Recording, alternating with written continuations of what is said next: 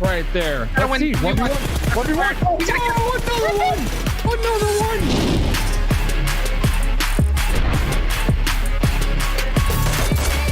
There's 2 other teams live. Thanks for mercy right between you. Done. That's going to be a good old-fashioned.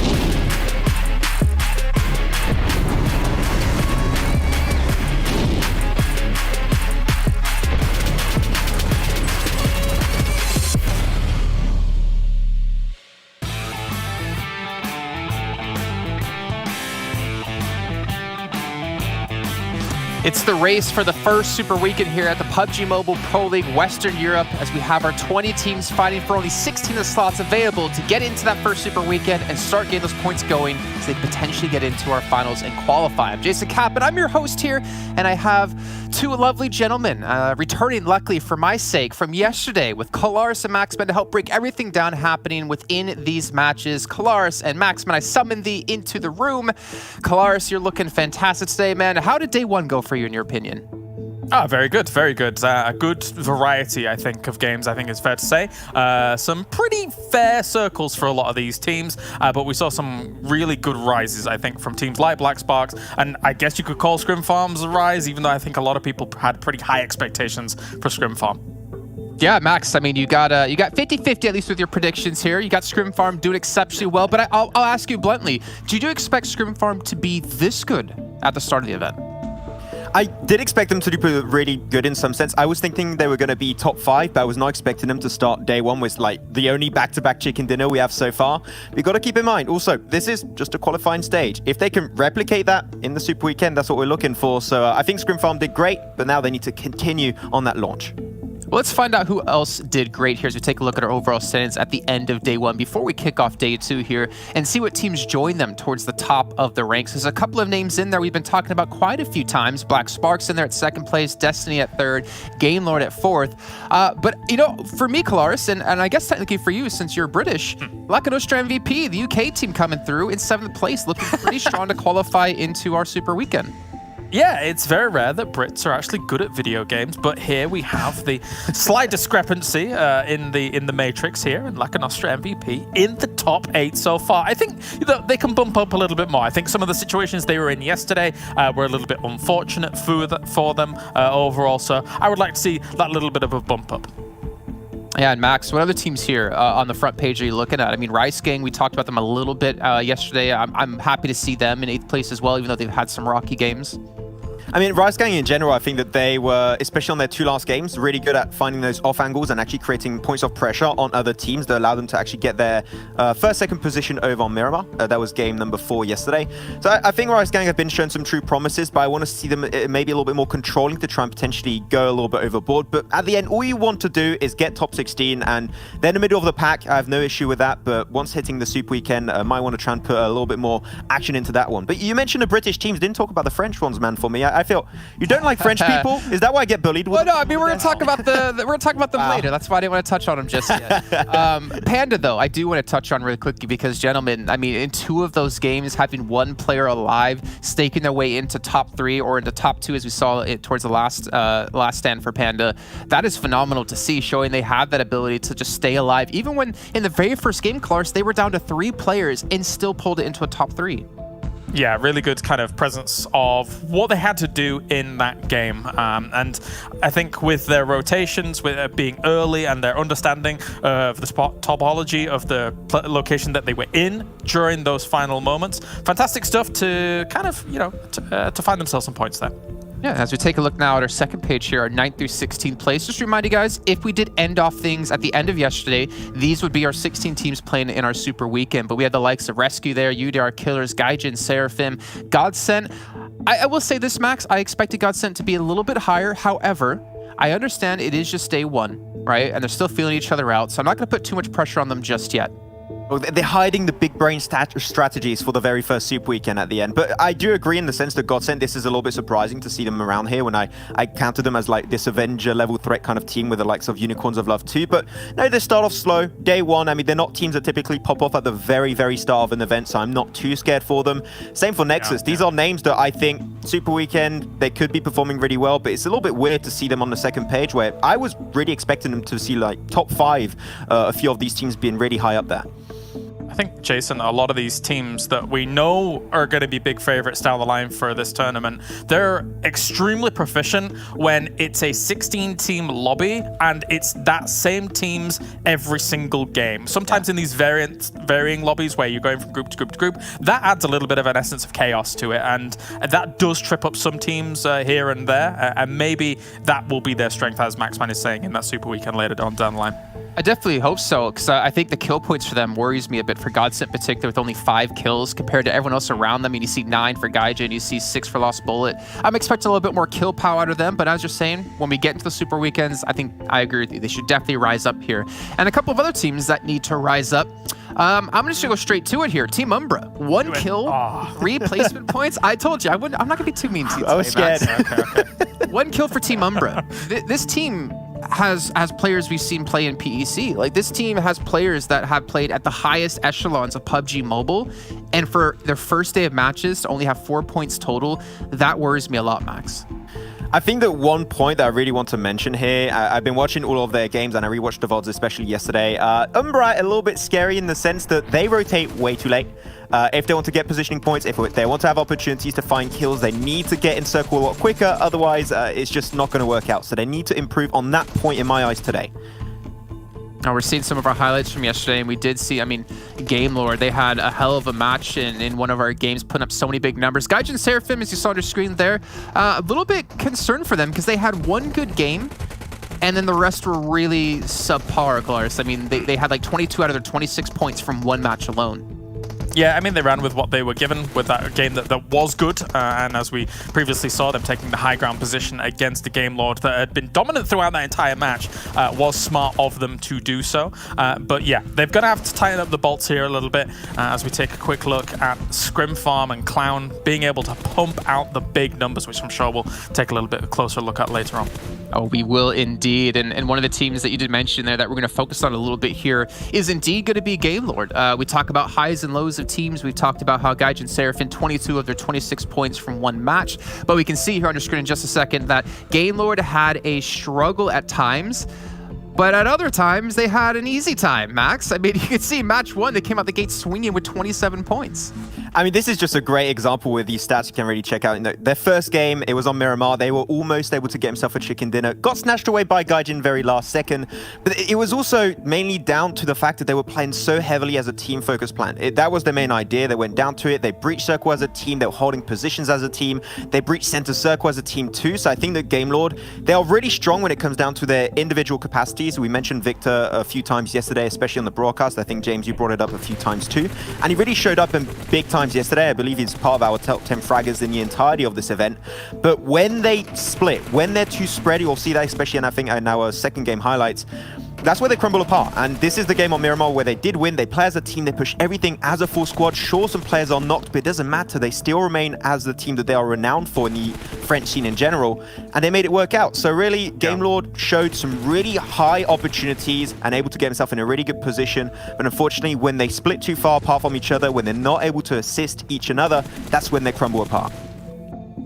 Yeah, Max, and if I'm not mistaken, we actually did have something you wanted to break down for us at illustration. I do have confirmation it is all ready to go here. But what is it in these clips that you wanted to break down for us? Especially, but then the point that I just mentioned here about them sticking as a team, typically, if that's what they're working around, is going to work out just fine, and they will get themselves the advantage point. And if they tend to maybe spread a little bit too far from each other, that's where things are not going to be going too good. So we're going to get involved right into this one and checking out our first clip. So this is actually not going to be the right one, so we're going to have to... That's mine. Get off that. That's yours. I'm not going to steal it away. We're going to be... No, we're typically going to be starting here on our first clip, which is going to be their very first game. That was game 2 of yesterday. Game 1 for GameLord over Miramar. So going to be seeing, this is when we had phase 3 circle pop off. It went up to the northern side. and is where we were very critical of teams on how they were going to be approaching, especially the circle entry point. So I'm going to be focusing on GameLords, so in case you guys can't see it, they're localized right here, and they are taking currently a 4v4 team fight for themselves versus the likes of UDR Killers. Very good fight. It was a fight that they were not really expecting in the first place, but they were able to actually come out on top. They initially started from this position next to power grid, and they rotate straight into the circle itself. So we're going to be moving a little bit faster forward. They pick up 1 kill on UDR Killers. They find a success because, once again, they are playing themselves as a team. But this is part of the rotation I really enjoyed that they tried to pull off. As you're going to be able to see here, we're going to zoom in a little bit closer. There we have it. So here, you're going to have Spicy. He remain on the backline position. I mentioned it. I really do like when they play as a team, but this is actually a position that makes a lot of sense. It kind of solidifies their backline position. Make sure you're not going to get backstabbed, especially when you see the likes of RESQ are actually coming in from behind, and GameLord are going to be pushing it as an entire team to actually get more control of this entire position that's held by the 3-man squad. This position in that kind of circle is the most valuable kind of position to play from. It worked out amazingly well in their favor, and UDR Killers could not contest it. And then after that, we're going to move a little bit further forward to see what they were actually trying to play around. Spicy sees RESQ, he hears the cars come in his direction, he gets right in his buggy, joins up with the rest of his team to try and make full usage of that 4-man team advantage, and later on the circle shifts in their favor. They got the high ground advantage, they got the 4-man split, and they take full control of the circle. This is GameLord at its peak, and I want to see a lot more of that coming in these games to try and increase that consistency margin we were just mentioning.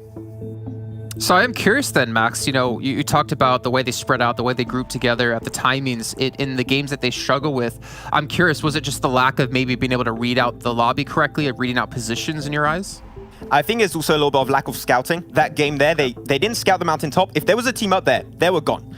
We're going to be very clear about that one. And we did see it, especially on their second game, where they died pretty early towards that ruins finish. It was very hard to actually move into. So they tried their best, didn't quite work out. So I think that if they can put more focus on a team play-oriented play style and also more scouting, I think it'll make things a lot easier for them.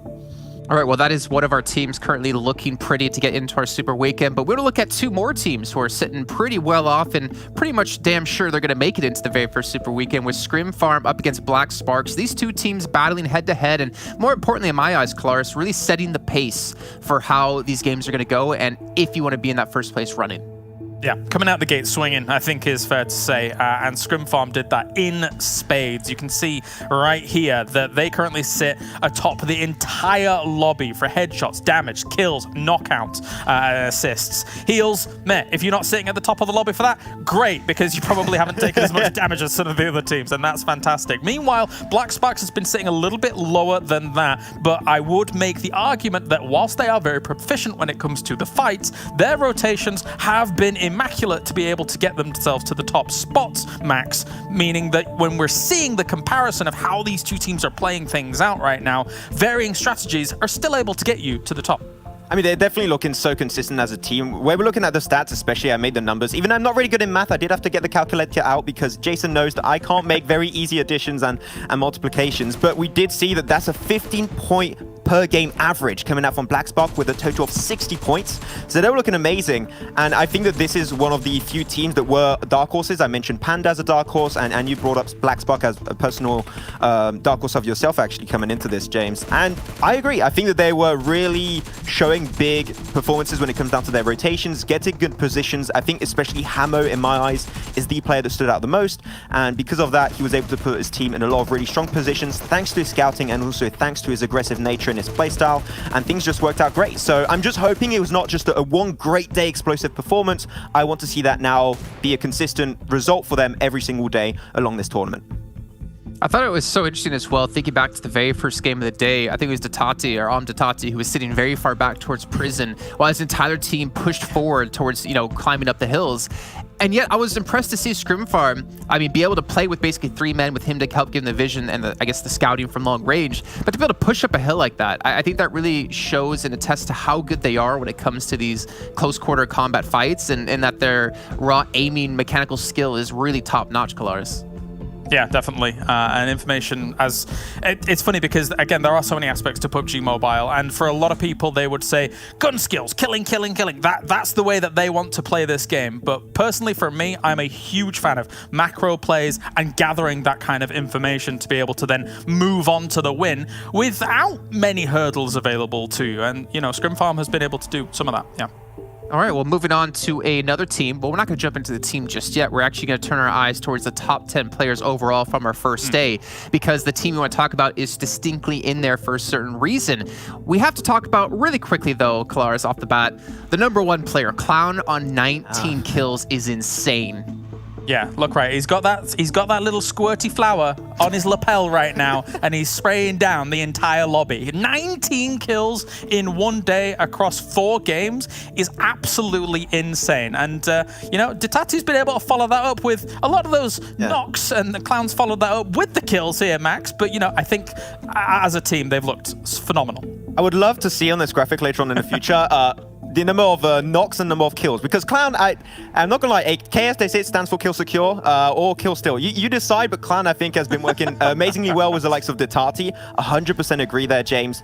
But especially, you know, Destiny has also been looking good. They've got 2 players high up there, and also GK First, we mentioned it. He can't play the 2 first games of the day for his team of Panda, and yet, in the only few remaining games, GK First was up there, so really showing that he is the key player, or at least one of the few key players for the likes of Panda. But the reason we want to look at this graphic and these kind of stats for you guys at home is the fact that you have Whiskey and Beast from Destiny coming in both with 11 kills apiece. There's sometimes these large discrepancies in kills when it comes to teams. For instance, Clown and Detati, 19-7. That's 12, by the way, Max. 12 kill difference between the 2 players. But Destiny, for them in particular, it doesn't seem like they need that individual player to go off like a Clown at the moment to help carry them through. And to have multiple players firing at all cylinders here is fantastic to see. And I think for me, that's what makes Destiny such a strong team here, James.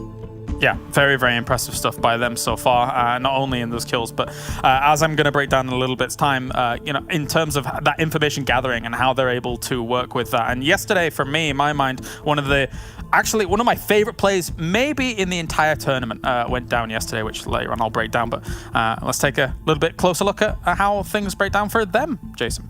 Yeah, 1,800 damage coming through for Michi. I mean, we could talk about Clown, we could talk about Nox. Detati might be setting him up with here, and you do see Michi and Whiskey both with 9 apiece.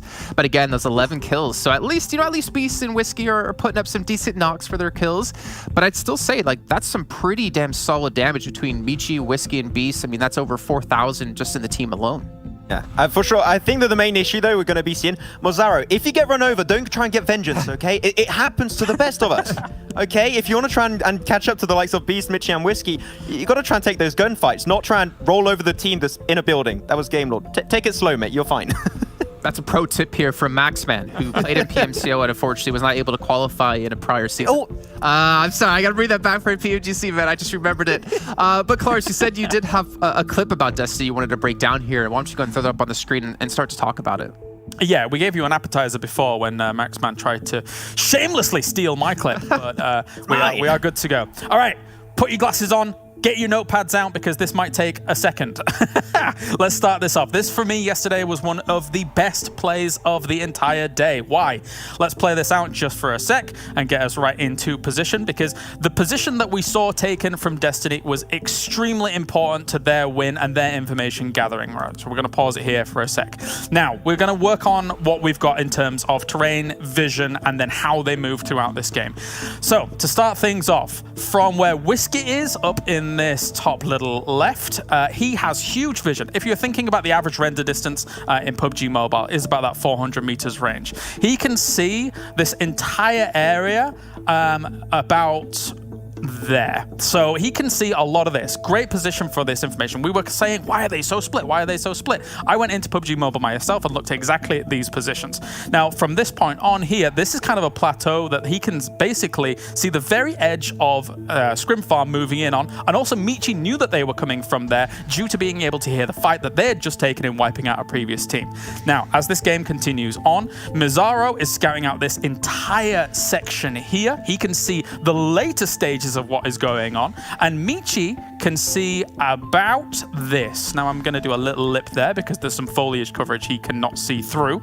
And also there is foliage here in this little yellow area just above him. This is why Beast's position is important, to see this SF push moving on from there. Now as you can see where the circle is, they can see literally everything. It is nuts, the position that they have right now. So they have all of the information available to them. They then continue to greet on that SF push, which kind of comes from this direction. They greet that in turn as they all group up to take that down. And then Michi has full information where Panda is down towards this position, which they continue to then rotate on down through here and crush and succinctly then defeat GAMELORD due to the fact that Mazzaro had all of the information on where they were. There was no reason they were going to move, and then crushes them from this high ground, which is perfect over near Panda. I know that's a little bit long-winded here, but I loved exactly how this went down, and it's a bit of a mess. Take a screenshot. It's Picasso painting. I want to, because you know what? I want to buy this artwork from you. It looks phenomenal, and we need to have Maxman step it up when it comes to his drawing, man. Look at all the circles, the colors he's got going on, the arrows. You got the zoom in. Don't worry, Max. We got plenty of time. It's the dad like talking, oh, I don't have a favorite child, but we all know in the back of the head is like, it's you, Kalaris, it's you. It's fine. Like, I feel a bit of a disadvantage here, but that's fine. I'll get better. I'll get better, mate. Don't worry, I have no doubts in my mind that you will. Let's take a look at the schedule though, because we still have our matches coming up today. We still have 5 matches to bring you, and it's gonna be the same maps we had yesterday, but just in a slightly different order. So we went Erangel, Miramar, Erangel, Miramar, Erangel yesterday, and now we're doing the other way around, Miramar, Erangel, etc. I'm not gonna repeat it all, but you can see also what groups. I don't want to do it. What groups will be sitting out though across the board, and it goes with Group B sitting out first, then D, then C, then B, then A. If I did my alphabet correctly, the graphic confirms it. So that's all that's gonna be happening, and again, that does mean some teams get to play 4 games straight. Some teams have to sit out the last match. And when it comes down to potentially qualifying in a top 6 team, you don't want to have to hope that another team's going to mess up or not perform well for you to qualify. So you want to make sure the fate's in your own hands and really push Plus Ultra today here, Max. And hopefully we're going to be seeing a lot of teams push Plus Ultra. I think that one of those especially that's going to have to, I mean, they went in UA high. They learned a lot from the hero school. It's Panda. Their 2 first games, we were talking about it with James a few times on broadcast and said, you know, they learned a lot from their 2 first games. They understood which areas to not visit anymore. So Panda, I'm hoping they're not going to be arriving in these games as a one-man crew. I'm hoping they're going to be there as a 3-man or a 4-man because they're able to get some few consistent results from teams remaining as a 1-man. So if they can make it to the end, we might be seeing them secure themselves some bigger points coming their way. All right, well, gentlemen, thank you so much for your time and all the breakdowns, little tidbits and appetizers you gave us as well, Kalaris. We're going to let you guys take a quick little break here and bring our commentators in for the first time today. We got Banks and Imperium joining us yet again here for another day of action. And Imperium, I'll throw this question straight to you. And Banks, I hope you answer it thereafter. Imperium, yesterday, what was the highlight for you? What was like the craziest moment in your opinion, or maybe a team that stood out you didn't expect, or maybe a team that you did expect to do well that performed up to your expectations? Black Sparks performed extremely well, definitely across the games, and very happy with how they performed. I made in my notes in preparation for the PMPL that I wouldn't be surprised if they're top 5, only day 1, happy days. But definitely standout moment was Panda's near win in Erangel. All right, well, Banks, you know what? I'm gonna let you talk about it as we get into game here, because the game is ready to go. So Banks and Imperium, why don't you guys take it away? Lovely, thank you very much, Jason. Well, Imperium, you know I'm going to be happy because we get a couple of Miramar games and we get to kick off with it this time around. So I get to watch the madness as usual. But I'm glad that Mr. Kailaris decided to drop and do the review of what Destiny did there. Because, you know, when we were covering that, right, I was so hyped just of the fact that they rotated successfully. And we mentioned, right, the fact that they were actually patrolling the area at the north. They had all that space and they knew what to work with. And that's something very vital that a lot of teams miss out on. And I think also, this is for people watching at home. You need to keep an eye on that for your own games, right, for going further forward, because sometimes it's often overlooked. It is very heavily overlooked. But that's something that I expect to see teams adapting to be fair, across not only today, but the Super Weekend and the next weeks of league play. But we do see the playing path of this game number 1 in our sightlines. It is towards the southeast, a little bit painful again. The trend of not so happy playing paths is continuing on, and hopefully the phase 1 circle will be a little bit more beneficial for all these teams. Black Sparks are going to go for that 3-1 split between Porter, Pre. So in preparation for the PMPL, they'd actually been contested by Panda in around that region, but it seems like Panda ended up just not really wanting to push Black Sparks away. They're going to go to their Valdemar spot. Well, looking at the playing path maybe not being as ideal, at least the circle is very fair, right? It's up there in the middle. It's something they can all play with. We'll take that. We're not going to complain about that one for sure. I know you mentioned a few wild ones. Is what we would love to see, you know? Give me the island finish one day. Come on, please. Maybe if I say it enough times, if I just really imagine it, it's going to happen. You think that can work, Imperium? No, I think it's the opposite way around. Oh, we ignore it. Reverse psychology. You say you don't want it, and then you'll get it. Okay, let's go with that then. So we're just going to pretend that never want to see it. It's never going to happen. And then boom, we're going to be hit with it on game 3. And have I just undone it by going around that? You know, it could get wild. It could get crazy. I'm looking to see how many of these teams, right, are going to try and go further up north early on, maybe even change something up here, because considering where the circle is, any of these teams down further towards the south, like look at Panda where they are sat at the moment, Black Spark as well. Obviously, their rotation in is going to be slightly more difficult this time around. It's going to be a bit of a waiting game to understand exactly how these guys are going to plan it out because of where this flight path went. And, you know, we do have the potential of the circle ending around the area where GameLord won their Miramar game, which is just outside the Crater Fields train. So I'm going to be curious to see how they rotate and if that trend is going to continue on board in this game number 1. So the kind of teams we need to obviously keep an eye on coming into this game 1 is the bottom 4, right, James? Yes. ESG, Qatar Forces, Clash, and UMBRA. 2 out of the 4, Qatar Forces and Clash, I'm very surprised that they are down there. I'm going to be straight up honest, I'm kind of not surprised UMBRA are in the bottom 4 just simply because of the fact that they lost Wave to GODSENT so close to the PMPL, and with the ability in which Wave has to lose such an integral part of their team so close to the event, that was of course going to hurt them. It's going to force synergy to be built with other players. It's going to force just a slowdown in momentum. I hope they pick things up, but again, I'm not surprised. Yeah, and this is the interesting part, right? Because we were very impressed when we look at the pro scrims, what we saw from Swave when he first came in. Maybe not just like the heavy hitting, but just the experience and the fact that he is someone who's kind of has to slot in, right? And when you're slotting in with 3 players that have already played together for some time, it's certainly not easy. He looked like he held his own. But ultimately, okay, we're not worried about GODSENT right now because they're still saying 12th place, right? They got 20 points up on there. But they didn't come in as heavy hitting. So I would also like to see a bit more from them today, right? To put the fear into the rest of the teams out here, man. Show us a bit more of that force that we know they can deliver. They have 5 kills in 4 games. It's not like them, man. It is completely opposite, right? You know what we cast a PMPL scrims together around 3 days, but 3, 4, 5 days before yesterday, and they won 3 games, and they were just mowing people down left, right, and center. I know they're just scrims, but yeah, this is clearly not what we expect to see from them. But you know, there's plenty of days to go, and they are all in a relatively safe spot, because when we look at, you know, what is somewhat predicted in terms of points to be in 16th as in the minimum amount of points required, we discussed it between all of us here in the broadcast talent, and we highlighted around 40-45 points. And when we look at other PMPL regions, and I'm going to reference PMPL Russia and PMPL Turkey because those are the teams that technically we're going to be going up against in 3-4 weeks time. Yeah. In week 1 for those regions, it was 45 for 16th in Russia, and in Turkey it was actually as low as 33 points. So I'm curious if it's going to be in between that and how that might impact in today's games as you run it through. Yeah, it's certainly something we'll have to keep an eye on throughout all of this. We're currently looking at ScrimFarm, who are sitting pretty. I don't think they have anything to worry about, right? For them, it's like, how many more can we grab? How much more fun could we have? Only got 3 players in this game, you know? Maybe they just want to set themselves a harder challenge straight away with it, you know? And just like, cool, can we get a win with 3? Can we just be absolute beast mode, you know? That'd be pretty wild.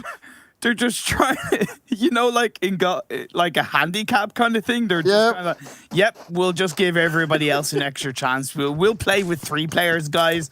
We know you need a full squad to kind of beat us. It's fine. It's fine. Even things out. But of course, that will change how they do play throughout this game, how they rotate, because Miramar is the kind of map where the extra pair of eyes, that fourth player, you know, we saw the illustration that Maxman did with GameLord, having Spicy in that kind of a flank anchor spot outside the circle. If he wasn't there, that would have made it so much harder for GameLord to control the position that they ended up holding on to and winning with. So yeah, having the extra pair of eyes is important, and it will change how ScrimFarm play this game one. Now, you mentioned them towards the beginning of this, right? UMBRA, they need to show up in a big way if they want to stand the chance. Yep. 4 points across the games they played yesterday is less than ideal. And this is where, as a team, you begin to sweat. You start to feel the pressure. It may only just be one day, right? But like you mentioned, there's not so many games before we lose our first 4 teams to move on forward. And this is where these guys really need to show up and deliver something beyond maybe what we thought they were capable of, mate.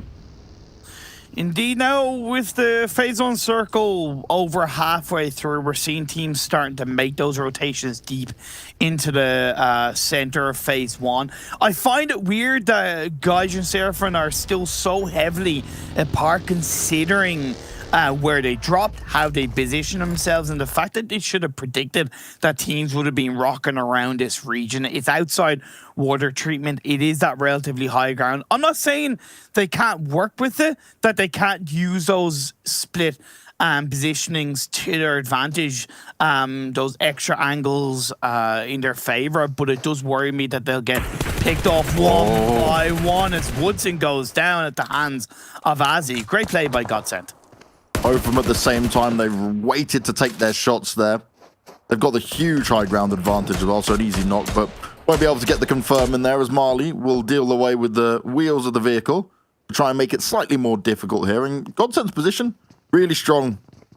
But now, currently dead center, and good vantage point to look over everything that's going on.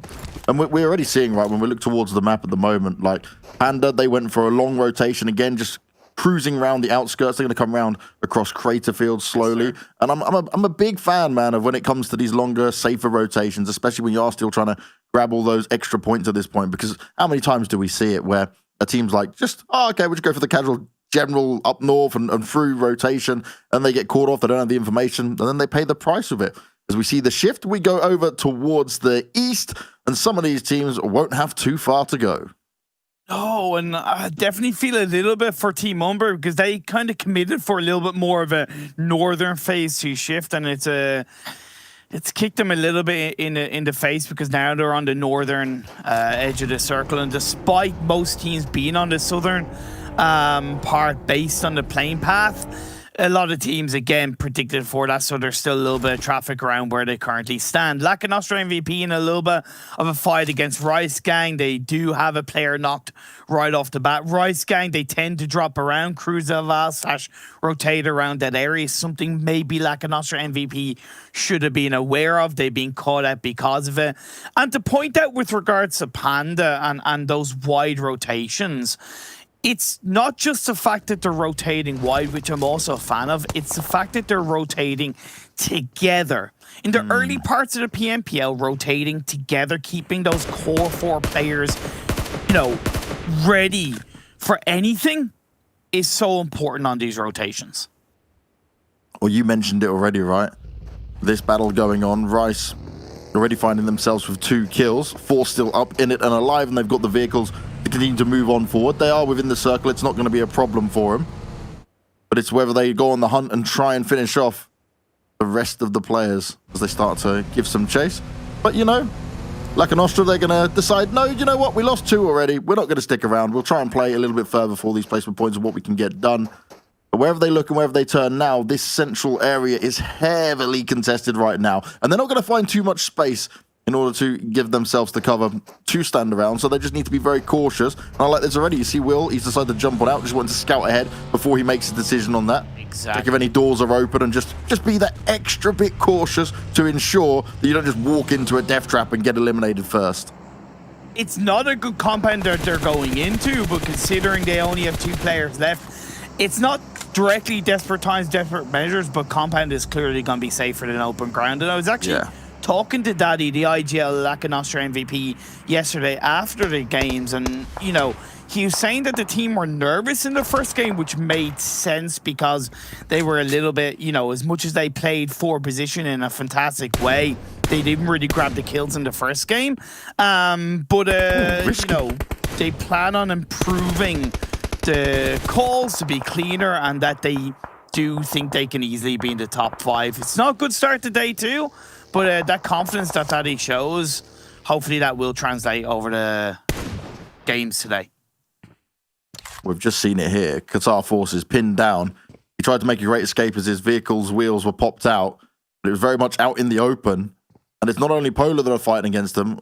We've got Black Spark as well, which means they are heavily pinned down now. They don't have much cover to work with. Ammo's just waiting for them to pop up.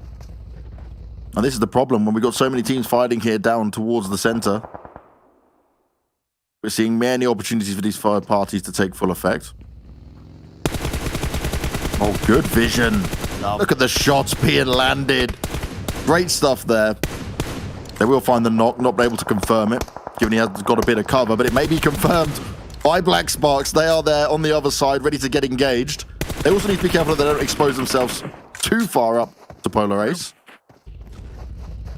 But the good thing, based on that phase 3 circle shift centering up, Black Sparks actually came from the east, so they could actually go back down and come in through the hills of Minas Generalis. It is the high ground. It gives a lot of vision. They might not necessarily want to stay there, but if they head down that path, they know it's already clear because they came from that direction in phase 2. UMBRA going for a little bit of a similar path line, but in my eyes, a little bit too late coming into phase 3, and although it's reactive, I don't think it's proactive, which you kind of need to be, especially in Miramar.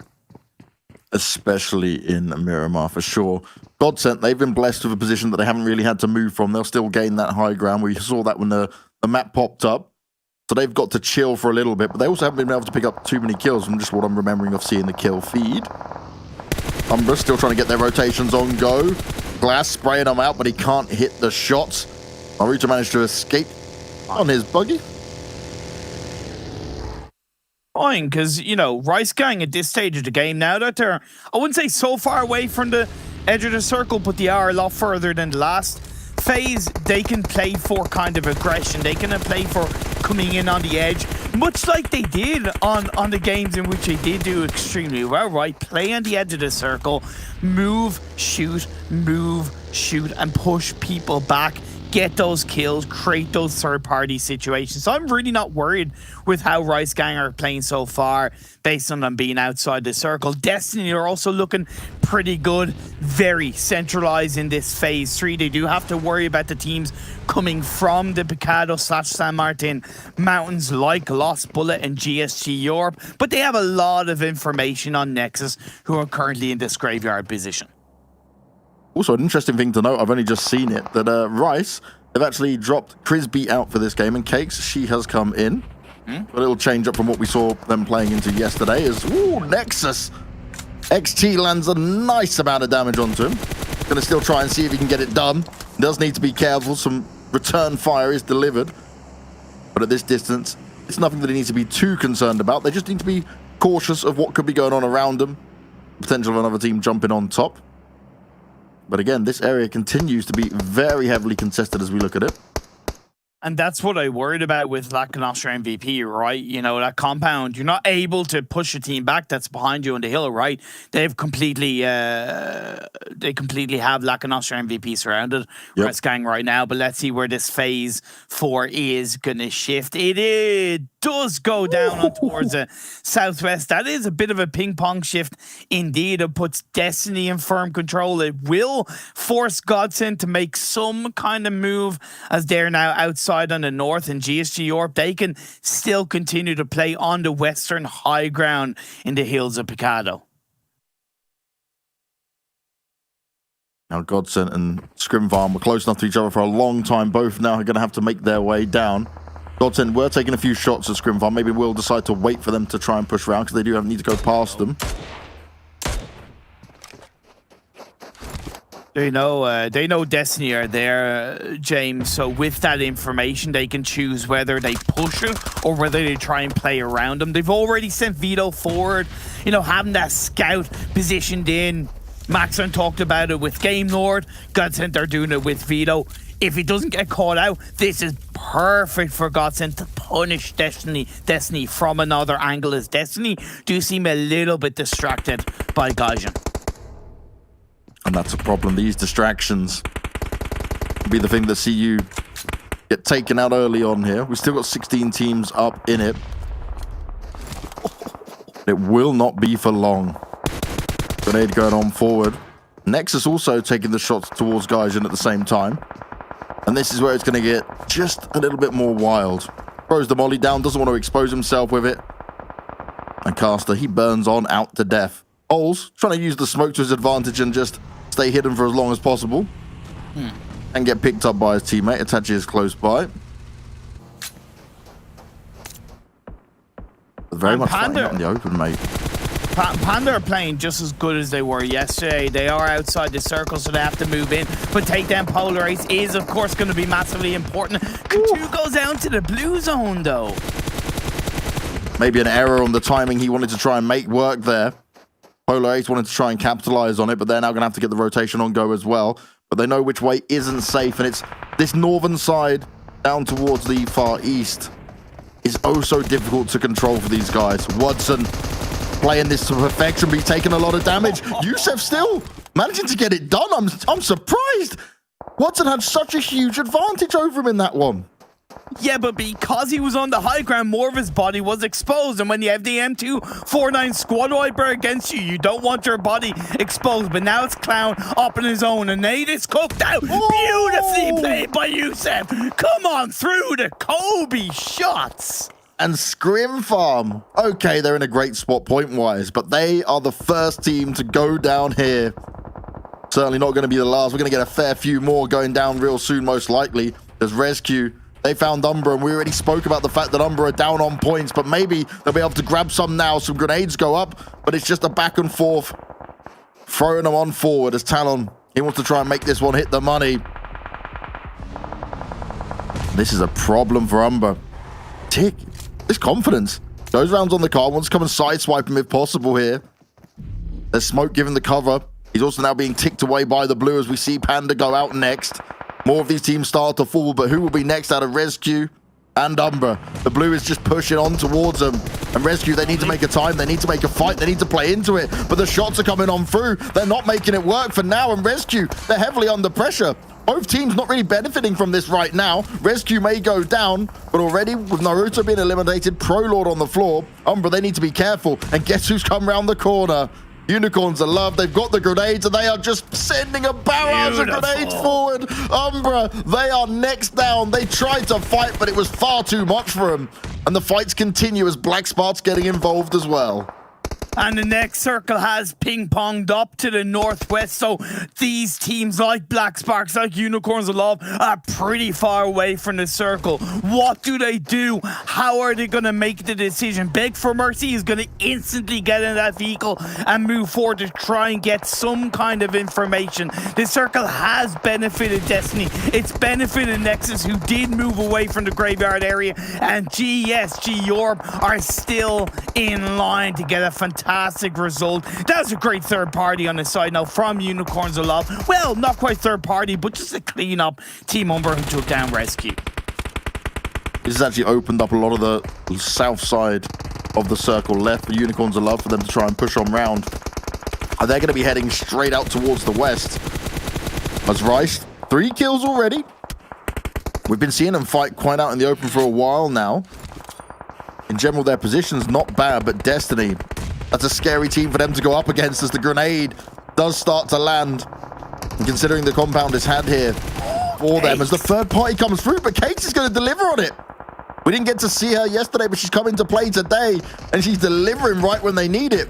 QLASH is going to be there, bringing up his teammates. Now wants to be able to fight this out a little bit more, throwing the molly forward as well, in towards the smokes. And Black Spark, they need to be careful. And Slyke, he's hobbling, he's crawling, he's hoping no one will take him down. Oh, that's not what he wanted. He was maybe with a chance to sneak into the smoke and stay alive, but the revives are going to come forward. But is it even going to be enough here? QLASH doesn't want to push too far forward just yet, but these grenades are going down. Damage is being done. And Black Spark, they are struggling as Cakes, well, she may be on the floor, but she's getting the information. Nice. And her teammates are pushing on. This is so smart. This is beautiful. Zamfor's going to try and spray around the rocks, trying to pre-fire Erangel, but he's surrounded and he's going down. And Black Spark, they go down next. Rice, they are delivering in this one so far, and they dealt with that so well. Great 2v1 push. I get why QLASH went for the revive. It made sense, but they pushed when they absolutely had to. Clean up the team behind you, focusing on coming in. But Destiny, they weren't able to do too much with that. GODSENT under a little bit of pressure. Will goes down. That's the end of Lakonostra MVP, and we are left with 10 teams. 10 teams and phase 5. There's not a lot of room on here. GSG, we haven't seen too much from them, but they are still quite away from the circle, and the Unicorn of Loves are trying to keep them at bay. Ked spraying on out for now, but can't quite tag him up enough to frag him up. And GSG, they just need to find some sort of an opening here, because this is the way they've committed to. They are stuck. Yeah, but I think GSG Europe have been a little bit slow to kind of rotate in the last circle and a half to be controlling. They've allowed Unicorns Love to get to this position. It shouldn't have been the case. QLASH goes down. Nexus is left on his own. Now Destiny can focus on RESQ because they don't really have to worry about GODSENT behind them. This fight between GSG and Unicorns Love, it's kicking off big time. Oh, it really is. And GSG, can they hold on to it? One player knocked already. Lau without much health. Players of Unicorns of Love trying to challenge from the high ground, but it's not working out for him. Aegon at the same time, he's just spraying on out to another team further forward. And this is where they all have to be careful with them going down now. This will allow the room for GSG to try and push in, but there's still many more teams looking for him. And Aegon all alone now. GODSENT's out. Still not getting that higher of a placement in there just yet. Perfect. Ooh, Aegon. He's got some cover. He's being helped out by Nexus at the same time because he's not showing himself just yet. But that blue is going to start to tick away on him, and he can't stand strong for too long as Kamara was hoping he'd be able to sneak in, but it's not going to work out for him. Top five. That's all Unicorns are happy with, because based on a poor performance across the 4 games yesterday, they will take it. It's a step up in the right direction. QLASH once again goes down. Destiny have been gifted these circles, but they also have protected from any team breaching in this area. They still have 4 players up. Unicorns of Love go down, and we are into our top 4. That's not bad for Unicorns of Love at all. A good amount of kills in there. They were fighting from start to finish. And I'm glad you mentioned Destiny, right? Because, okay, yeah, they've been gifted some circles. I've seen them get so many knocks, but they have not been able to confirm things because they have been in the compound. Other teams have been fighting it, and they have been struggling to get the actual kills. So placement points are going to be vital for these guys now. But because they're in the compound, they can't really push on it, right? They're not going to. Yeah, they got to chill. Hey, knocks, in my opinion, is just as valuable as kills at this stage of the game because it pushes a team back. It forces them back. And you talk about those knocks, that's another one onto Nashi of Lost Bullet. They're keeping everyone at bay, though, right? That's the main thing. That's the key part here.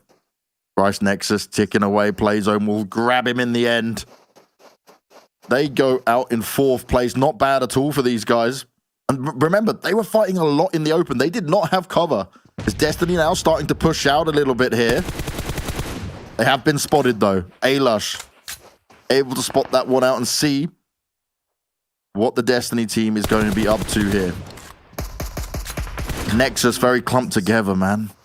Can't believe Nexus. They're still up as a 3-person team. They went for the desperation play of that shack, and it's worked out for them. They could steal this game away. Yeah, they kind of don't really have anywhere to go when you look at the control Destiny holds onto it.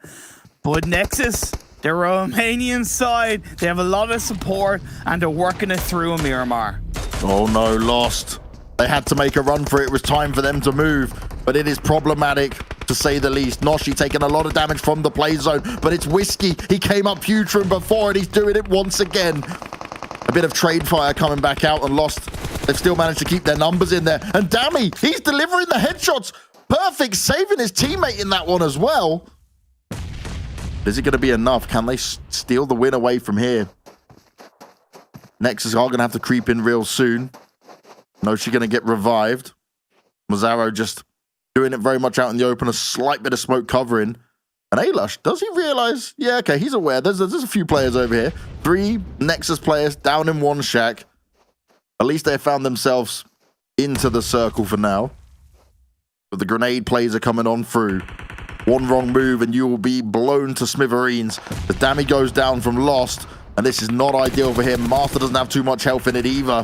And Alush, okay, one grenade connects, but as soon as he pokes out, more bullets come out towards him. Nexus are well aware. The revives are coming on through. And now it's just going to be Destiny to go on up against Nexus Gaming. And Destiny have a 4-man squad, 6 kills already. They've come out and come alive at the end to deal the big damage. Now Whiskey trying to play it smart, right on the edge, wants to sneak up on him, wants to play it and cause some confusion and chaos around them. Look at the spread that they've done here. Beautiful ending. Destiny get the win. Nexus were overwhelmed. And my, oh my. Sometimes it just works like that. They didn't get out for a long time, Imperium, right? We mentioned it with Destiny. They were kind of stuck to a point where they could just get knocked. Yeah. But then they chose the right timing on when they wanted to get out of there. Exactly. They played that compound to, again, just complete perfection. They used their position magnificently. Although they didn't really get all the kills that they would have wanted, those knocks really worked out in the end and they were able to control it. One slight little tidbit that I have to point out negatively, because they did it at the end of the game that they won yesterday, they sometimes get a little bit presumptuous and they overextend and they get 1 or 2 players knocked, possibly killed. In this game, luckily for them, the 2 players that did get knocked, they had to cover to get the revives off. If 1, even 2 of those had been confirmed, it might have gone against them, right? So that's just something I'd like to see Destiny clean up. It is still technically a back-to-back, and I'm so impressed with how Destiny are playing so far. And the thing I like what we're seeing from Destiny, on both of the wins they had, the communication must be on point, because just the way they're maneuvering around each other, the space they're taking, they're leaving no gaps for the other team to just sneak on out, you know, and be the nuisance for them. They almost seem like one step ahead mentally in their decision making to make, okay, this is what we're going to do. You're heading here, we're going around this side, and they just pincer them. And when you're pincered like that, you know, 9 times out of 10, you're not going to be able to escape. There's too many angles to cover. Yeah, and like they said on the analyst desk, like, no one player is carrying that team. They are all adding so much value and weight behind the results, and they're working so well. Again, I'm kind of not surprised, because I know Beast and Mihi, they've been a duo for a long time across multiple teams. You add the value of Mazzaro, you add the aggressiveness of Whiskey, and it's come together like a well-oiled machine. Also very happy with how Nexus played. I'm not... Like, in Miramar, it is known to be their strongest map. I would like to see them kind of echo that in Erangel, because it will add a lot more weight behind the positivity. But considering that they were in the bottom half of the standings, still in top 16, though, that will boost them up massively along with Unicorns of Love. Yeah, well-needed boost for sure on there. And John, I'm glad you touched on the Whiskey point there, because all we've seen from him, right, has been really solid from start to finish. We're going to run some of the highlights from this game, and I think you'll see some of these highlights at the end from Whiskey, because in both games when you looked at it, he's the man that's going forward with the confidence. He's the one who's pushing on forward and delivering for the team right when they need it, and he will at times be that sacrificial lamb. He will, and sometimes I don't think it needs to be, but at the end of the day, you know, when you're ready to, when you sometimes have to, you can rely on them, and that is so important within these games.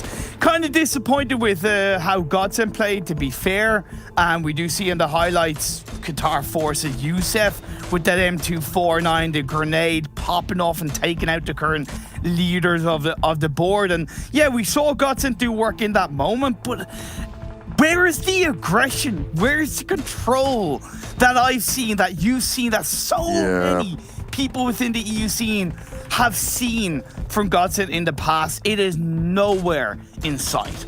Well, this is the thing, right? We spoke about Swave coming in and we're saying it doesn't look like there's a disconnect between the team, but there's definitely, like you're mentioning, a change here in they're not maybe as confident to go for these kind of fights. But it's like, look at the players you have on the team, boys. Like, this there is no way you should be confident. We know what you guys can do.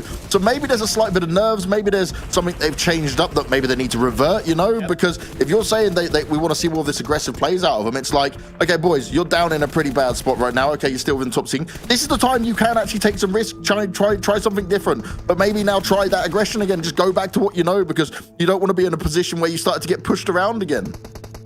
Yeah, definitely. And one thing that teams have also got to realize, and it's not just GODSENT, right? I have kind of highlighted them, but teams have got to realize that in the early parts of the game, you can maybe be a little bit more aggressive, a little bit more controlling, because there's less teams focusing on you. Yep. As you get later on in the game, when there's technically less teams, there's a higher chance you're going to get third party or swipe from the side. So be more controlling earlier in the game. Well, let's see if they are going to be more controlling going into game 2. But before we get there, we're going to have to go break down all of what we just saw on the analyst desk after the break.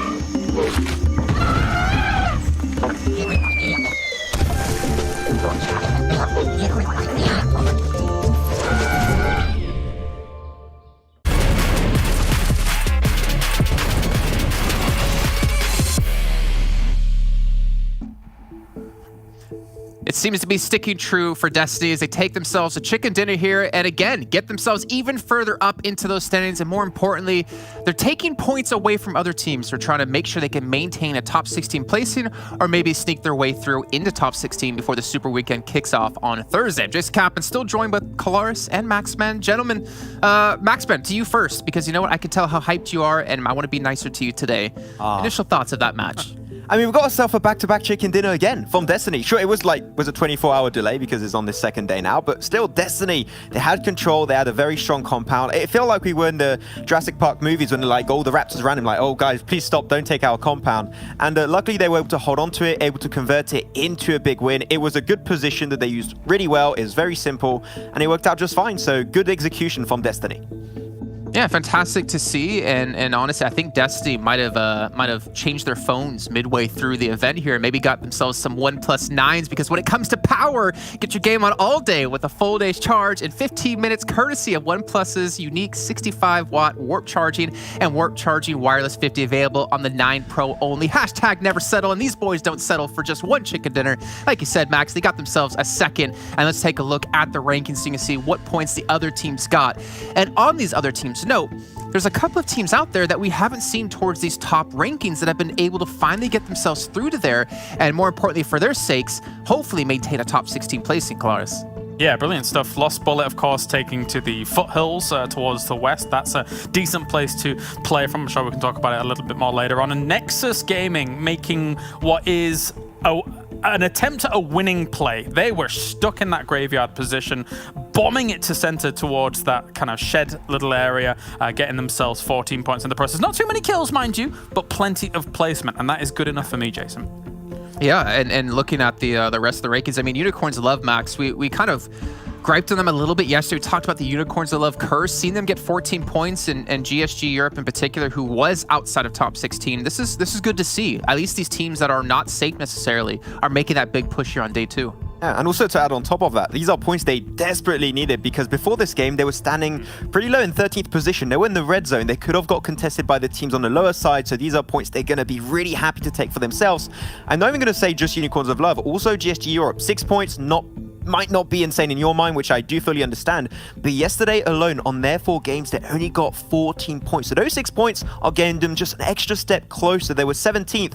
They might just make the difference to try and qualify for this first Super Weekend. It's not enough, but it's a good start. Yeah, John actually crunched some numbers for us. That was hard to get a super accurate number because of previous events having 24 teams and not 20. But he's thinking that the bubble is going to be around 46 points that you need to achieve to make sure you're top 16. So those 6 points definitely going to help. But as we talked about 14 yesterday, they're going to need quite a bit more to get potentially safe here today. Let's take a look at our second page, though, and we're starting to see a couple of new names here, but a couple of names we come to expect now after day one. ScrimFarm coming out first here, QLASH, considering they're #1 overall.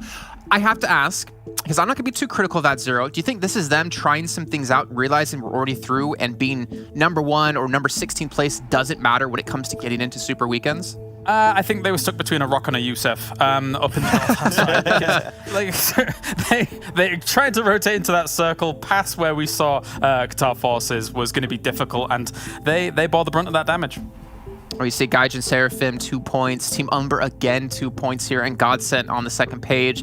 It's getting a little bit unfortunate for some of these teams, and it's becoming go time for a lot of them as well, as we now take a look at our top players in this last match. Now, there's a certain player we wanted to touch on here, Max. If he is in our top 4, I'm going to hold on to it for now. It is Noshi actually making his way through with 748 damage. But if I'm not mistaken, he was that range specialist. Oh, 2 damage, man. He would have been top damage of that one. I would feel real bad of that one. It's so close yet so far. But yeah, Noshi, I think he was a big reason we were talking about it, especially as Johnny was looking at the game with us, and he was doing amazing with his DMR shots from the compound too. It's a position that was very flat terrain except for the west because it was a hilltop position, kind of hard to really scout teams from that position.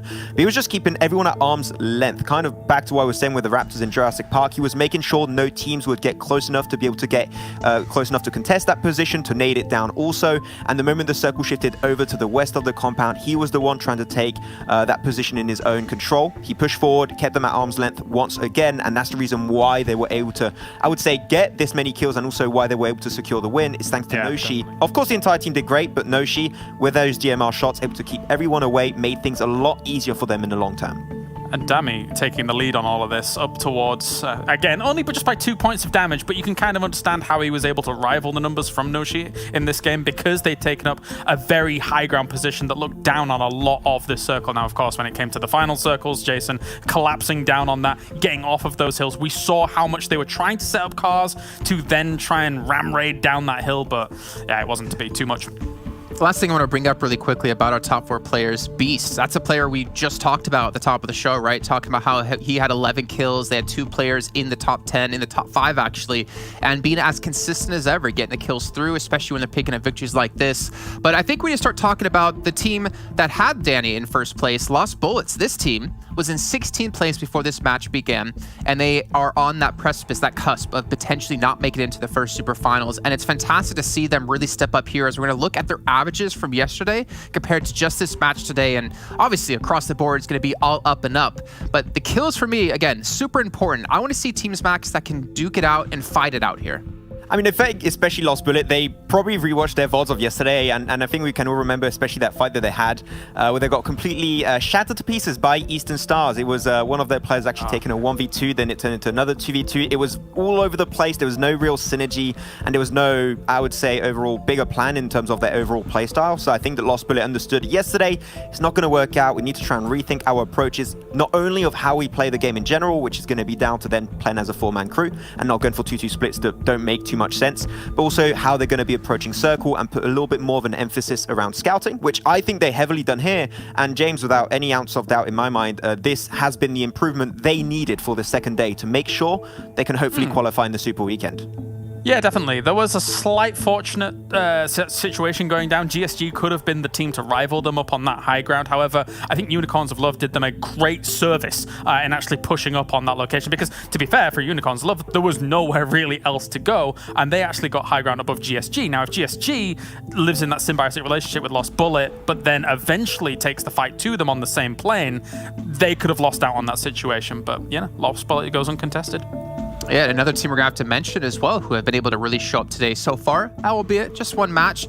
Nexus Gaming, a team we talked about quite a bit. I remember saying and asking the question, could this be the team that puts Romania on the map when it comes to PUBG Mobile? They had a very lackluster first day, but going into today, seeing them up and taking a center position fairly early on was great to see. And I want to see their actual stats, kind of comparing them from today up against their 4 matches from yesterday on average. And again, for me, it's important to see kills, but also survival time increase. Like, I feel like we can't really underestimate how important it is sometimes if you're a team that doesn't have the confidence in getting kills to just play for placements, because it's not the prettiest way to get points, but if it gets you to the Super Weekend, it gives you that extra day of time of tomorrow to review VODs, prepare for things, to practice, and then it gives you 3 days straight with the 16 teams that you're going to be meeting every single match. Like you mentioned before, Qatar, it's very important for some teams out there to get that good feeling and to be able to capitalize off of stuff.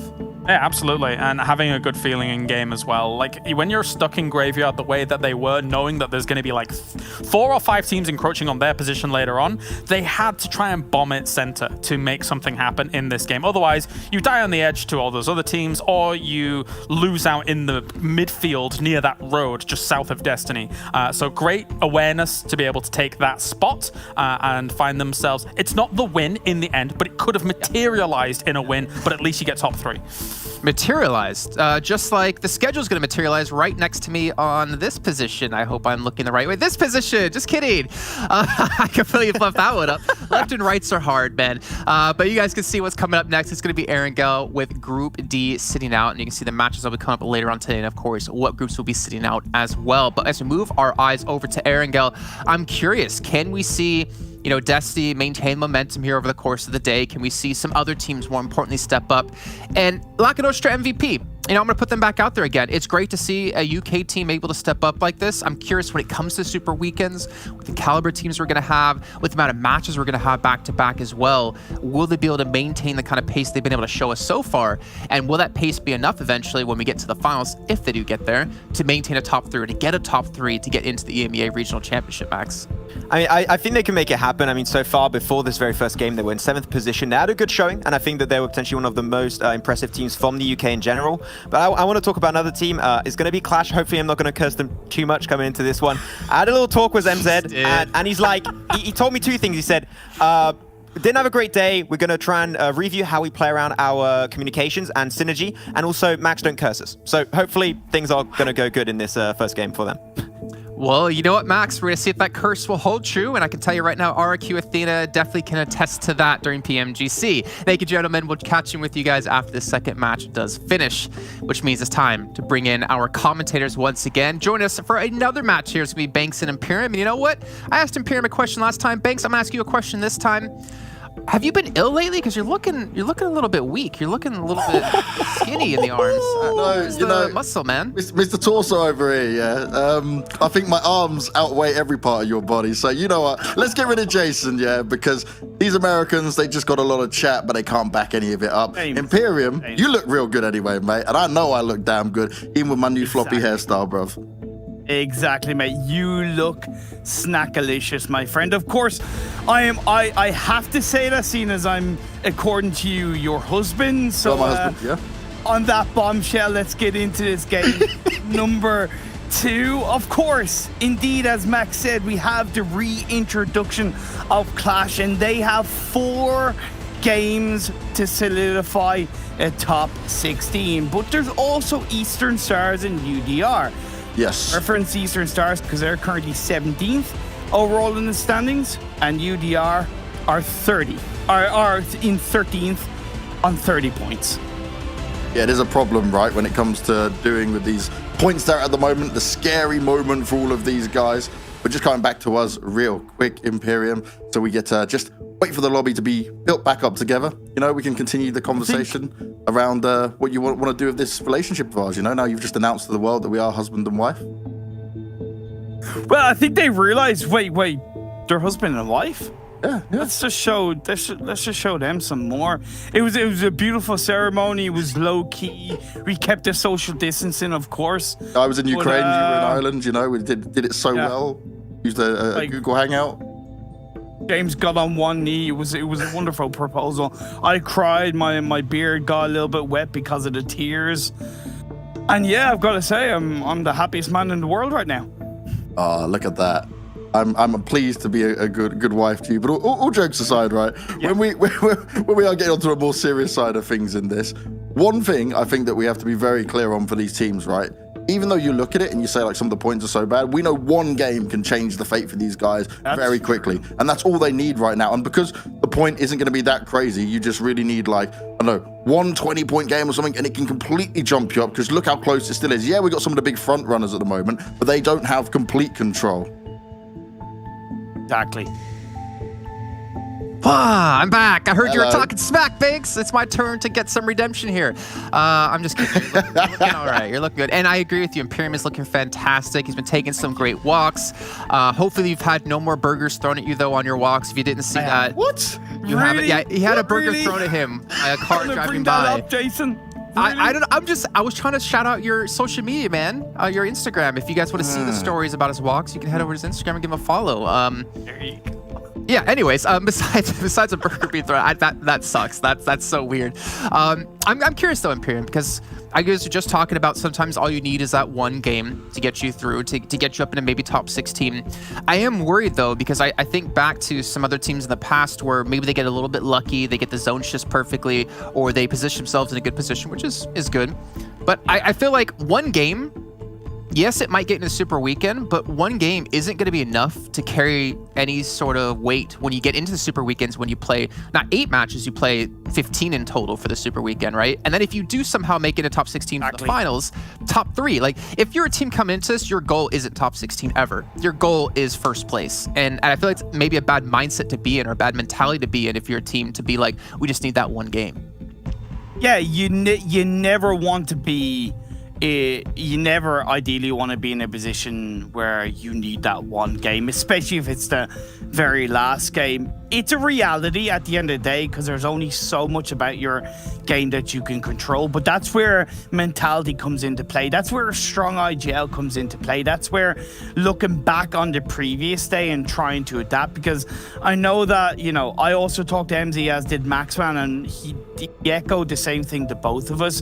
The one thing that I worried about what MZ mentioned was the hard shift, because I don't consider that as a reason, in my opinion, because you should somewhat expect a hard shift, right? You should be prepared for a hard shift. You should have that plan B, plan C, plan D for however the circle is going to shift, so that when it comes to it, you're not thinking too long, you're automatically moving, and you're more fluid as a team. Yeah, and I think it's important to just have the experience, right? And that's why I don't want to sound too negative to the teams. Maybe that team needs that one game to make it into the first Super Weekend. Yeah. But, you know, Banks, I mean, you've been around esports long enough. You know, like, the time to peak in a tournament isn't the beginning. You want to kind of warm yourself up into the tournament, kind of adjust to how the lobbies are being played, because they're definitely going to be different from the scrims before. I'm just curious, and I guess it goes with Imperium's point, is what in-game leaders will stand out to be able to make those adjustments in time, you know? I think that's important for teams to be able to depend on.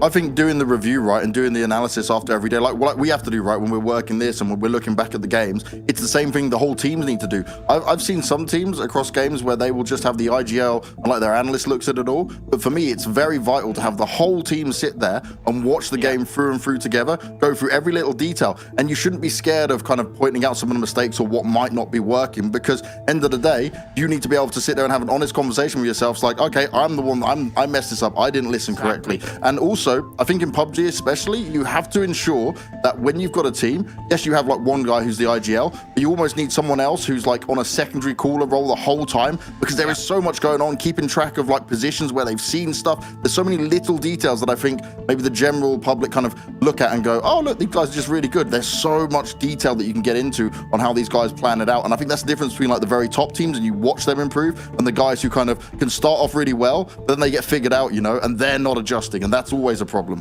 You know, Imperium, that makes me think about Execute, actually, back in the day when you had Zute on the team, who was cast in PMPL NA. He was the secondary caller for the team, whereas Its Fate was the main caller. And I think he was more of the macro-oriented guy who would keep track of like meds and stuff like that. I guess that's micro-oriented stuff. What's your thoughts on that, having like 2 different in-game leaders where one of them keeps track of different things for that main in-game leader? Oh yeah, definitely. Co-IGL or support IGL, however you want to call it, is integral. I totally agree with James on that. And if a team's relying on that one IGL and just trying to get him to do all of the call-outs, that's a recipe for disaster, because that's going to build up, that's going to be pressurizing, and it's going to blow up. Yeah, especially right now, right? I think a lot of people are put in these situations where they're not used to playing against these caliber of teams or playing with this kind of pressure on them. I guess the upside is for them, though, Banks, is the fact that they're playing from home. They're playing from the comfort of their own place. You know, they can be wearing whatever they want. They can, you know, be Dark Dante from PMGC with a big blanket over himself. You could be Beowulf just laying down with a pillow on your chest. You have that comfort, and you don't have the added pressure of a live audience, the added pressure of looking over and seeing teams eye you down. That's at least an upside for them, and I actually really enjoy this aspect with the current pandemic going on, is that teams kind of get acclimated to the whole competitive structure and situation. Yeah, you can kind of like soften them up into it. Now we are going to get into the game. Jason, thank you very much for kicking it with us and bringing us back for a little bit of the chat with it. One thing, Imperium, right, just to touch on what Jason was saying there as well, is that when they are in a position like this and they're playing from home now, I remember during the PMCO when I was doing the Africa region, these guys, they were saying like even just having people commentate their games where they were not used to it was something that added pressure. So it really depends on the type of player, what events they've done, and what their experience is in all of it as well. And that's where experience is key. Whether it's good experiences or bad experiences, it is necessary to become better, to evolve and grow. A fresh mind is, of course, important. You know, when I look at Unicorns of Love, it's funny I say the word fresh, because fresh as a player, although he's been preparing for this moment, because he hasn't been of age where he can play the major tournaments, that's kind of, you know, he doesn't have that experience, but that kind of fresh mindset, that kind of, hey, this is my first big tournament, oh, I'm so excited, I'm ready to go, that can also motivate a team in the right way. That's where an IGL can take that and apply it to the rest of the team, use that to motivate, because when it's all said and done, you motivate your team in the right way, you turn a bad result into a good result. Well, they're gonna have to turn this result around, mate. That's quite the circle down towards the southeast over Quarry. A Quarry ending can always be wild and funny to look at. Are you a fan of a Quarry ending, mate? Like, I watch it as being one of the most difficult decisions to make as a player when it comes to this map. It is, and the thing with Quarry is there's only really two controlling points of Quarry. You've got the north side and the south side. You can kind of enter on the west, you can enter on the east, but when it comes to controlling it, it's definitely all about the north and the south. Long way to go before teams, of course, get to that area because of that playing path on the northeast. So we are going to see the rotations be very, very important coming into the early parts of this game. There's always already a flurry of action in North Georgia's GAMELORD, RESQ, and UMBRA battled out, and PRZ getting caught out on that replay. And UMBRA can't afford this, Imperium. Nope. This is not what they needed at all. They're under heavy fire. Lino now taking the shots at Naruto. He's not been able to escape from there just yet, but ProLord will try to keep him up and alive. Try and make that happen, but going out here in the open, look, Victor and Spicy, they're close by. Now, Lino is probably going to get finished off here, which is not what they would have wanted, so they are just trading out for now. Is there any way that, no, there's no time they'll be able to get to her, so Talon, he'll pick that one up. They've traded 1 for 1, but ultimately, if you're going to be UMBRA right now, I might just back away, because you need all these points. We keep mentioning it. They can't be just getting off to a bad start like this. Maybe now you just get a tiny bit more loot and you duck straight out of there. And I know for GAMELORD, there would have been a level of surprise with a team dropping in on them, because normally they have North George by themselves, but that's where a little bit of adaptability comes on through, because normally North George is a pretty massive spot. You have a lot of houses. You can easily hold 2, I would even say 3 teams. 1 on the north, 1 on the west, 1 on the east, and maybe 1 in the center. But I see no reason why Linu should have gotten caught out. There had to have been a little bit of awareness where a team were dropping close by. Hey, let's drop together. We'll then loot up together, take the fight together. So a little bit surprising, GAMELORD losing a player. I love the fact that UMBRA dropped here, right? Because I was thinking while you were talking about your previous one, I was thinking, why didn't they go to Zarky? But when they're kind of down at the bottom of the standings, this is only the first week. Why not take a couple of risks? Why not go a little bit hard? Push yourself, push the teams around you, and see what you can do. So I really don't mind that UMBRA went to North Georgia. I don't need to land those shots, John. Just slow, just tap, you know? Like, he's like just spray it out for fun. Like, pretty sure you would have killed him, Jar Jar, if you just went tap, tap, tap. But, you know, I'm not going to be that mean. I've pointed out enough. Ooh. Hey, Coney, you do need to be careful as well now, though. He's on his own, so he doesn't want to overextend. So I think that's why he's kind of spraying, moving, rather than switching over to the SKS. Because more of his body is exposed from the high ground, so it made sense. And fair play to QLASH, they've been able to pull off that revive. QLASH normally go for a 2-2 split between Shelter and Prison. I don't think they were expecting Lakonostra MVP to move away from the PUBG so early. I love the proactivity of Lakonostra MVP. It could go against them if they stay too long in this area. They need to recognize that, hey, playing path was in the northeast. You could have Gaijin Seraphim coming in from the north. You could have Eastern Stars coming in from the Milta power area. So don't hang around too long if you can't secure that engagement, Lakonostra MVP. But this is where the IGL decision making from Daddy will come into play. And that is going to be vital on how they want to try and approach this. As MZ, at least here now, is being very cautious. Doesn't want to poke up too far. He's trying to use any advantage he can to just see if he can grab an edge on him. The problem is if he goes down from here, and that's where he really does have to be careful. Like, there's no one picking him up. He is too far out of this and too far away, and they have spotted him. He was just poking up and down, and personally, you just maybe disengage and try and get back up with the team. Try and put yourself in the favorable number fight in this situation. Especially because the two players that are in prison, Hey Coney and Azer, they can't disengage away. No. If MZ and Trazen are going to do something, they have to do something as a duo. It can't be as a 1-1 split. Get information, sure. But the only way you're going to be able to do something with that information is by being together. MZ has rotated his sniper tower. It makes sense. It's the security of 4 walls while still having a window that you can use to get information. We are starting to see teams already make their way in towards the center this phase 1. You have UDR Killers disengaging away from Pachinki. Very strong rotation for them. Panda have made their way down to Pachinki Hills, so they're coexisting somewhat together. Nexus, they drop around the coastline of the mainland. They made their way to the hills above Ferry Pier. They're used to holding that position. I just want to mention as well, when you're looking at the rotations that are going through, UMBRA right now, okay, we saw him lose a player. They just disappeared, have gone right down the south and over towards the western part on the beach. They are going to be chilling for some time. And again, they're just going to be fighting out for some extra placement points in here, right? If they can get some kills alongside, it's sure great, but they're putting themselves way ahead of a lot of teams in here. Kind of, but also not kind of, because I think that's right now, unless they do move a little bit more east, if they stay so close to the west coastal line, yeah, okay, it's somewhat safe, but they're really not getting the until phase 3, they'll be blessed.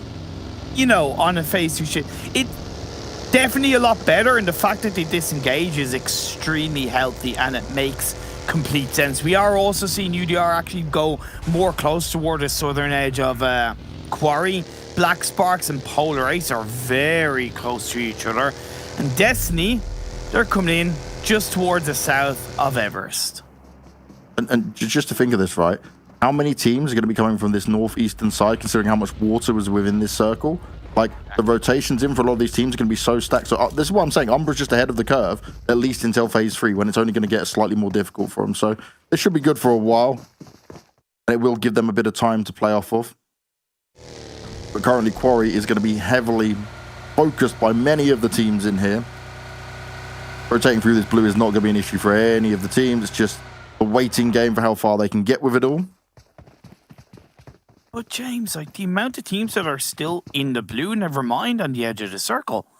The rotations are surprisingly slow from a lot of the teams. Yes, it kind of makes sense, but if they're all doing the same thing, you still end up having a cluster of teams on the edge of the circle. GODSENT, Eastern Stars, the phase 2 pops up. It centers quite nicely. There's still a little bit of water in play. UMBRA have gone down to Primorsk. They're going to finish looting on up, and as quickly as possible, they should shift up north onto the Primorsk Hills because they'll get a lot of information on the Quarry region. Yeah, use that vision to their advantage wherever possible. You are right. It's a crazy amount of teams that are still just chilling, just making their way across. Hello. That's one way to disengage from the fight, you know? Send the buggy out, off into the water. Spicy needs to be able to escape himself, though, you know?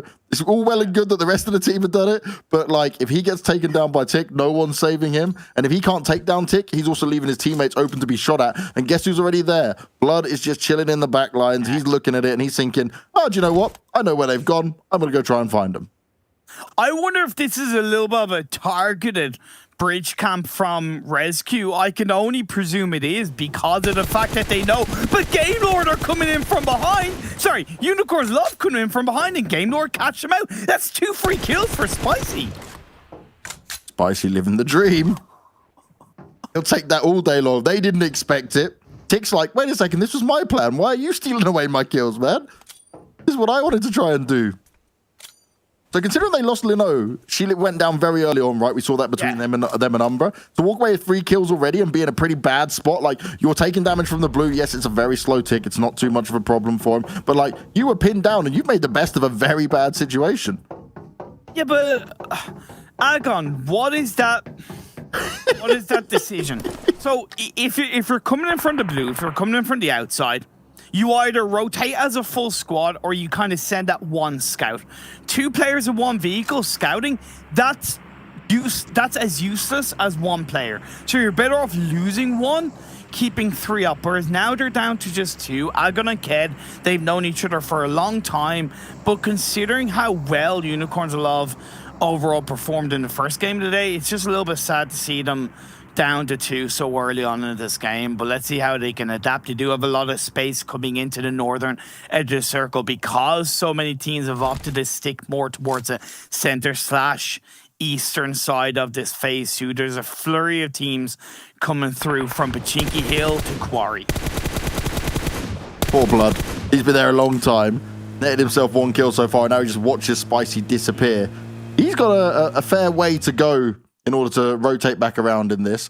He can survive. He can deal all of that time and just wait it out. It shouldn't be a problem overall.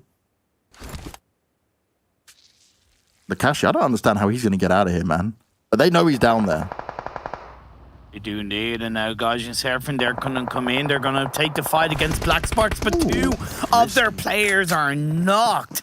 And Gaijin Seraphim, this is what happens to them. No. They make a rotation and it all crumbles because they don't come in prepared. The push is loose. Ammo can do this. Come off. Ammo can do this. It's the Uzi on the side. They need to be careful. That does so much damage close range, how fast it fires out. But they are able to get the kills done. And Gaijin, they are out. First team gone here. Very well held from Black Sparks. I think the problem there was Gaijin, just the first 2 players that ran out. They got gunned down so quickly that it was always going to be difficult anyway. But that Uzi close range, you know, we saw it yesterday. You can get worried when an Uzi's just spraying out so fast when players are close together. But you saw how they did it 1 at a time, you know. He jumped in afterwards and didn't even need to get it done properly. So that was a smart decision on it. You weren't allowing the Uzi to have all the bullets just spray on out. You allow them to waste it and then you jump in and finish them off. Now, the next circle has centered up quite nicely. Quarry's still in play. And we talked about how awkward it can be. The south part of Quarry isn't really too... Well, actually, no. I think it is playable. It is positionable because if you spread out from the south, you don't really have to worry about teams being behind you too much. And you can also utilize the western side of Quarry. UDR are doing that, but they've allowed Nexus to come in behind them, and that does worry me for the time being. Black Sparks off the back of taking down Gaijin, they're going to reposition, have 2 on the hillside, but Polar Ace are coming in, trying to split them apart. So definitely want to see Black Sparks join up together a little bit more cohesively as a unit in this game too. UMBRA again, by the way. You can see him. They found themselves in a really nice spot. Despite how bad things started off from them, the fact they need a lot of points here, certainly keeping an eye on them, but they've made this rotation work. You said about them going up from Primorsk. Well, they are a step ahead. They have achieved it. Exactly. Very happy with how they're reacting to the circle. A little bit of luck involved, of course. Destiny also very healthy onto the hills just south of Gatka. And with those hills on the south of Gatka, which is the observer tower area, it allows you to get massive information on the teams coming from the north, so they're going to be able to divert traffic around, be a little bit more controlling. Yes, they're in a couple of buildings for now, but I would like to see them kind of push in onto the hillside and just create a nice spread as they did in the last Erangel game yesterday.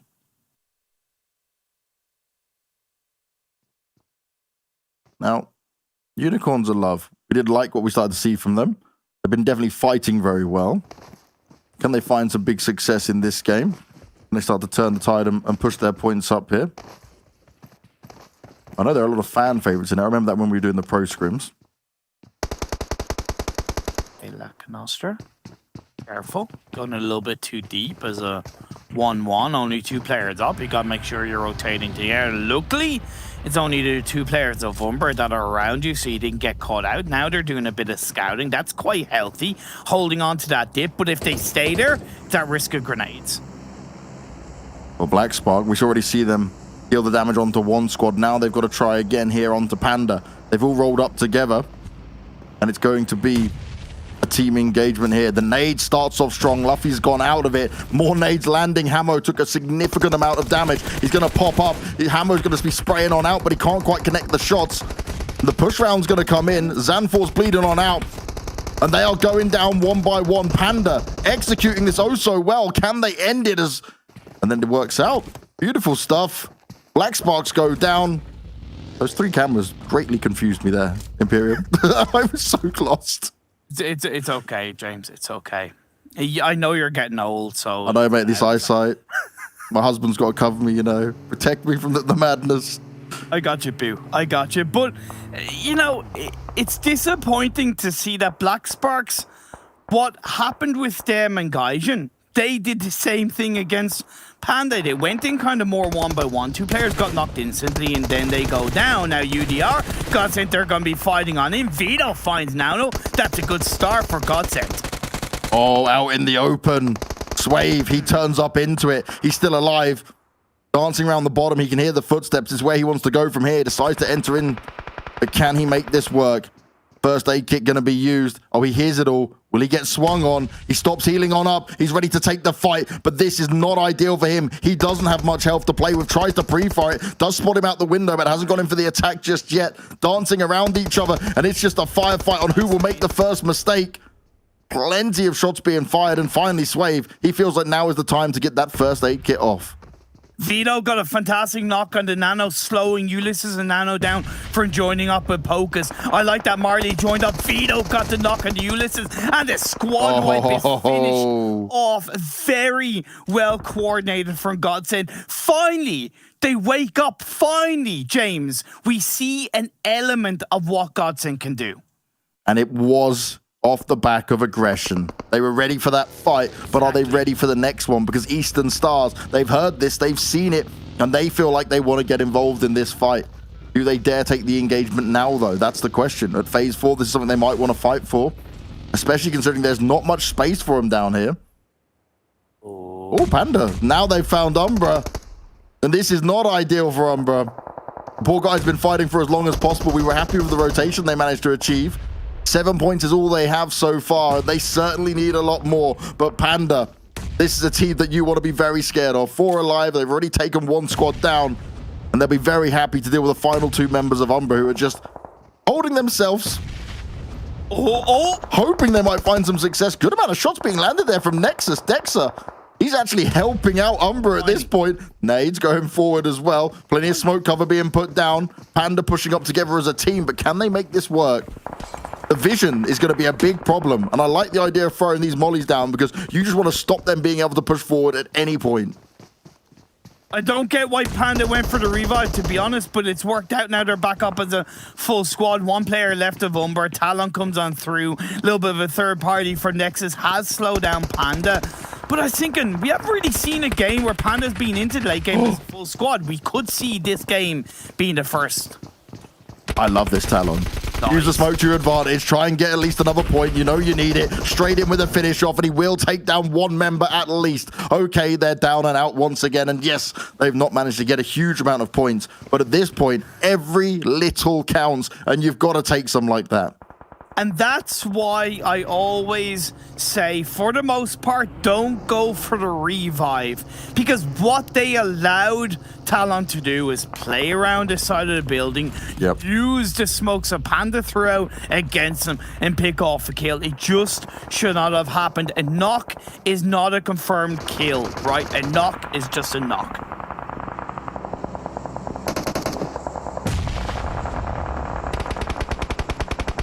Now, good footwork being used here, but lots of shots coming out. Dexter again. He's sneaky, man. Polar Ace, they're just like sitting back. They know there's a lot of shots going on. They're waiting for the push to come on forward. And Nexus have creeped on up behind them. And now they're pinched between two teams. I do not fancy this. And a nade on yourself. No, Daddy. Not like this. This is not what you want to see. Dexter, he knows it's time to shine. If he can do some damage and pick up the kills, it's not looking good for him. And Lakonostra, they're under pressure. They're going down. And it is not a pretty ending to this game for these guys. And if Nexus want, they can push on forward because Polar Ace are just waiting over the hill.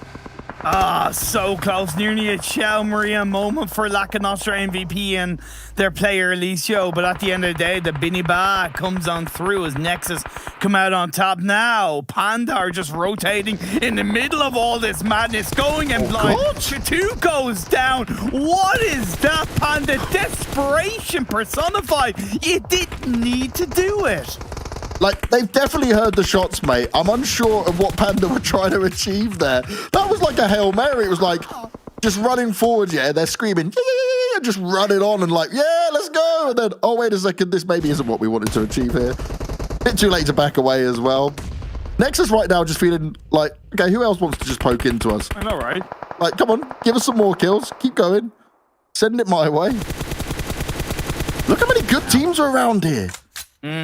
But now they have to hold off Eastern Stars. A 2-2 split is fantastic because they actually have two players outside the circle and two players inside the circle. And this was the dip that UMBRA actually went to before they scouted. It's a risky dip because it is at risk. It does, you know, hold the potential of getting 2, 3, 4 grenades in that area and you end up getting knocked down. That's why it's important that Nexus really suppress both Eastern Stars and, in a small way, Destiny.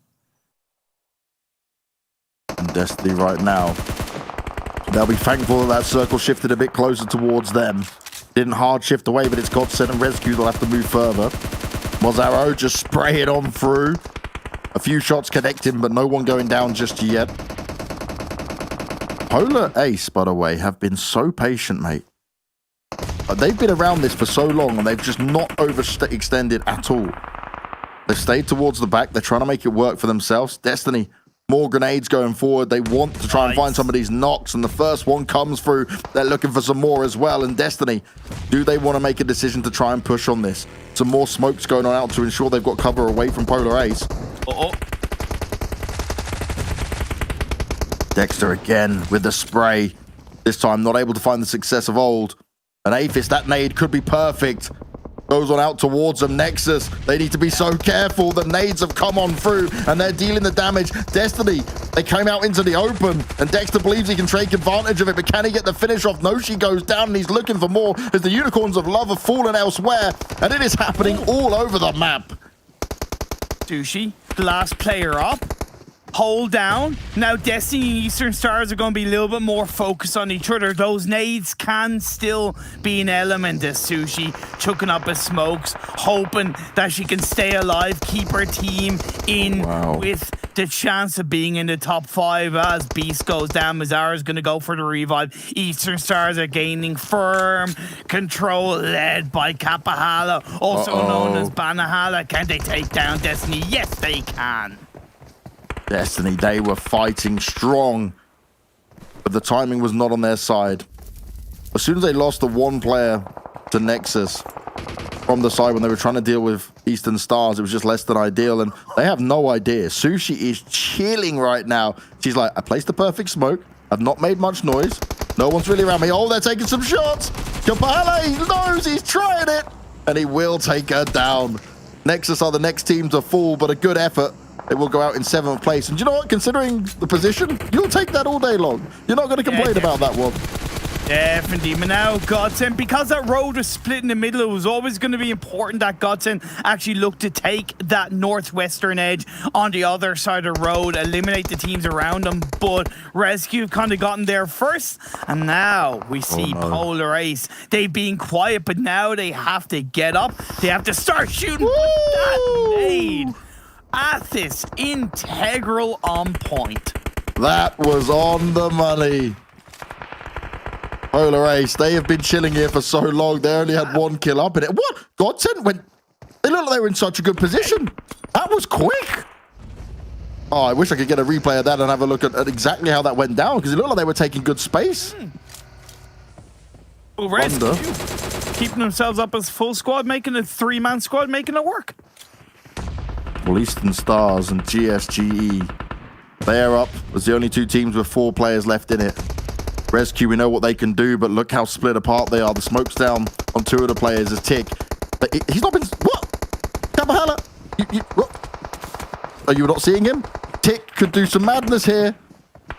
Tick's in such a good spot.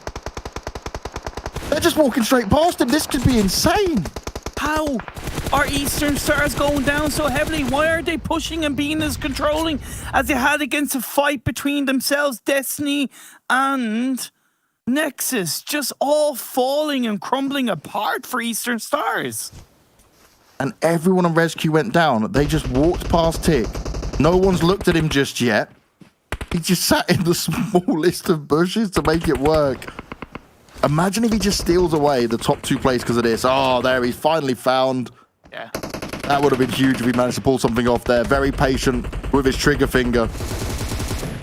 As Polar Ace. They've kind of been walked on over in the end, but they did stay alive for a very long time. Maybe not picking up as many kills as they want, but they'll be happy for the placement points in it. Now, GSGE, they've got good positioning here to fight from. It's going to force EST out into the open quite a lot. And look at the 2-2 split they've got going on. Andalito, Lau, they're further forward. They're just taking all the spray going forward through the smokes, trying to make some shots land. On Octavian. But Eastern Stars, they've been fighting for the longest time that they're going to be maybe on a problem with in terms of meds that they have up in it. And Octavian, he'll just burn on out. It's not going to work out for him in the end. But overall, GSGE, they obviously wiped out GODSENT that we didn't expect how quickly it went down, mate. But I think overall for that win, they're living the dream off that. Hey, look, they were coming into today's games in 17th. They didn't have the best of results in the first Miramar game, but a lot more proactive, keeping themselves up as a full squad right until the end. A deserved victory for GSG Europe in game number 2. Also very happy with Eastern Stars result. I just don't know why they maybe didn't focus on whether it's Polar Ace or GSG Europe. Yep. It seemed like they tried to take on too much at once. And RESQ taking a GODSENT, nothing against RESQ, but I just wasn't really expecting it. No, when you're looking at that, right, you mentioned it, the fact that GODSENT were making almost the perfect rotation on in at that point. They were finding themselves the space, looking around, and then it was like in a matter of moments, you just saw them disappear, and you're thinking, what happened? And we know they were getting a bit more aggressive, what we just spoke about when we were looking at Miramar. We said, okay, maybe they will do this again, maybe they'll go back to it. But even then, they'll be happy for some placement points in there, but they'll probably feel like they should have done slightly better. When it comes to Eastern Stars, though, like, they were fighting so hard from start to finish on all of that battle, right? I just feel like maybe at some point they should have been told to kind of calm down a little bit, you know, like relax, refocus and rethink, because it got too chaotic at the end for me.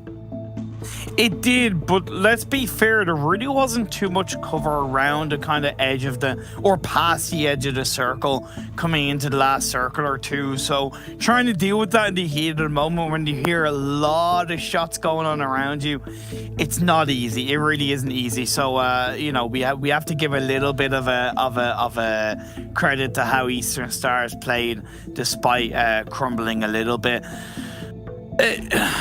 Nexus are a team that probably, I wouldn't say lost the most in that game, James, but when they were, and I'd highlighted that they needed a control, Eastern Stars, and a little bit for Destiny. But if you noticed, Destiny pushed back GSG Europe. When they pushed back GSG Europe, then they were able to focus on Nexus. Nexus should have done the same thing with either Eastern Stars or Destiny. So they should have focused on one direction and pushed on that when teams are too kind of in the center thinking, okay, we're fine, that's when it slips up for them. That's when teams come in around them. And that dip was always going to be at risk of nades. I think minimum 2 players went down due to nades because of that. I called it.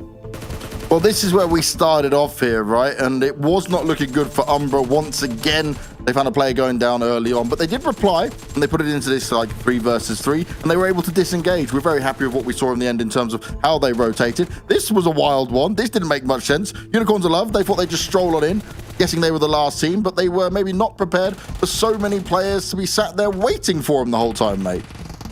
Yeah, mate, exactly. I just, like, Black Sparks did so good in that engagement. It was a mistake by Gaijin, but then they, you know, it's kind of like the tables have turned, or what goes around comes around, and Black Sparks did the exact same thing with Panda, and Panda came out on top. This engagement by GODSENT onto UDR was just so valuable, and Vito, I talked about him being that kind of flank player, being that sideline player, being somewhat for the most part in these games being on his own. He dealt with 2 of the UDR players perfectly in that kind of support position. Yeah, that sometimes, right, is exactly what you're going to need. Now, Destiny, they were looking like they were on for potentially another really strong game here, but in the end, it just became too much. Nexus did very well to end up with the placement they did because Sushishi was able to stick around hiding that smoke for a little bit longer. But this whole moment down here, this was like the game-defining moment because obviously the little RESQ versus GODSENT battle went on elsewhere, but this was so long in here. So much utility being used, all the grenades going on forward. It was a lot of like timing and waiting to see what would happen. And poor Polar Ace, they weren't going in for the fight. They know they only had 2 players and they were like, okay, we'll wait for this to end. We'll see who comes over and then we'll try and take them down. But in the end, didn't go the way they would have wanted. And in this one, for GSGE, they're going to be very happy for the big win they managed to get here and the extra points as well. But in general, they played just well as a unit here, right? They were allowing all the other fights to go down, and then they played off the back of it. Yeah, exactly. And we saw that little moment where one of the players of Eastern Stars got caught out by the last player, Polar Ace. Simply put, that shouldn't have happened. Yes, sometimes it certainly shouldn't happen. But what should happen next is that we go to a quick break, and when we come back, we break down everything we've just seen, and we get ready for another game of Miramar. We'll see you in a sec.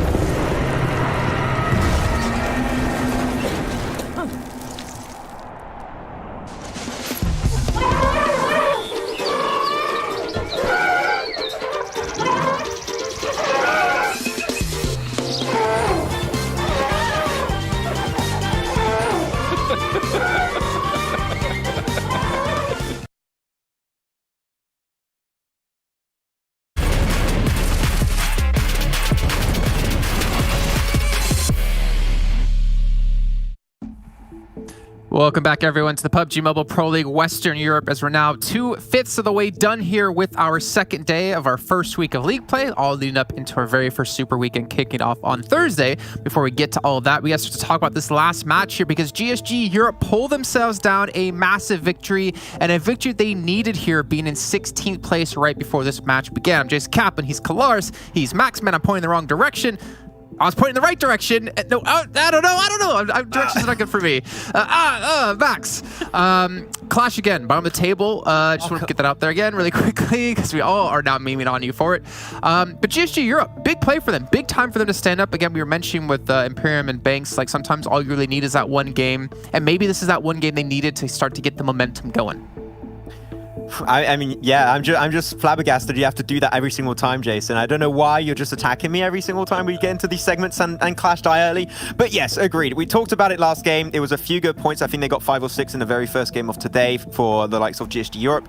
They were in the bottom 14s. They were in the red zone, and now they actually get himself a chicken dinner. Very controlling. They knew 100% that they had to try and get himself a win. And James, they made it happen in very, very nice ways. I mean, you take control. It's very hard to contest it. Yeah, it's looking like a different team from yesterday, let's be fair. Being able to get themselves into these positions is nice. I mean, that circle shift, the very last circle shift, favorable to them. Eastern Stars would have normally had a pretty decent claim to that circle as well if it had been a bit more favorable to them. However, not to be. GSG capitalizes on it. 23 cool points, very nice. Cool points indeed. That's the kind of points I like to get, though. In high school, I had none of those.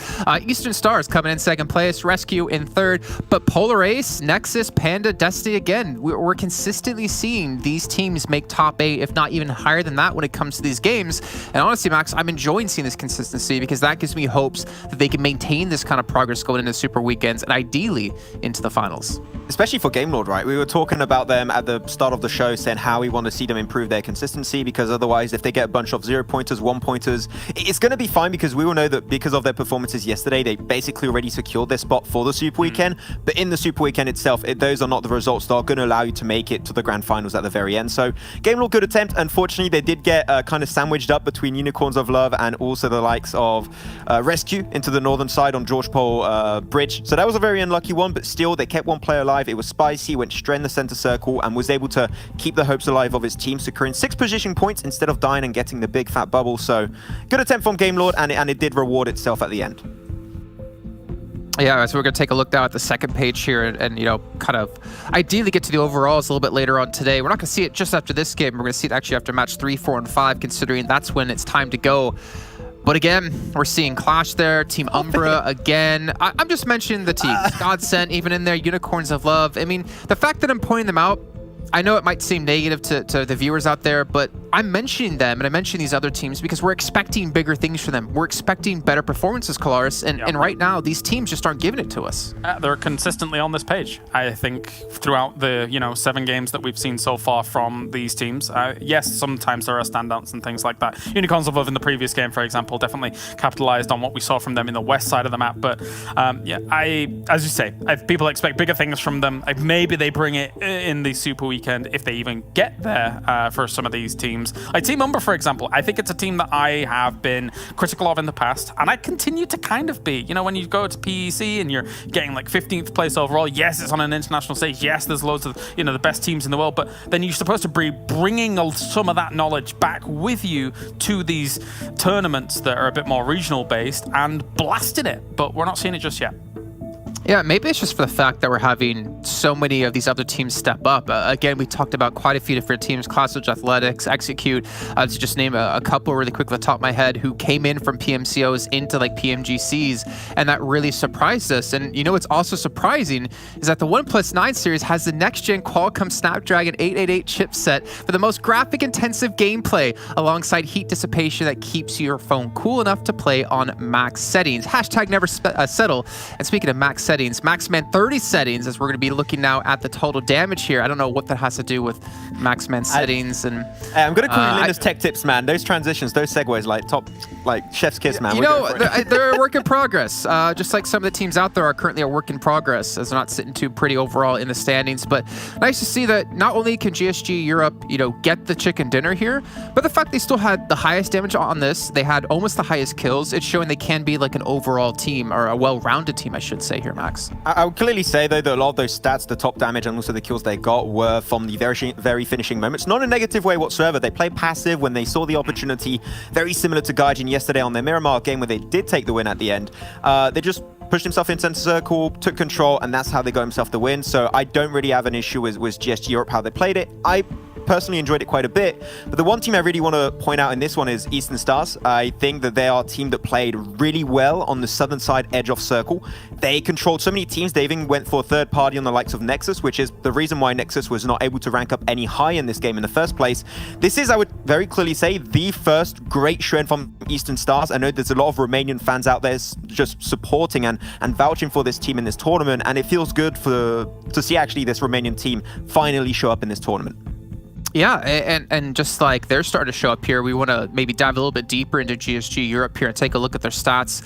Again, we're going to look at their stats from today up against their average stats from yesterday, just to kind of show the difference in play and in difference in how much better they've been playing in particular. And off the bat, QLASH, for me, the biggest thing that stands out is actually going to be healing they've been able to do so far in their 2 matches. That is a very low average considering what they had yesterday. Yeah, they've understood where the threats reside, and they've been able to take very quick trades with them, it feels like, to be able to push onto other locations. In the previous game, going up against Unicorns of Love, they got a little bit unfortunate because they were kind of... Unicorns of Love eventually wrestled away the high ground from them, and then, unfortunately, there was just no way that GSG was going to win that out. But in this one, being able to move... Like, for example, going up against Spicy, GameLord, once that circle moves away, that was their instant threat. Instantly take it out before even having to move into that last circle, and then work with that. Yeah, and same thing here for Max. So you were talking about Eastern Stars. When we look at the total damage, and actually just want to go straight into them as well, considering we did see them be able to step up from averages from yesterday. We're going to do that right here, right now for you guys. And Eastern Stars, I think, again, it's important to be able to come into day 2 and be able to step up when you need to get into top 16, and you need to be able to maintain that kind of position. So we'll throw the stats up here, and you know what? I don't need the analysts anymore. They got fed up with my transitions, so I'm going to talk about it myself here when they do come up. Hopefully they come up. But again, I mean, considering what's on the line here, remember, it's just the first week of play. It is the first week of league play, but what's so important, why we keep putting so much emphasis on performing in league play right now, is because when you go into the Super Weekend, those points count towards PMGC. We're not sure exactly what the formula will be, but they count towards it. And you can see here, they've been able to step up the kills a little bit, they step the points a little bit, but more so they're being more consistent, or they're maintaining their consistency from yesterday, which we've seen, I guess, GameLord also improve if we compare the likes of them as well. They've been able to step up here. And it's good to see Eastern Stars are able to do this, considering they're one of the few teams actually invited back into this event, whereas, you know, your likes of Team UMBRA haven't been able to succeed. And not to hit too hard on them as I've been doing here for Clash as well. But if Eastern Stars keep this pace up, looking good to make top 16. I'm pretty sure they'll be able to maintain it here, because I think they were sitting a little bit low on the rankings overall.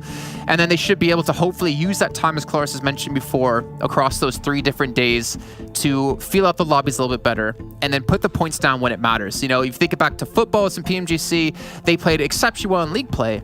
Then they get to the Super Weekends, and they were non-existent. They completely disappeared off the edge of the earth here. So it's a little unfortunate for them in that time, and hopefully Eastern Stars can maintain this kind of pace. But we'll see, obviously, as time does go on here. Now, we had a telestration, but unfortunately, Max got so fed up with my transitions, we're not going to have it happen whatsoever right now. Or maybe he is here. Maybe he is. Oh, they are back. Hey, perfect. Thanks, guys. I'm sorry. My transitions will be a little bit better. I'll stop making them so corny and so bad. But Max, what did you want to say about Eastern Stars? So Eastern Stars, yeah, as I mentioned earlier a little bit, and I'm going to go more in depth here, is their edge of circle kind of play. They got a roster that's very aggressive and very known in the Romanian scene as being a very aggressive team. I'm mainly thinking of Bazi, Athis, and also Kapahala that play really well when it comes down to going for those full-on 4-man engages. And I think they got themselves in a really good position. They played it really slow. The moment they had to get involved, they saw third parties. Every single opportunity they took allowed to increase their kill cap. They got 9 really quickly in just the matter of, I would say, 3 minutes. So I want to see Eastern Stars play like this a lot more. Edge of circle is a playstyle that's very specific. It works out for them, so hopefully they can keep it up. Yeah. All right. Well, as I said before, there was a telestration you wanted to do for us here, Max, and it's actually not going to be about any of these teams, if I'm not mistaken. It's more about how Panda and Team UMBRA went head-to-head, if I'm not mistaken. Yeah, I mean, I feel bad. We've been talking about Team UMBRA not doing too good. I'm going to show a clip of UMBRA dying, actually, so I feel a little bit bad, but we're going to be diving into it, and it's especially Could about... be Clash. It could be Clash. Oh, man, it could... True, it could be Clash. I'm going to be talking more specifically about how Panda has been playing extremely well in terms of how they've been using their utility so far. So we're going to be diving a little bit deeper in their fight versus UMBRA specifically. So we got this Telestrator segment. We're going to have a clip of their second fight so far that did go their way. So we're going to be checking it out real quick over here. So you can see this was their second fight. They were taking the approach next to UMBRA. We did know for a fact that UMBRA did lose the IGL, which is PRZ, very early in Northern Georgeport as they tried to contest it. So here, Panda knew this was not going to be a full roster of UMBRA. Coming into this one, you can see Panda on the left side of the buildings, and they're going to have a really good control of that entire position. This is all theirs to play with, and they also got the rock if they want. Compared to UMBRA on the other side, they got a lot of visibility granted to them by the third-person perspective with the window. So what Panda very simply do, instead of using the smoke road to cross, they're going to do exactly both. They're going to be using the smokes to chuck and try and drown out the vision from the entirety of UMBRA, block out their vision sight so they can all try and cross on over very, very easily. The first one to join on over is going to be, of course, the likes of Tick. And then the entirety of the team is just going to be following up very easily, and UMBRA just can't do anything. There's a third party coming out from Nexus, of course, but this is also a really good way of using smokes instead of going only for smoke road. Blocking out vision is also a very easy way to actually cross over to contest a team the easiest way possible. See, I like how you point that out, Max, because we are giving a lot of slack to Team UMBRA, and you talk maybe a little bit negatively about them, but we also can't underestimate how well teams are dealing with them, as you just showed there with the smokes with Panda up against them. Well, gentlemen, it is time to actually get our next game underway, so I gotta say goodbye to you for now, but you know what? I'll be in that green room in a few seconds. I'll be joining you, because QLASH, you had something to say that we're gonna hold on to for the next game. And we're gonna bring in our commentators, Banks and Imperium. Banks, you got a little bit lucky there. I think QLASH was had something ready to say. But you know what, gentlemen? Why don't you take us into our third game of the day now?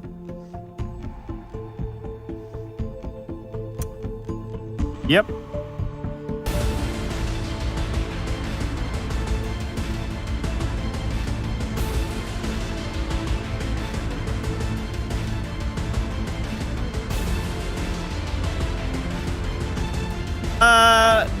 Look, what just happened? Put something out here, and it's more of a call to arms, and it's not one team specifically. It's pretty much all of these teams in the PMPL EU West. At the end of the day, the top 3 teams, or however many, after the finals will move into the regional finals with the Turkish qualifiers, with the Russian qualifiers, with the Arabic qualifiers, right? In my eyes right now, and I know we're only into day 2, but the only team that looks capable of taking on the other teams across the western side of the world is ScrimFarm. Now, I'm saying that as a call to arms. All of these 20 teams have had 2 months or so to prepare. Yes, there's been roster changes. Yes, there's been this. Yes, there's been that. But at the end of the day, when it's all said and done, this is the time to shine. This is time to put your boots on, strap them in, and get the job done. And so far, ScrimFarm are the only team looking to do that. That's crazy, bro.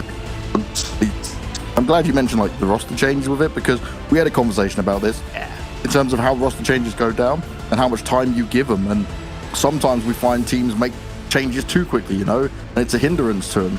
We see them change out a player and they don't give themselves enough time to recuperate, and then if they don't get the results of like the first event, you see them make another change. For me, that's exactly what you don't want to be seeing. You want to see some of these lineups stick together, build that synergy, and you can always work on things like, unless a player is like super toxic and he just doesn't fit in with the team, right? Everyone else on that team you can still build upon, you can still improve if you've got the right attitude and the right mentality. Sometimes changes maybe might not be as needed as they would expect, because often teams are quickly there to say, oh look, we need to take a change, and sometimes you need to actually rebuild in the right way as a unit.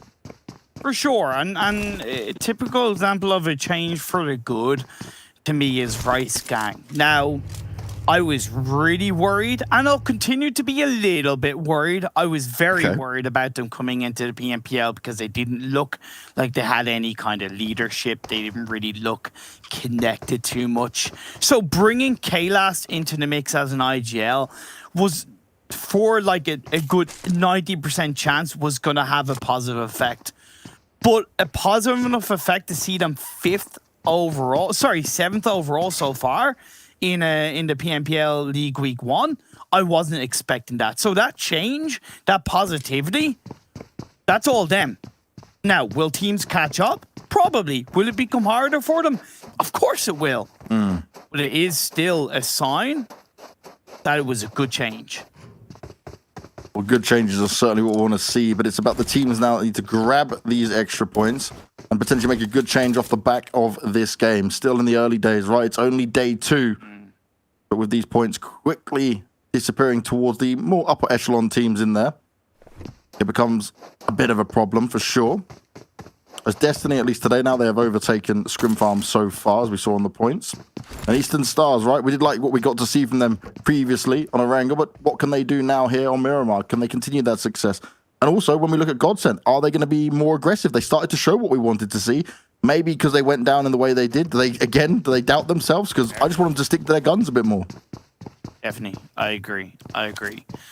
The plane path and the phase 1 circle, hallelujah, for once, it is not only a central plane path, but it was also a very central phase 1 circle. So we should see a little bit more of a passive early game. There's not really going to be any massive hardships. So MZ, I don't want to hear any of those excuses, my friend. Cough, cough. So the positioning of these teams will be relatively standard. For example, GODSENT will move from Picado up to the Picado Hills, North Picado Hills, overtake that area. Maybe move a little bit closer to ScrimFarm in San Martin to try and pick up a killed UDR, or already moving from Monte Nuevo over into the hills just to the west of Power Grid, starting to get that early amount of information. GameLord, who did split drop south of Picado, have joined up together, and we see Destiny. They are just ahead of La Bandita. Max's favorite team on your screens right now. Maybe not favorite team, or they don't think he's the favorite commentator probably at this point. Gonna have to have some serious words with him. I love the fact that Max becomes a scapegoat. Yeah, mate, there you go. It's just like, it is just the team's fault. They haven't been good enough. But, you know, we'll just throw Max under the bus as well, because at least they've got a get out of jail free card. Like, oh, we didn't qualify, blame Max, you know, it's a real thing. People actually do believe these curses though, don't they? Like, they legit fully dive in. When you were a competitive player yourself, did you have, like, you know, a lucky pair of pants or a lucky pair of socks or anything like that you used? I took a bear with me everywhere. The bear I had since I was a kid. Okay. I always took that with me. That was about it. That's just sweet, man. I had a really bad habit of always changing my mouse skates before every tournament as well. Okay. I would have to put a fresh pair of skates on my mouse before I would be able to play. It was like a mental thing more than anything. Exactly. It was just me being mental. Well, I didn't want to say that because I support you, you know, as your husband, but it's still something that is of an impactful nature. Whether it's, you know, having the charging cable in a certain position, whether it's, you know, having your phone in a certain position, whether it's lying in a certain position, especially as mobile gamers, you know, having that mental confidence that you're able to perform at your best in the game is going to be important. Have you seen the guys that get the rulers out for measuring the exact distance of how they're sat and where they are? Yeah, man. There are legit gamers that get a measuring tape out, right, or a ruler, and they even get the angle, like wow. They like even to the 45-degree angle, for example. Yeah. I'll link it to you. I'll send you it. Like, I could imagine some of these players for mobile being something like that, because for me, when you're playing PUBG Mobile, you need to be so comfy as well. Like, you're not just sat back, right, in your bed, laying down and just having a crack. You're fully just making sure that you're comfortable, you can get your hands in the right position, and everyone's got their own style and way of playing it. So, yeah, maybe we'll get there. We'll look at the next live event and we'll see someone's got, like, I don't know, a pillow they sit on or something. For sure. And as we get into this game, GameLord have gotten much closer to GODSENT than I kind of expected to begin with, but that's positive because GameLord have definitely proven themselves to be very effective as a controlling team, as a somewhat aggressive team, and even just taking the tires out of GODSENT's vehicle slows GODSENT down, allow GameLord to kind of play around and manipulate the traffic of not only GODSENT but a couple of other teams around them. Qatar Force is still in the Cabri area, surprisingly slow rotation coming out for them. Polar Ace did drop around the ruins on the very northwestern edge of the map, and they're kind of just starting to rotate from that area, so they're going to be coming into the circle relatively blind. Lost Bullet going to be rotating through Chumisera. We don't have Unicorns of Love in this game number 3, so it is that Chumisera place is automatically free for teams to use on their rotation. Well, we spoke about it already. The fact that GODSENT had a couple of their tires popped by GAMELORD. But they do need to be careful now because GODSENT have got their eyes on the prize and they want to see if they can maybe get a fight underway and something they can take advantage of early on. Maybe that's what GODSENT need when we're talking about that aggressiveness, right? They just win one of these early fights and it just spurs them on to say, yeah, we got this again. Because I'm just going to keep coming back to it. When we last saw them, the confidence they had was like what they were in one fight, and then they were third parties and another team rolled up, and the whole way through, they didn't back down. They didn't just run away. They were like, cool, come at me, bro. And they were delivering. Phase 2 centers off quite nicely. La Badita is going to be a very important part of this Phase 2. It's a tricky area to hold on to because not all north, south, west, and east is manageable. I definitely think the best part of La Badita right now is that western side because there's a couple of compounds that's just outside the big La Badita crater, so you have the protection of 4 walls and you're able to essentially direct traffic around. So I'd like to see Destiny go there, possibly Team UMBRA, but then again Team UMBRA are in a position as a 3-1 split where they're just outside Minas Generalis. They have a lot of high ground advantage, so if they stay where they are, I think that's also a very good spot for them to be in. We followed Lakonostra quite a few times, right? And we haven't seen them kind of hit the mark with it. I know we were quite critical of them back when we were looking at the scrims, but how are you feeling about them overall? Do you feel like they're kind of missing their own flow for now? No, I don't think so, because they're realistically a relatively new, not relatively new roster, but adding Daddy late on, a little bit similar to QLASH. It was always going to take a bit of time. So I think they're playing the kind of position game perfectly because aggressiveness needs coordination, needs synergy, and that will come more in time. So I think they're playing the best. Vito's even looking around like, where's the rest of your squad? Like, gets the nade off, and he was looking for it. Do you know what? We're going to have to mention this because it is him. When we saw Vito, this is a tidbit story. This man got knocked like 8+ times in one game, kept getting back up, and then just owning everyone else around him. Like, he was kind of like Neo from the Matrix for a while, dodging a lot of bullets. Then he just kept getting knocked, but they would never be able to finish him off. Like, a smoke would go down on top of him, he'd find some cover, and every single time he got back up, he wasn't losing any confidence. He just still went in for the kill. I'm just thinking, like, you're a madman. Like, this is where you back away at some point, but he was not having it. Like, he absorbed the bullets and became ever powerful with everyone that... Like Dragon Ball Z, right? They take a fight, and every fight they get stronger. He's just powering up after each one. He's like, cool, throw the next one at me. I'll get absolutely pummeled, near death, but I'll come back, and suddenly my power level is over 9,000. Some very tricky positioning and being held out by both ScrimFarm and Gaijin. It's good confidence from ScrimFarm. They have a nice spread for the time being coming down from Picado Hills, but they have to be aware that they have no idea who or how many teams are on the western side of the hill. So don't get tunnel vision. ScrimFarm, if you're going to push in on Gaijin, do it now. Sooner rather than later, because as we get into Phase 3, teams are automatically going to get closer together, and they could third party as Tati is pushing on in. Woo, careful now. The nade came out, did a lot of damage. He pushed on past it. But Tony actually dealt with it initially very well, but he's got to be careful poking out into the open here. The heal up's coming through. Diati, he's trying to make it work. Oh, wow. Not coming off the right way for Tony. He's pulling off with a bit of backup from his teammates and ScrimFarm. The pressure has been applied to him. It's not looking great. He ducks on down and Clown's running on around, but he can't quite get the shots landed. And look at them.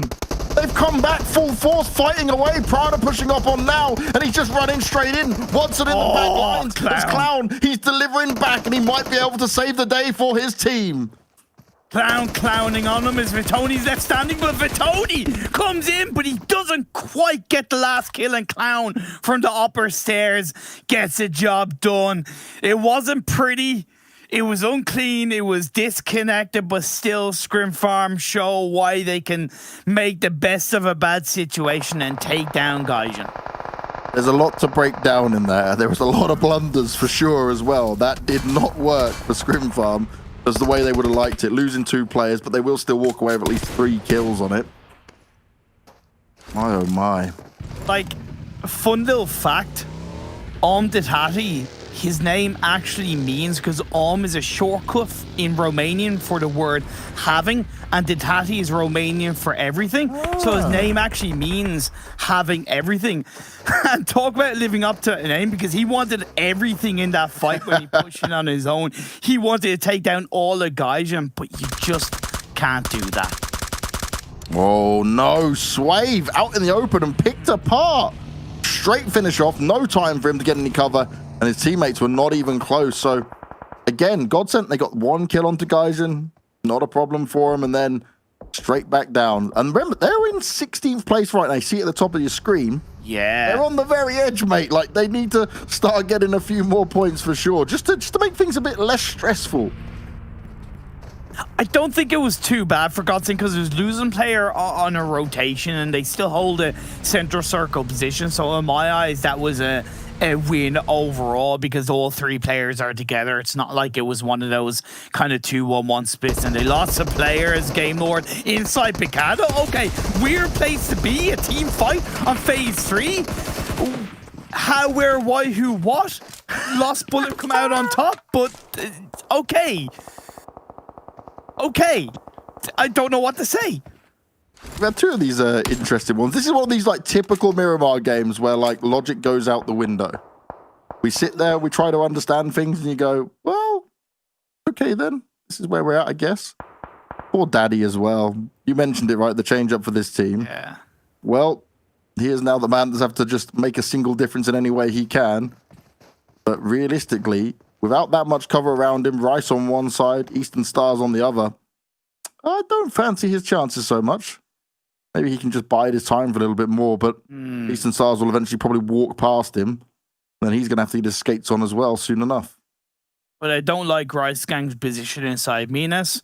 I didn't like it. I had a feeling the circle wouldn't go there. Now they have to not only go, I wouldn't say through, but around Eastern Stars. They have to go through UMBRA. They have to go through Destiny. And because that northeastern side of Minas Generalis to Crossroad isn't really playable, the exit strategy for Rice Gang being there at that time is, to be fair, relatively poor. Oh, they're trying to escape. Bit of damage done, but nothing for them to thread about too much here. Nexus already losing 2 players. Got themselves 2 kills, so obviously won out the overall fight, but a lot of teams walking around wounded for sure, out in the desert. James, this is a very similar ending to what we saw in the first Miramar game, because if you notice, Qatar forces are in the same compound that Destiny were in game 1. Is this because we're casting? As Ulysses gets knocked down, Masaur gets a knock. That's going to come on through. It's actually with Panda, my apologies. So Panda definitely pushing back UDR as they look to enter from the south side.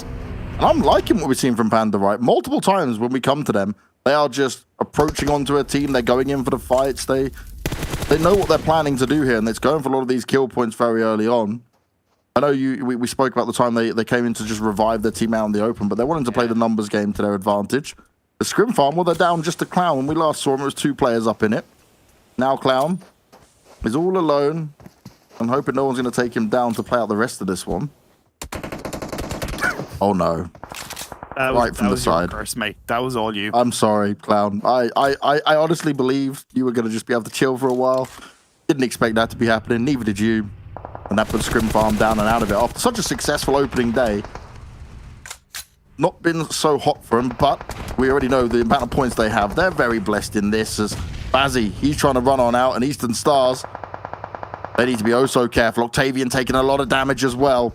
They're trying to place some smokes down, but Panda are throwing down some of their own at the same time.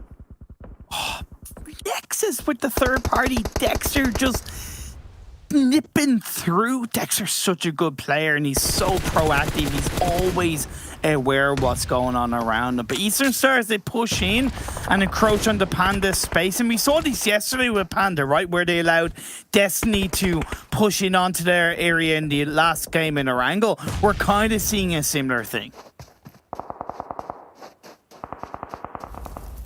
Focus. The moment he pops up, he could be going down. Plenty of players out there looking towards him. And he really has nowhere to go. He's completely surrounded at all angles. Taking a few shots through the smoke, but it's just more some fire to say, stay away from me at this point, I believe. Look, if he extends too far, he's going to have RESQ shooting at him. He's got GODSENT on the other side. EST there. Daddy, he's still rocking it. He's taking a lot of circle damage for now, but he's finding some... Oh, no. I've done it again. Oh, don't speak too soon, James. Don't speak too soon. Oh, you've made it, Daddy. Well done. You've gone further forward. Maybe not. Maybe not. Remember, James, reverse psychology. We don't want the bad circles. We don't want people to survive, and then they will if you do get into. It's going to sound terrible, mate.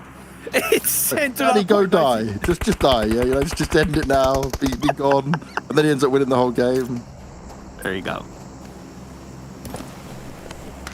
The Nexus going to be the next ones out in this. Like this from Panda, though. They are well aware that Daddy was coming from that position, so they're still looking. They're not getting tunnel visioned. Yeah. Oh, Lakonostra down and out of it as well. More teams starting to fall. This western side is very open. It's the south and the east. They've got a lot of teams up in it. GODSENT's position is potentially going to be huge now because Qatar are going to be forced to move on forward. But it's a kind of area where teams can breach. They have a 2-1 spread. I really like that with GODSENT. It makes sense despite them being down to 3 players. I like how they're pulling on through. The battle between Eastern Stars and Panda is still raging on with the blue zone closing in. It's phase 5. Kapahala goes down. Octavian stands up, gets a knock, but it's Panda that comes out on top. Panda again. The ones to keep doing it very well here. 10 teams, 33 players up and alive. Now, we saw Swave go down quite a long time ago. Since then, GODSENT been able to explore their options here at the graveyard. But like you mentioned, there's multiple angles of attack from other teams that they do need to be careful of. Poor Pokers, he's been running away for quite some time, and he finds himself surrounded by multiple players at this point. And Rice, you said it was hard for them to move away. Well, they have got away, but they've decided to go down from the east towards the south and work their way back up in. They're just on the very edge of the circle, but they can hold on from this position. But do they know how much is around them as Pokers? Oh no, spots out one, takes the first few shots. He's able to connect a few, but that's all he's going to get. And they just run him down. That is the smart play. Keep him busy, 2 players split, and they rush him. Allow him no room. But now GODSENT, they're going to look to catch out RESQ. And I got to give credit to RESQ's rotation because indeed they did go around both UMBRA and Destiny, but I don't get why both UMBRA and Destiny are so slow from their rotations away from that kind of position to the east of graveyard. Very weird.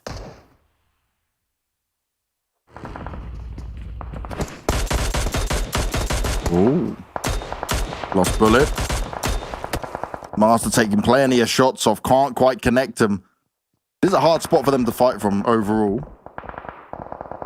Rice now having to work their way further in. They found success, but how much more can they clear out? They don't want to be taking too much circle damage here either, especially the fact that they're probably going to have to fight the moment they pop out. They need to find an avenue of attack, and well, Easy, he's looking. He's well aware of what could be coming his way. Vito's down and ready for them to enter from elsewhere. And this is about just keeping a good eye on what's going on, making sure you're keeping track of RESQ and seeing where they may strike from next, because GODSENT are very split up in this because they've got multiple positions that they need to hold on to and cover here. Plus, we're getting to the point where third-party territory is going to have a massive impact, and the result of all these teams around RESQ on the higher ground. You have Destiny, you have UMBRA, you also have Polar Ace, although down to 1 player, could stop GODSENT in their tracks. Vito cooks up a grenade, looking to slow down RESQ, but RESQ have breached into the building. Vito, I don't think he can quite fit through that doorway, mate. Oh no, he needs to be careful. A nice attempt, but spacing maybe not his strong point. We know he can dodge bullets. We know he can hit shots. But Marley might be able to hit some shots. This could be huge. Just in the nick of time. Oh, he downs 2 players fast and furious. But then he finds himself being shot at. He was open and exposed. And Youssef will be able to grab him. But can GODSENT pick up the vital kills there? Oh, man. Oh, it's I think they not looking good for UMBRA again. Oh. No, it's not good for them. That's what you get for rotating so late into the circle. Destiny hoovering things up. Cakes gets knocked. Woo! Vito! Headshot delivered. Can he get some more, though? GODSENT's just got Vito and AZ left to do some damage. Grenade goes up. Very good on where it landed. Won't find him being taken down. But can GODSENT get the revive on go? Can they bring Vito back into this? They can, they should. RESQ are going to get distracted. Beast! Nicely done for Polar Ace. Now RESQ need to be careful. Good positions here from Destiny, and they want to try and push on this. Remember, we mentioned it multiple times. Whiskey's always the one going forward, taking the risk, looking to do the damage. Oh, good! He just needs to land this, and he's so confident. Beautiful stuff. Whiskey again. This man, he's fearless. Low on health. His teammate was knocked behind him, and he's just going straight in for the kill. He's not messing about with any of this. And now Destiny march on forward, but they are out in the open. Plenty of shots going towards them. AZ from the side. Destiny goes down. 3 teams remain, and it is chaos from start to finish. But Qatar, they've still got 4 players up in this. So have QLASH. The curse is no longer there. Or is it? We'll have to wait and see. This could be a huge game for them. The points they could try and achieve already just from placements. Barred up. Solo in the hut. A very open and exposed hut, but for now he's got the angle to provide him with the cover he needs. Qatar, you mentioned, right, that they had a good position that kind of got away from him in the circle shift. But they've still managed to rotate in. They found 7 kills so far. And they've got 4 players up. Look at it as well. They've got a good amount of first aid and utility. It's QLASH that's going to be their biggest challenge. Bardot is a one-man threat, and really what he'll do is if he just knocks or starts taking a shot at some players, then maybe he upsets for the other team that's trying to take the fight at the time. But it's who's going to make the wrong move first. QLASH have to still work their way into the circle. Vehicles going on out. MZ going to use the crate for some cover and also see what he can grab from inside it. That could be the turning point as well. Depending on what you can grab from there, it might be very vital for them to find the success they need. Poor Bardot, just chilling as the blue continues to move on in.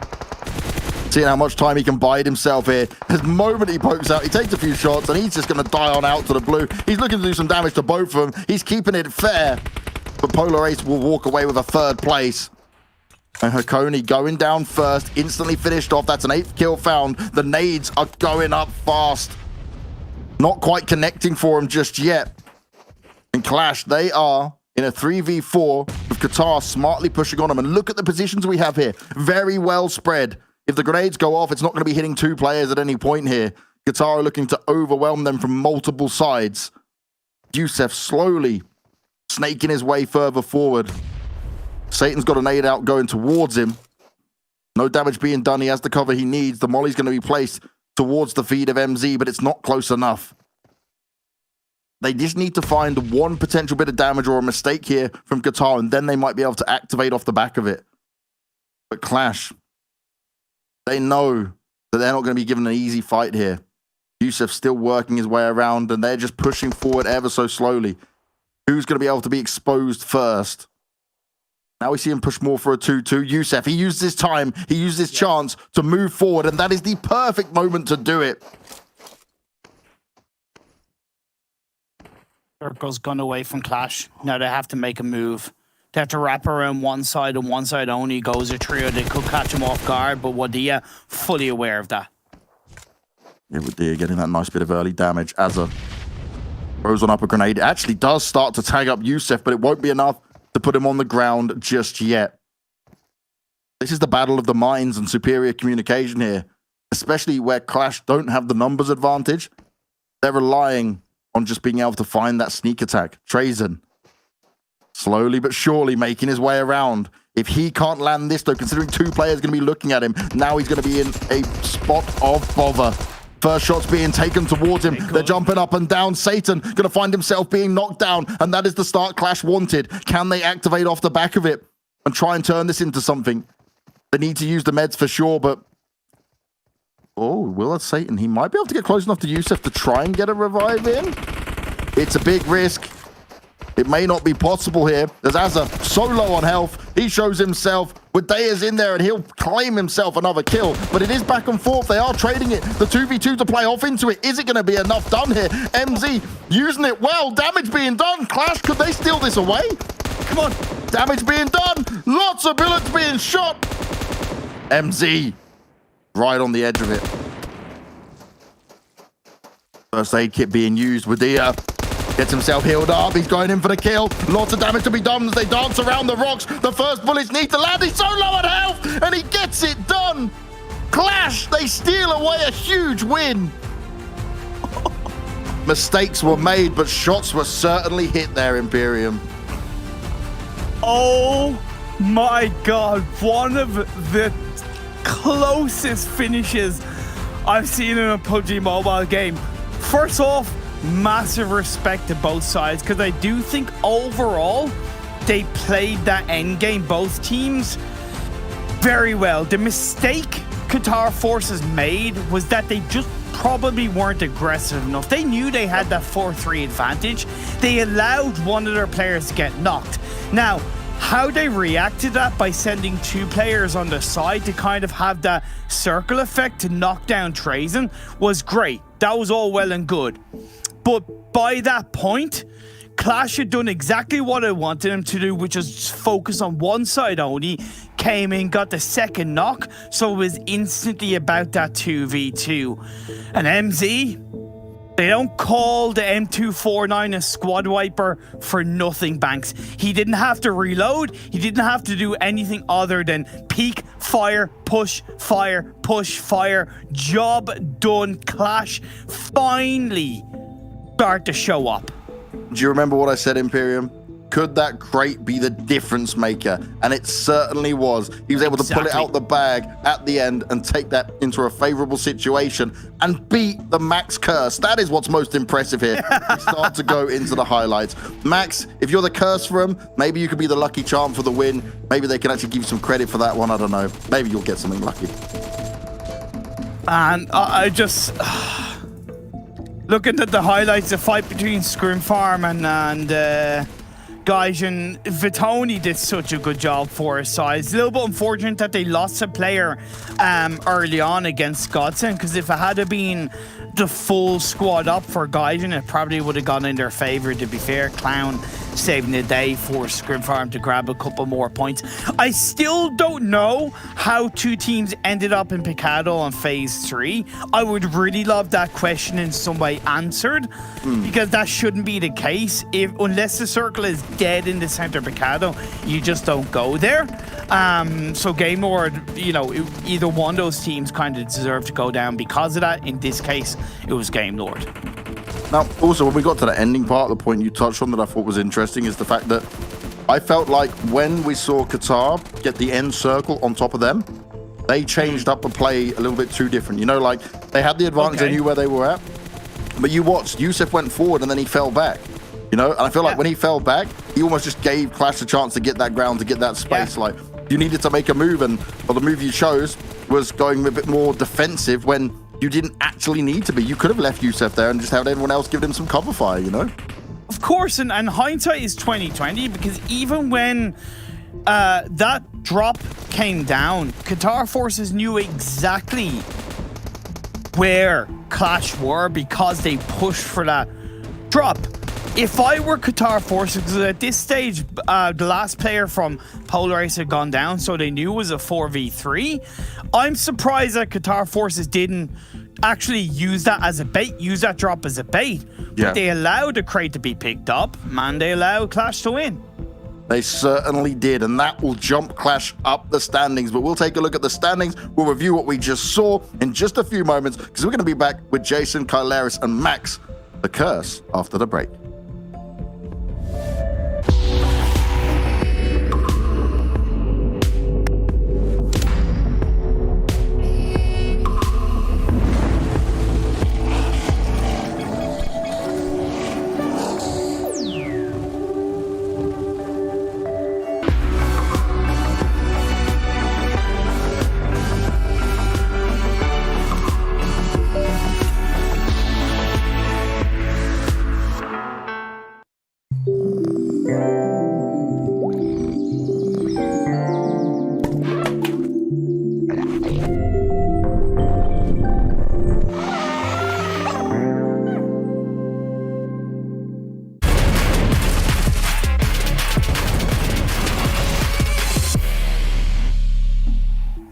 Welcome back, everyone, to the PMPL Western Europe, as we are now 3/5 of the way done. I can do my math, unlike some of the other people, or maybe the one person here on the desk. However, this one person should be extremely happy because the team he's been cursing this entire event has picked themselves up a chicken dinner. Max, how does it feel, man? Your French countrymen taking home a win here and hopefully getting themselves in a better position to qualify top 16. I feel like a proud dad right now, okay? I'm feeling real good about myself, okay? I'm going to pat myself on the back a little bit, even though I did That's nothing. your chest. I'm just Okay. No, I was on the back. I was on the back.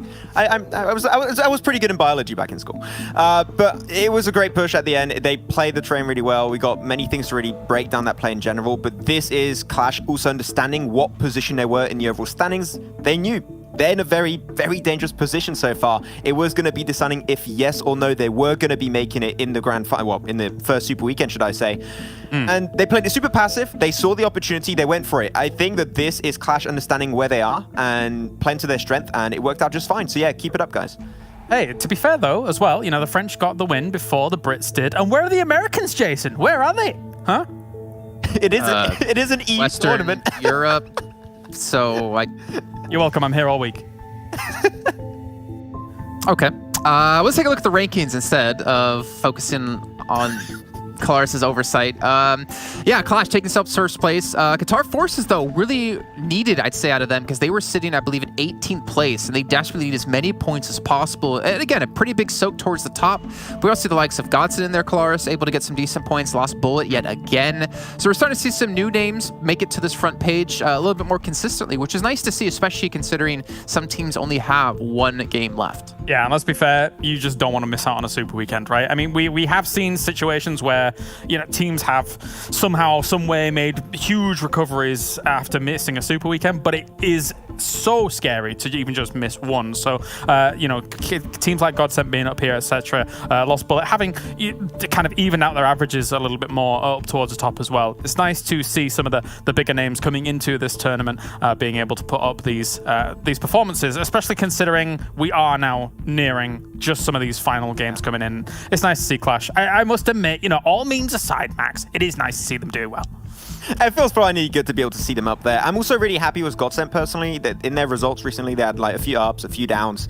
I think they had a great opportunity this game. They were playing Graveyard, and I was very surprised. I would love to know if you agree on this one with me, Kalaris, but they were playing Rooftop. When you have teams literally all around Graveyard trying to push through, playing Rooftop is not the play. You're going to be spotted away, and I think that that's what at the end did cause their demise and cause their downfall. So I think GODSENT had a good position, but maybe not the best use of that spot at the end. Yeah, it's a bit fraught with danger, depending on where those teams are coming from, right? Because yeah, you're right. There was tons of teams in there. Graveyard really did become a graveyard. And if teams are south of you and maybe east of you, where there's a little bit of a high ground advantage over that rooftop, then yeah, it's dangerous, and eventually, you know, they will get killed out on. Sometimes it can be okay though. Sometimes it can be okay, but just as you say, not in this instance. Yeah, let's take a look at page 2, actually, and there's going to be a couple of names in there we probably wouldn't have expected to be on the second page. ScrimFarm, for instance, is going to be one of them, but GameLord as well, another team that we're going to mention at some point. Team UMBRA, I feel like they're becoming slowly the new Clash at the moment, unfortunately, and I feel so bad for them because, again, they have so much experience behind them. They have great personalities on the team, but they desperately need to step up, and I do wonder, can they even qualify anymore unless they take home, you know, at least one massive chicken dinner. But Max, looking at this one, Eastern Stars, off the bounce back from performing so well last game, get themselves a 9th place finish with 6 points. Yeah, an extra 6 points going to be going their way. I think they pretty much are already looking comfortable as to making it into the Super Weekend. I mean, they started in 15th position, had 15 points. Off the back of last game and this one together, they are getting very close to that 15-point bubble, 50-point bubble, not 15, that's going to be available to try and make into the Super Weekend. It's not over, though. Eastern Stars got to try and remain a little bit consistent throughout their next 2 games, and hopefully they're going to make it happen. Yeah, hopefully indeed. I'm curious, though, the top players. We're going to see some new names coming in here. I'm expecting MZ. I don't know why I'm saying Zed. You guys got me saying Zed. MZ, hopefully making it into top 4 players as they're able to clutch it out against Qatar Forces at the end. And we will see him at the very end here, Max, so he's going to be happy about that. But Satan, this is a name and a player I haven't seen in such a long time. The last time I saw him play, I think it was on SWAT 69 at the PMCO what was it? What was that? The prelims in Malaysia in December of 2019. Like, I remember seeing him play back then. It's good to see him back yet again. And of course, with top damage as well.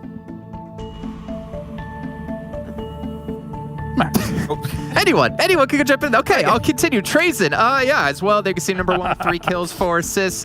MZ as well, clutching things out there at the very end. But again, it's nice to see new players making it to top 4, to have some new teams be able to step up here.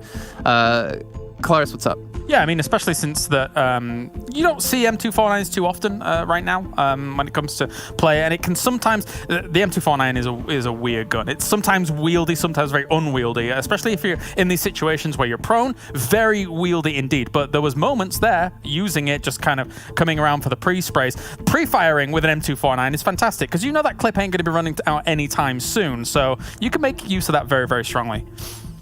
Yeah, let's actually take a look at Qatar Forces. We're going to look at them and, of course, at Clash in particular, because these two teams have been able to step up today, at least in this match, I will say in particular for one of the two. But we can see their stats from yesterday compared to today. Again, averages from yesterday compared to averages of today. And the weird thing is, Max, is that their damage has stayed pretty damn consistent. But again, their kills and their placement points have really been what they've been focusing on, it seems, and being cleaner in their fights. For me, what this means the most about them is that now they're taking fights to make sense. I think we were especially seeing them in the first few days. They would get very close to hot drop kind of positions. They would rotate without really putting a big emphasis around scouting. And we see them do that a lot more now. Especially, I think that Youssef has been able to get himself in more advantageous positions to be able to take those fights. We saw that him do that actually earlier in our first Miramar game, and he's been able to make it happen again here. So I think that now these fights are a lot more interesting in how they approach their entry points in circle themselves. They get themselves strong positions. They use it accordingly as planned at the very start. So I think that Qatar Forces had a very big switch flipped on now going into this second day, and it's been working out great. So I hope there's going to be now increasing their consistency overall, not only in this league play phase. And it also assists them that our two Miramar games that we've seen so far today, the circles were not too dissimilar from one another. They took up residency in the compound that Destiny took in game number 1, which paid dividends for Destiny. Of course, the circle then moves a little bit further down towards the bottom, but that compound itself gives them a nice transition point into these later circles to be able to survive to when they did. So, you know, taking those lessons from game 1 to game 2 in Miramar's terms, considering what we saw with these circles.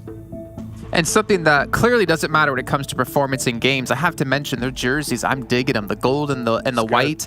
I'm thinking back to the Jersey Lord Imperium, who has pretty much a jersey from every team in existence. I wonder if he has one of those as well. We're gonna move on to talk about Clash, though. Again, the French team coming through. They had first place placing in the Unicorns of Love X7 tournament that happened back in April, I believe, late April, and they're able to finally rise back to the ranks of where we expect them to be at. Again, comparing their averages from yesterday to today, and there's no doubt in my mind they're going to have better results, as we're going to see them on your screens now, because it's kind of hard to be worse than they were yesterday. And I say that with love, I will say, but also high expectations. You know, we expected this team to come into this event replicating performances they had in scrims or in that tournament, and finally we've been able to see how good this team can be, Max. Yeah, as I mentioned at the very start of the show, I did have a little bit of a chat with MZ, except blaming me for cursing them. We also talked a little bit more in depth about what was happening on the back end, and they did feel a little bit stressed out and anxious, and they felt very disappointed after their first day. So they rewatched the VODs, they understood what were the big mistakes coming out from their gameplay, and they said, we got a completely different approach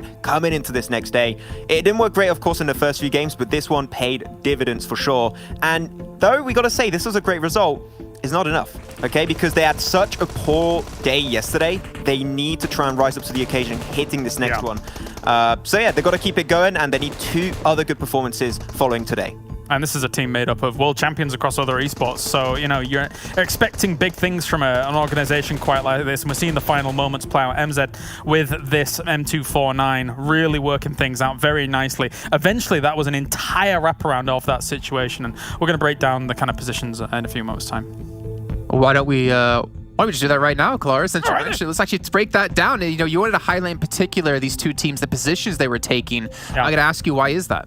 So originally, I actually wanted to break it down because I assumed Qatar Forces were going to win this situation. And the reason being is because when you look at this position that I have as just a freeze of here, a few moments before this went down, Clash had taken up residency for the most part in this 3v4 over here by this crate and buggy on the left-hand side, and obviously by this buggy as well. Now, given that these are effectively man-made structures as they take those.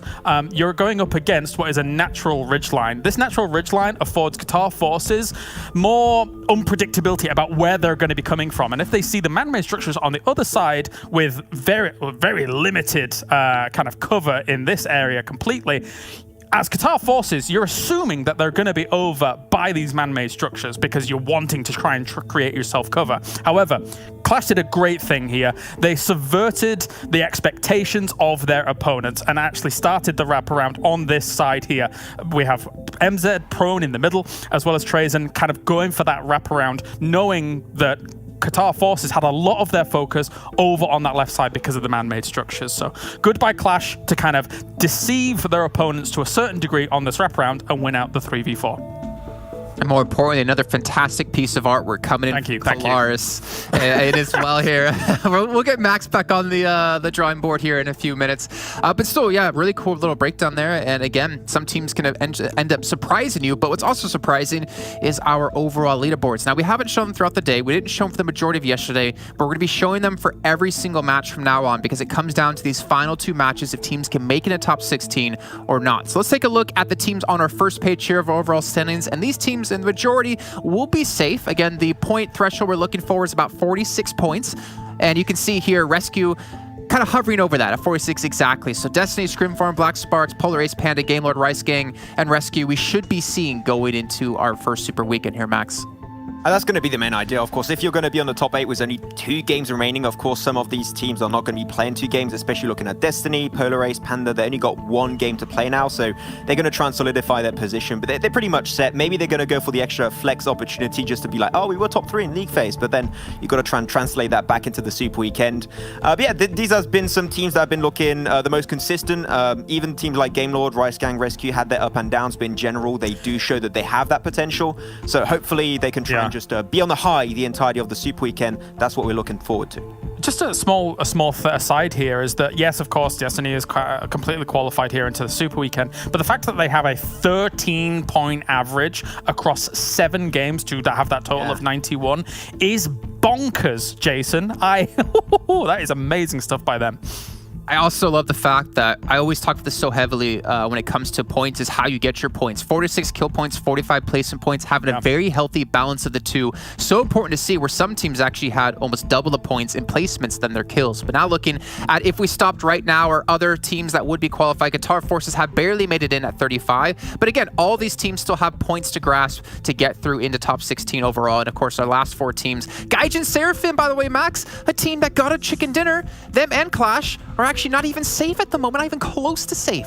Yeah, that is not okay by any stretch of the imagination. Having a chicken dinner in a 20-team lobby and you're down in the bottom 4 is looking horrible. And as we mentioned also, QLASH, that win is not going to be enough. You need to try and get some even better results. Same for Gaijin in the next 2 games. All right, well, we are heading into our next match. So, gentlemen, thank you very much for joining me as we're going to bring back in Banks and Imperium. We're going to be going back over to Erangel with Group B sitting out. It's going to be taken away by these 2 fine folks. I don't know if it's the people you're expecting. Oh, it's not Banks and Imperium, it's Sean and Blake. Oh, no. I was hoping for Banks and Imperium. What I'm going to need you to do is hold up your hand and for me raise 4 fingers and then count how many matches we've had on those for that, and then we'll be getting into this game. I'm sure. That's good. You know, numbers are to way by to you. I'm sorry. All right. Go away. We forgive you. We forgive you. It's all right. Right. Getting into game number 4. Okay, fine. I forgive you. We don't necessarily. But getting into game number 4, we're going into Erangel. It's down to the wire. A couple of these teams now, it's their last game. It's their last chance to perform. It's Lakonostra. I think it's GODSENT as well as Nexus. These guys already have 7 games on the cards. They only have that 1 more, and they are far from safe here, Blank, so it's all to play for. 100% here. I mean, 43 points apiece for Lakonostra as well as Nexus Gaming, so they really need to step things up just a little bit. They need around about 7 points to stay safe. I mean, there might be some fluctuations towards the bottom of the leaderboard here, but you want to get a 7-point game here, which is not difficult. you know, get towards the top, get a few kills on board, and then once you're there, you're absolutely happy, you're rolling forward. There's teams towards the bottom as well. Team UMBRA, they're almost definitely out. There's no way in hell they can even get up to the top anymore, so their run into the Super Weekend is unfortunately cut short here in match 4 of the day, but we do have a playing path coming down from Kameshki all the way across the western side, and this is going to be a very much southeast little circle here, down towards Novo's multi-power, and no one's dropped Novo yet, so I'm expecting a couple of teams to perhaps go over that side. We know GODSENT like to hold outside of it, but they could even potentially head down to Novo and pick up the crate loot there, which is very, very nice. The plane paths, whilst it looks like it's sort of split down the middle, does actually isolate quite a lot of the island, right? It doesn't really allow you to get to Sosnovka very fast, but the circle, given that it's in the position that it is, that is going to allow them to rotate potentially south if they do choose to do so. But then you have the difficulty of potentially having to go back north. So making that commitment, making that decision is one that you don't or shouldn't take lightly, certainly if you're an IGL here in this spot.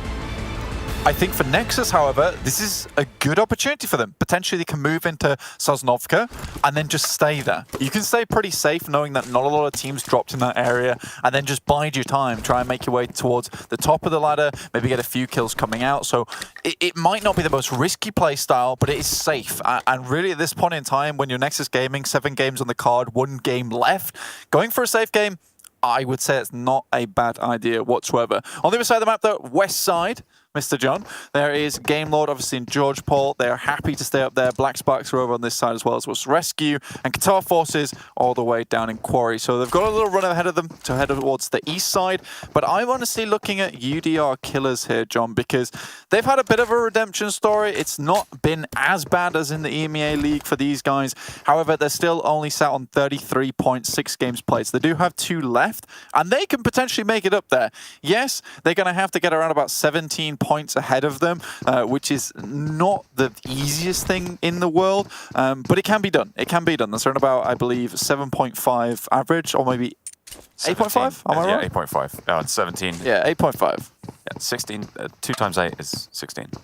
That's how I... Yes, we're good. We're good. Oh, man. We're good. Live maths. Live maths is thrilling, Blank, but let's get back into the game. It truly is!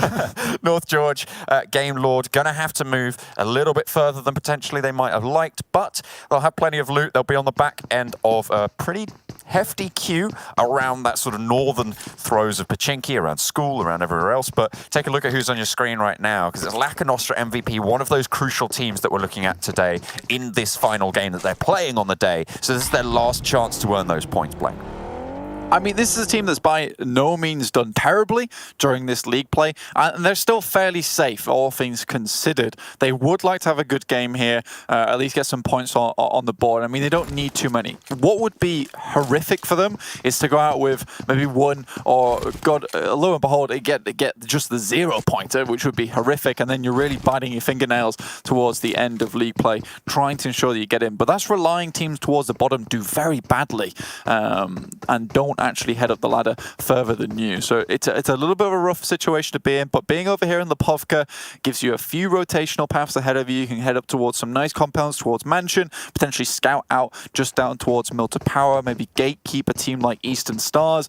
There are some options available like Lakonostra MVP. Now, taking a look at a couple of the stats here, John, I think for a lot of these teams at the moment, it's actually quite incredible for me to look at, but a lot of the teams towards the top, they actually have more kills than they do placement points. And now that's not an uncommon thing, but they have a significant amount more kills here for this tournament, and that really excludes Polar Ace being the only other team that really prioritized placement points, sat at 43 placement points to 23 kills. Lakonostra, on the other hand, they're sat down here with 24 placement points and 19 kills. This is not a high kill team, and that's what worries me, because I think getting that determined and that concrete 7-pointer this game would kind of rely on them getting that kill, so they might have to change up their playstyle just a little bit, and maybe not play as safe this game, but all things should be well. On the other hand, we've got RESQ Gaming on our screen right now, just down in Milta, John. Just vibing in Milta right now. No one really looking to move in, although they do have the East Stars over to the east, maybe potentially looking to skirt on down from Milta Power towards the main city itself. The bridge, the mouth of the bridge, seems to be pretty heavily occupied right now. I think we've got about 2 teams looking around that sort of south near farm. We've got GODSENT and I think that's Nexus as well, sat right next to them on the eastern bridge, just as an off military base. QLASH, can they continue the miracle run? They're just a little bit further north than this, a little bit north of Farm, and they're holding up in a couple of these buildings here southwest of Shelter. Yeah, QLASH on our screen right now, currently 21 points away from 50, that magical number. But that means these two games are going to be pretty hellish. Like, you're looking at a 10-point average, which is a good game. That means you're going to be towards the top 5, at least from what we've seen so far in terms of points, to even look at that number. And that's the top 5 2 games running. So we're either looking for another pop-off game, and that doesn't typically happen, especially when you've just had one really good game, especially for a team down here at the bottom, who just really haven't shown us too much potential. I mean, that's something I could maybe expect out of a team like Destiny, out of ScrimFarm, or Black Sparks, but right now, I'm just not filled with confidence in QLASH at the moment, especially with the deadly curse that was brought upon them by the Max himself. Goodness me, I would be horrified if Max said I was going to have a good day or something like that. I would honestly just be cowering in my bedroom. I mean, probably wouldn't put out my PJs. He even pats himself on the back of his front. It's ridiculous. What does that mean? It really, really does hex me. What does that even mean? Oh, you know, I know exactly. It's terrifying. It's terrifying. But now, just checking out GSG, looking down towards Eastern Stars. Now, this is a very, very hotly contested area. GSG as well off in the distance, upside Milton Power. I think a lot of these teams trying to take position over here just because you have that big hillside off to the west, which is a really good position to hold, gives you a lot of scouting opportunities. And if you hold up towards Milton Power, should the circle go onto this side, you want to be able to make sure you have got those backstops. Now, Eastern Stars, they thought they might keep a player up towards Milton Power, but they've actually head down into Mini Milton instead, and hoping just to hold on the coastal side here. Playing it safe, playing it cautious. That's fair enough, especially we're on 42 points. 2 more games to play. This is okay. I'm all right with that. They just want to make sure they get those consistent points. It's not a lot they need to get. 4 points per game. Nice and easy. See if they can vibe it on out. Lakonostra MVP moved down from Lipovka. They're now all the way around near some of the entrances of Shelter. Above them, though, further northeast of that, you've got ScrimFarm, who are moving just past Lipovka now on their rotation.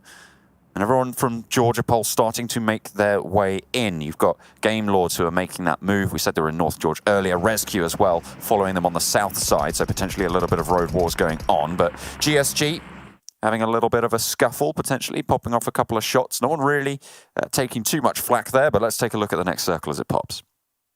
Yeah, coming on the screen at the moment, Lakonostra MVP, you can see they went pretty much dead center of Shelter. It's a position that they quite typically rotated to quite frequently, but we're going to get a little bit of Western Circle, but it does put Novo out of the picture, Sosnovka at least. So most teams are already up here. No one decided to make the cross, but Eastern Stars now going with GSG, hoping to get a little bit of payback from Game 3 that we saw earlier where GSG were able to get that circle. But if you don't have that circle in front of you, Eastern Stars is going to run you down. Seems like they're able to get one knock, and no way GSG really can recover this one. They should be down a player. Unfortunate way to start off this game. But Eastern Stars should be pretty chuffed with that one. They'll be pretty happy to be able to get that point on board. If they can clear this as well, if they've done their scouting, they've done their due diligence, right, they should be able to know that there's no one else towards Milton Power side, and they can clean out from the east. I think the only other real threat for them at the moment would be ScrimFarms, who are up towards the north, but we know this is a team that likes to come in, likes to capitalize off opportunities, so they're going to wait for a third party, and I think they are just a little bit too far out to hear this fight coming down between GSG as well as Eastern Stars. There is a massive cluster of teams at the moment, as Lakonostra MVP starts to make their way towards Lost Bullets as well as Polar Race, who are currently very much sent as team is the Lion King to take a lot of those placement points. So they like to go for those early kills, but Eastern Stars still trying to get the rattle down. DP runs out of bullets just a little bit too short though. Yeah, Kapahalo not able to land too much damage there. They'll mount up. They'll need to get it in a little bit further as well. Maybe move up north to try and guard it, but ScrimFarm, as you say, they moved a little bit further south. They went around the east side of Prison, which means that they are on the top of that sort of mountain hilly area that will be surrounding that, potentially cutting off any potential rotations from GSG, which could be pretty tricky for them to navigate. So now we have RESQ on the team. So we're looking at these boys, seeing how they're doing. And honestly, they're just outside of the eastern bridge. Now, they've got a lot of cover afforded to them, but Nexus do have a good amount of shout onto this position, just making sure they know what's good. I think it's a difficult position to start taking shots from, especially on the coastal side, because you're slightly backed into the corner here. Now, teams like QLASH, teams like GODSENT, they'll have heard this. They'll know they need to deal with a team to the south soon, so they'll have boys looking out on that position. Polar Ace currently in their tower. One rocks up from Lost Bullet here, John. Oh, dear me, the drop shot, call it. It's Caster dropping out of the Harry Potter tower, able to land it. The spray is good, and Polar Ace able to hold on their tower for now. Looks like Lost Bullets want to get lost from this engagement. They'll just turn tail and run. I really like that, actually, from Polar Ace there. I mean, a lot of times you'll see teams not being not being too proactive in those situations, especially when they're playing tower. You hear one vehicle rock up, jump out. You have some protection from the stairway. You know where the team is roughly coming from. Take the one player down. You retain position, and you know that team is now one player down, which makes them much less likely to crash you again. So they're just really trying to take control of this centralized position towards the towards this part of the map, up towards the north of farm. So I'm very much liking that play. On the other hand, just quickly stopping in with these guys, GAMELORDs, they're just outside where RESQ is, just the southwest of school. Black Sparks, however, currently very much on that potato hill at the moment. They're taking a lot of scouting opportunities for themselves, getting ready for the circles to come. Everyone seems to have gathered around this farm area, and, well, that's going to pay off, Blank. Everyone's going to be pretty happy with that. Obviously, Black Sparks can control a lot of those rotations moving forwards, but they're going to have to move themselves. I think your difficulty here as Nexus Gaming is it's kind of not where you want to be. You'd have hoped that this would be like more of a northwesterly shift, because then you can kind of play on the edge side and play outwards. Now they have to make a tricky decision, and they're going to move up north. They know they need to get a better position within this circle. They can't be cramped here on the coastal side, but it means that safe game that they really would have liked for here in their final game of the day is kind of out the window. If they go down now with 0 points, things are going to get very, very tricky, but you're also going to see all these teams from the west start to bundle their way in, form a queue on that western side. But Unicorns of Love currently on our screen versus the UDR Killers, moving up, trying to take some action. UDR Killers up onto the wall. Unicorns of Love a little bit more entrenched in this compound. The first knock over to the UDR Killers. They're able to find one on Beg for Mercy nades. Not able to get any retribution there. Fresh, pinched upstairs, thinks better of it, falls down around the sides. Now UDR Killers, they're into the building, but they might not want to be in that spot if all these nades are going to continue to fly through the windows. The res pick up for Unicorns of Love means they're back to 4 in the hold. UDR Killers still looking to put the pressure on. They're outside and they're biding their time. Nade's not really landing too much more, and there goes Nano. A nice spray around the side, able to push in. And Fresh able to hold close. Nicely done. Sebi looks to try and go around the edge. Ked looks for the first challenge, but he's got to worry about Fresh as well. Right there, waiting in the wings, playing around the wall, but he gets shut down by UDR from inside the building. Ked, in the meantime, he's got the heal, and the rest of the Unicorns can ride strong right into the fight. Pocus falls. Sebi around the corner, looking to try and guard himself from that damage. All 4 of the Unicorns still alive. Beg for Mercy gets knocked, might not be so lucky. Into the fire he runs, and Sebi around the corner, looking to shut them down, and out he goes. Aegon too wide, gets exposed, and will fall for his trouble. Ked still going though, he was first to face, and the Unicorns stand strong for now. It's 1 versus 1 right now, but there are 4 players still remaining here. Does Ulysses have anything? Has to drop up, trying to pick up some points here, and rightly so. They currently stand on 33 with 6 games here, so they need this one to be a good one. So if they get some points on board, that's what they need right now. There were a couple of death boxes outside from his teammates, so he needs to start healing up, doing something soon. But drops the smokes instead. Wonder if he's going to try and get away from this fight. Ked moves up first. This guy's had an absolute monstrous effort during this fight to keep this one alive for the Unicorns of Love, but Ulysses slips out the back, drops another grenade in hand, sees what he can do with it. UDR Killers need to stay alive in this one, Blank. They've only got 2 games left to play, so it's pretty crucial that they get all the points they can. Remember, they were in the bottom 4 at the start of this one. So staying alive, all the more important, but Ked has other ideas. Ulysses not able to get in through the window, and he gets down. That's UDR Killers eliminated. Disaster potentially for their run. They've got 1 more game to play today. We'll see if they can do it there. Yep, UDR Killers now out. Would love to see how many points they've got, but they've got a little bit of a UI over mine at the moment. I believe they just got the 2 points there, perhaps only just the 1, which is not good at all, which will drop them up to 34 points. But there's Tatati. Once again, the knockout menace. This guy comes through with a sucker punch. He absolutely drops the players in front of him. Cloud's happy to pick up the kills afterwards. We all know that. No shade, no shade. It's more like a Stephen King novel, right? He's just preying on the weak once they already have fallen down. But there's the M249, a solid weapon on the day so far. And there we go, Clown picking up the knock. There he is. Look That's at what this we love to guy. see. He's rolling in like it and just gobbles him down. Nice kill for it. Closer to the chicken dinner. RESQ on 1 player now. They just want to send Tick to the hills. Next circle on our screens drops heavily on top of farm. Now, GODSENT, they should have a priority on this position, especially in their drop spot. They've not had to move anywhere, so they should be able to get a decent position there. Just drops in to the building in a very fashionable way. Dammy down on the ground, so Alush will have to pick him up at some point. RESQ right now just off to the southeast, but they can gatekeep the Eastern Stars as well as Lost Bullet doing a fantastic job. Both these teams dropping round from Milta. Unicorns of Love once again in a bad position, but it's Classed in front of them going very low. Very, very low indeed, but is going to be able to put up one hell of a fight. Still holding that ridgeline, fresh up to bat and gets shot down. Classed. Displaying class. Beautiful stuff coming through. The Rice Gang stepping up today, Blank. I know, it's a bloody good job as well. I mean, that was a stressful situation for Class there, especially when he's the single player off on the western side. The rest of the teams all the way over on the east, just trying to hold out these 2 teams of Eastern Stars as well as Lost Bullet.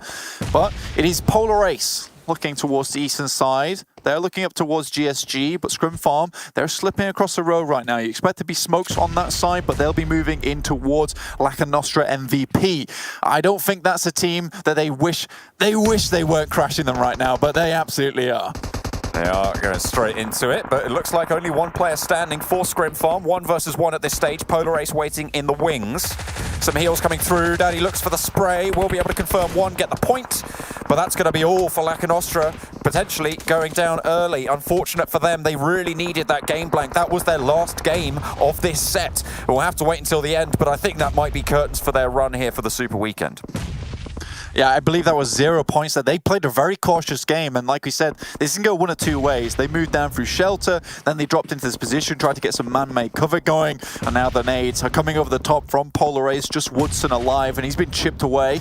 I think Polar Ace would love to get rid of this guy, make sure they keep complete control over the eastern side of the circle. It's just GSG down to the south of them now, but you doubt they're going to cross the fields up towards Polar Ace's position. So they've got a really good landing point right now, just to wait, buy their time before they need to actually move up towards Clash's beautiful compound that they've taken away from GODSENT. Let's talk about those 2 teams as well, Blank. Clash and GODSENT, they are both in crucial point scoring situations as well, right? Clash, we talked about it on the analyst desk as well.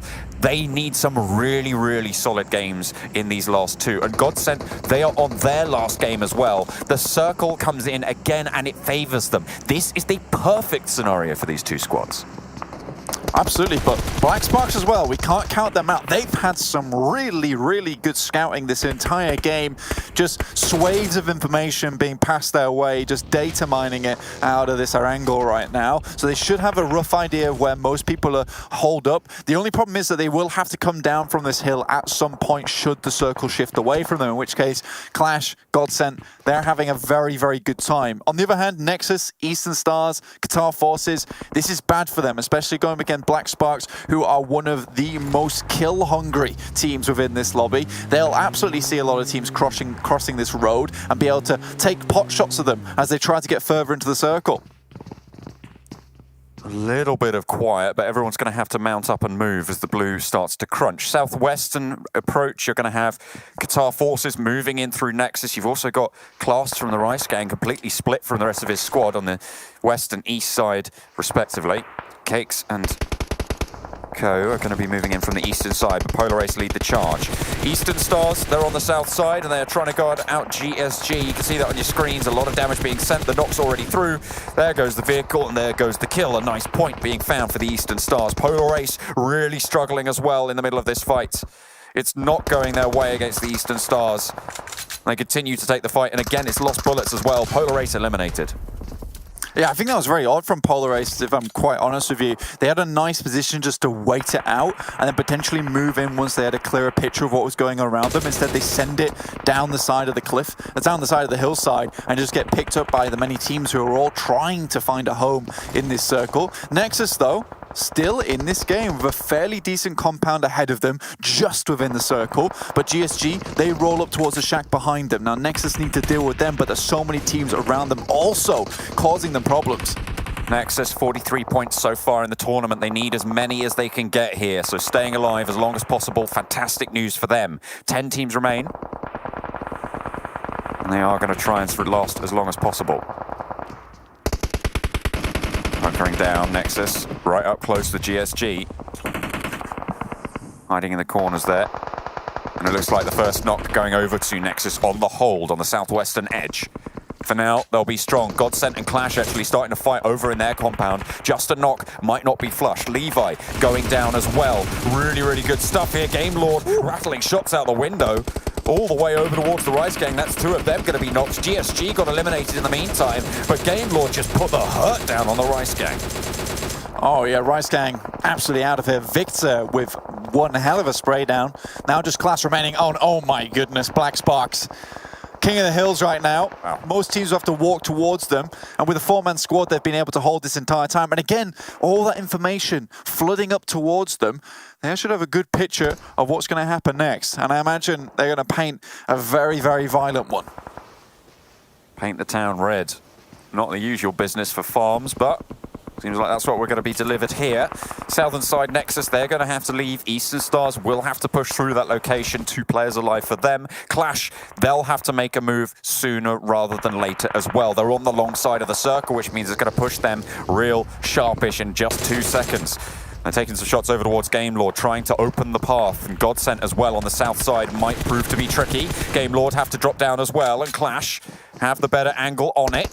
GAMELORD trying to cross the field, a lot of damage being sent on in. That's one knock found, looking for more. The rundown, potentially he opts out the wrong side, and that's just a clean wipe there. GAMELORD eliminated, and QLASH rack up more points by the second, Blank.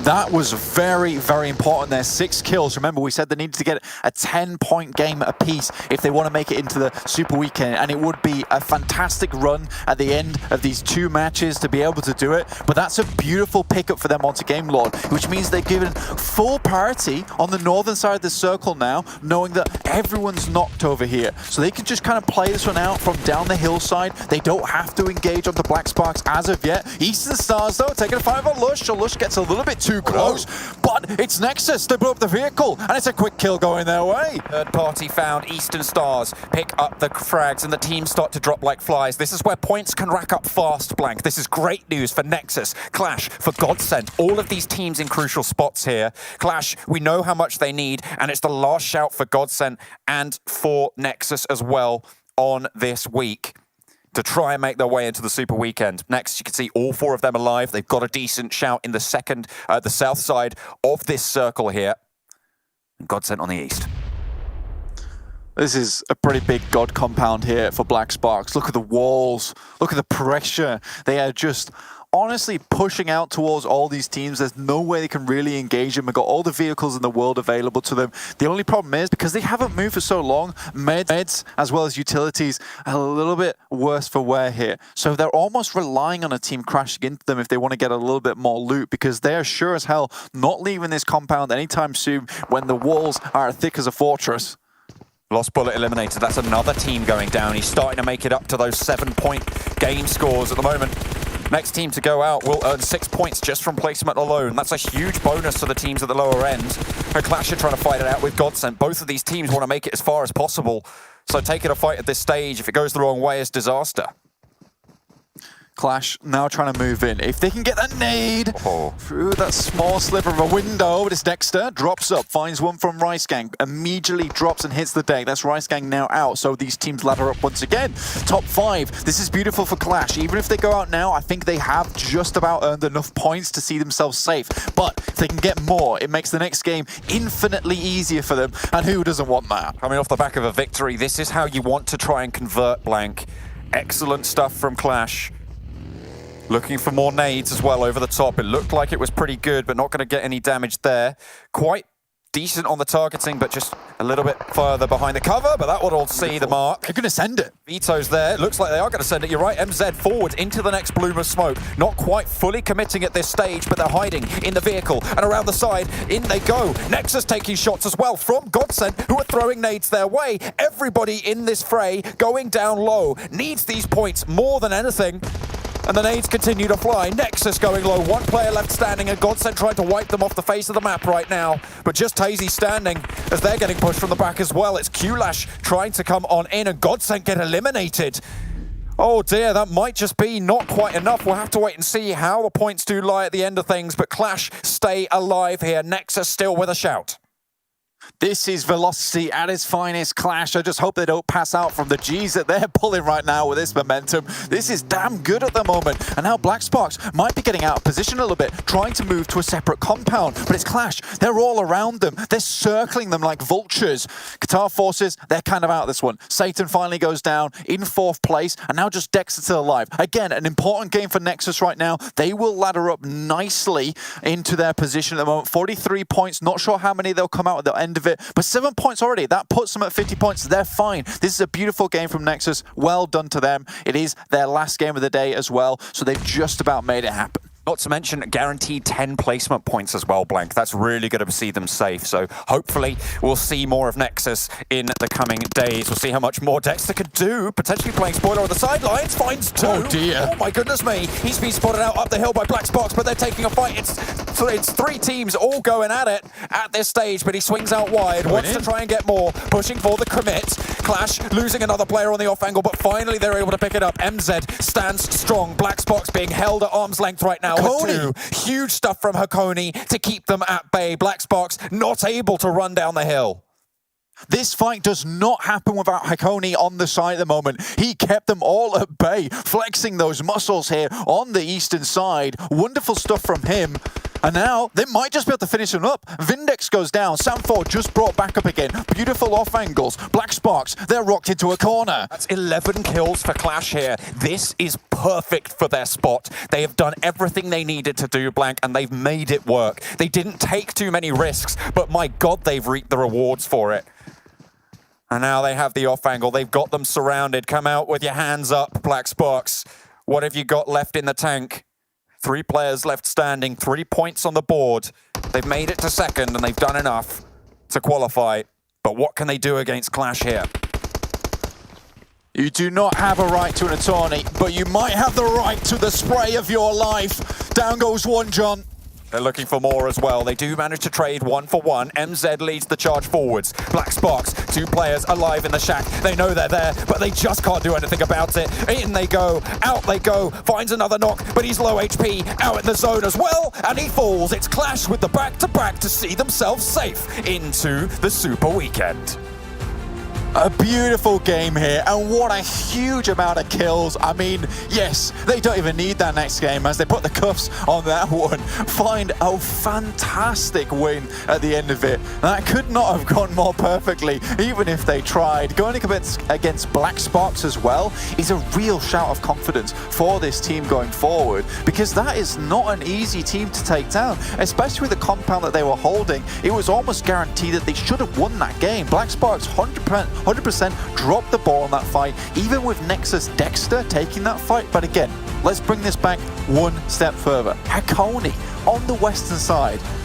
What a fantastic play from that single player, that single dude, just taking down all the players from Black Spark, saying, no, no, no, my teammates are being rezzed right now. You do not interrupt that. And let's not ignore as well the performances from other crucially playing teams in that game. You've got Nexus, you've got GODSENT as well, who had really, really good games, looking to try and put those numbers up on the board. GODSENT went down a little bit earlier, but they might have just got enough points scraped together from the bottom of the barrel to be able to see themselves safe. Nexus as well went down in 3rd place, I believe, and they had, I think, 7 kills at the end of it, which is a huge game. 17 points found for them. That is unbelievably good for them at the moment. Brilliant for morale. Yeah. Fantastic to see the Romanian squad as well looking to move forwards into the Super Weekend.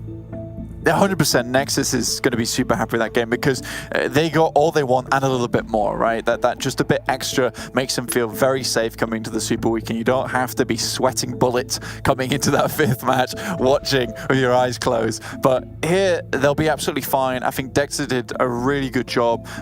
Caused a lot of problems there for your boys at the end of the game, but in the end, Clash come out on top. Now we're looking towards teams like UDR Killers, who have 1 game left and 17 points to qualify.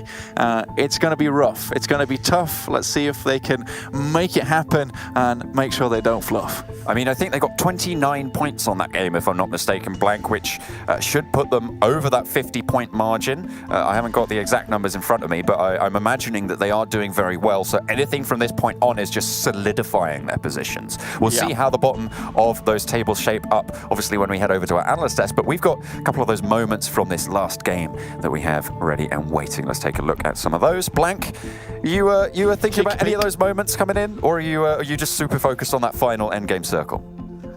Honestly, I was very focused on that endgame circle, but there were some really nice fights here. And I think all things considered, this Eastern Stars as well as GSG fight towards the beginning of the game was actually pretty important. And, you know, it speaks to the skill of the lobby here in terms of rotations because, you know, Eastern Stars drop down to Milta. They push a little bit further, knowing there's probably going to be teams coming down to the Eastern side who want to drop behind that hillside, make sure teams can't see their rotate. And Eastern Stars knew this. They're like, okay, we're going to keep moving forward and then just a little bit at a time, just pick apart the team of GSG. This fight here as well, Ked really stepped up for the team on Unicorns of Love. And again, like I was talking about UDR Killers, it's unfortunate. That fight felt like it should have gone their way. They had the compound to themselves. And again, 17 points hit that 50-point marker. Again, it's going to be rough for them coming into the next game, but they'll have to make it happen if they want to qualify. And let's not forget that we only have 3 weeks of Super Weekends here in the Europe Western Pro League at the moment. So you have even less chances than you did before in previous PMPLs where we had 4 weeks to make it into those finals. So if you miss out on 1 week, there's even more pressure on you to hit into the next weekends.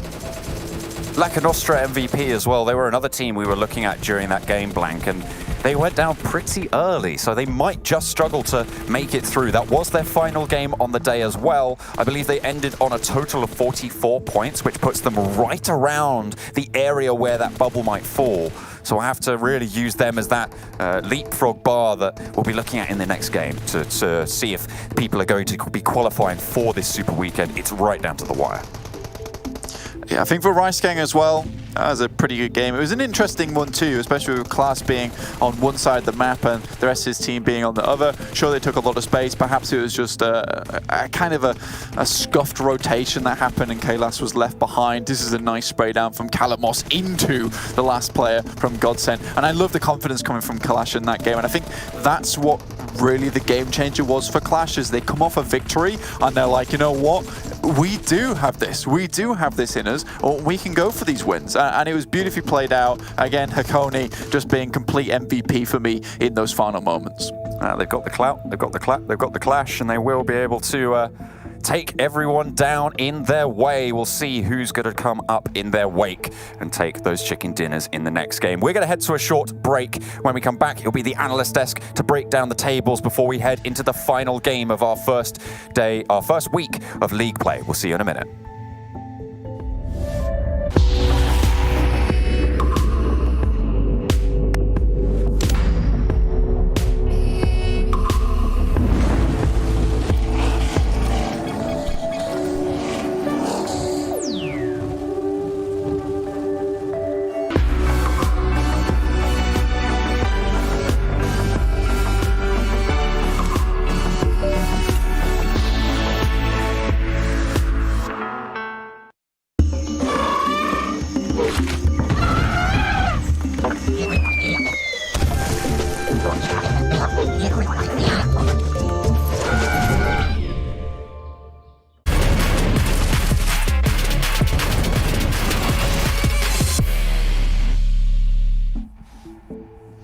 Well, QLASH have bounced back, as you heard John Allen talk about before. They got themselves 2 chicken dinners back to back. So important, considering they were almost looking like they were not even going to qualify for the very first Super Weekend. But those nerves you talked about before, Max, they must be shaken up because QLASH are looking good. I've just been talking with MZ there actually before we are going to be getting on the desk here, and he's feeling like really hyped up on this one. He's like, hey, finally the curse is broken. We're getting into it. And it feels great. Like, they literally, off of this last game alone, off of that win, they doubled their points. They had 29 points thanks to that game beforehand where they had 22 on top of it, and they just doubled in one game alone. They are rushing it at the very end when they needed it the most. It feels like a Dragon Ball Z season when they're just screaming for the entire start, and then they finally deliver at the end. So finally Clash, they're looking like they're actually going to make it. No, Claris? Okay, I thought we said something in the group room earlier on. I was expecting you to follow up with on that one. Let's take a look at the rankings, though, of this last match. Again, see the points accumulated for all the teams. Ever so important now as we go into the final match of the day in a few minutes' time. And some teams have finished off all 8 matches, and some teams still have 1 to go. But Clash, 29 massive points coming through.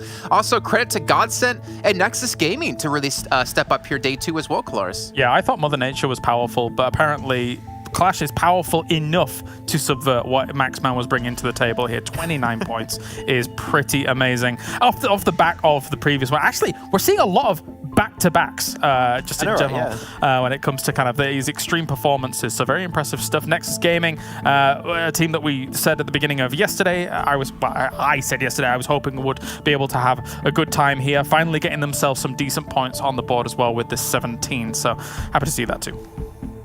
I even thought Dexter was going to be the nail in the coffin for Clash for a second. We saw him go for that really aggressive push on the eastern side. We're like, oh, if they get taken out by him, then that's going to be Black Spark committing to that push and going for the third party. But it didn't quite happen. Still, I love to see when Dexter's able to play. I think that he's one of the best talent coming out from the from Romania in general as of recent times. So Nexus is definitely able to show up a lot more on this second day. So that's great to see. And Rice Gang, they had a little bit of a weird spread, especially I'm looking at Class, and he was able to actually take a 1v2. It might have been a 1v3 on top of it. I saw 2 of those kills coming his way. He didn't have his team nowhere near. They were all in Milton. He was very far to the west. So surprised it actually worked out. But you know what? Bryce Gang, 7 points. Still a banger for them. All right, so we move on to the second page, though, and see some teams that unfortunately need to step it up here as we get into our final match. And, you know, I can understand having a couple of bad matches, maybe a bad day, but you need to step up. I mean, GSG Europe, they took a chicken dinner not too long ago, and now we see them at 13th place in this last game with only 2 points. Unicorns Love, another team right now that's not by any means safe. They are still trying to fight to get into top 16, and I guess for them it comes down to the final match here, guys. Yeah, they got themselves the 4 kill points off the back of dealing with UDR Killers in that compound fight that they did. But for all intents and purposes, when you're in a fight like that, outside the circle, blue is pushing on you, and you know that there's probably going to be other teams gatekeeping on you, those kind of fights have to end much quicker than that, especially when there's not any decent opportunities to rotate down south. Thus far, that point being that you only have a rotation north if you want to go for something other than a direct path into the circle, and that's all going to be cut off as well. So a bit of an unfortunate situation for them, despite getting the 4 points. Yeah, I mean, we're starting to see, you know, again, I guess some sort of consistency. I mean, it's not the kind of consistency you want to see for Unicorns of Love, that they're consistently scoring around these points, but they still have a chance here when we get into the last game. And now I want to take a look at our top players here, Max, because we're starting to see some new names rise to the ranks. You already teased, you know, before MZ and how good of a player he is. I'm assuming we're going to see him yet again. There we go, in 4th place. But, I mean, you have 2 players from Clash. You got Nexus in there. You got Black Sparks as well. Sanfor, we saw him day 1 already be into the top 4 players before. But we're starting to see some new names, and it's so refreshing to see because that's what we wanted to have happen with all these teams being so damn good.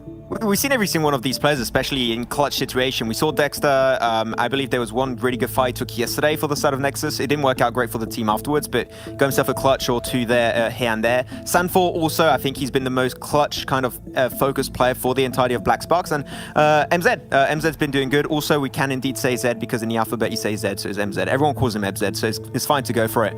But yeah, I'm not too surprised with seeing these 3 names, and Kalemos also. He's going to be just the golden stat for everyone here, being the top damage, top kills, and also the best average time for his team. Kalemos, not really a player that I'm known for too much. As I said, I mainly know the likes of MZ, but Kalemos has been able to really work really well under the directions of MZ so far, and it's been able to result in him being a really big backbone support of the team. Well, with Kalmos having those 4 gold stats, I thought you would have mentioned him probably going Super Saiyan.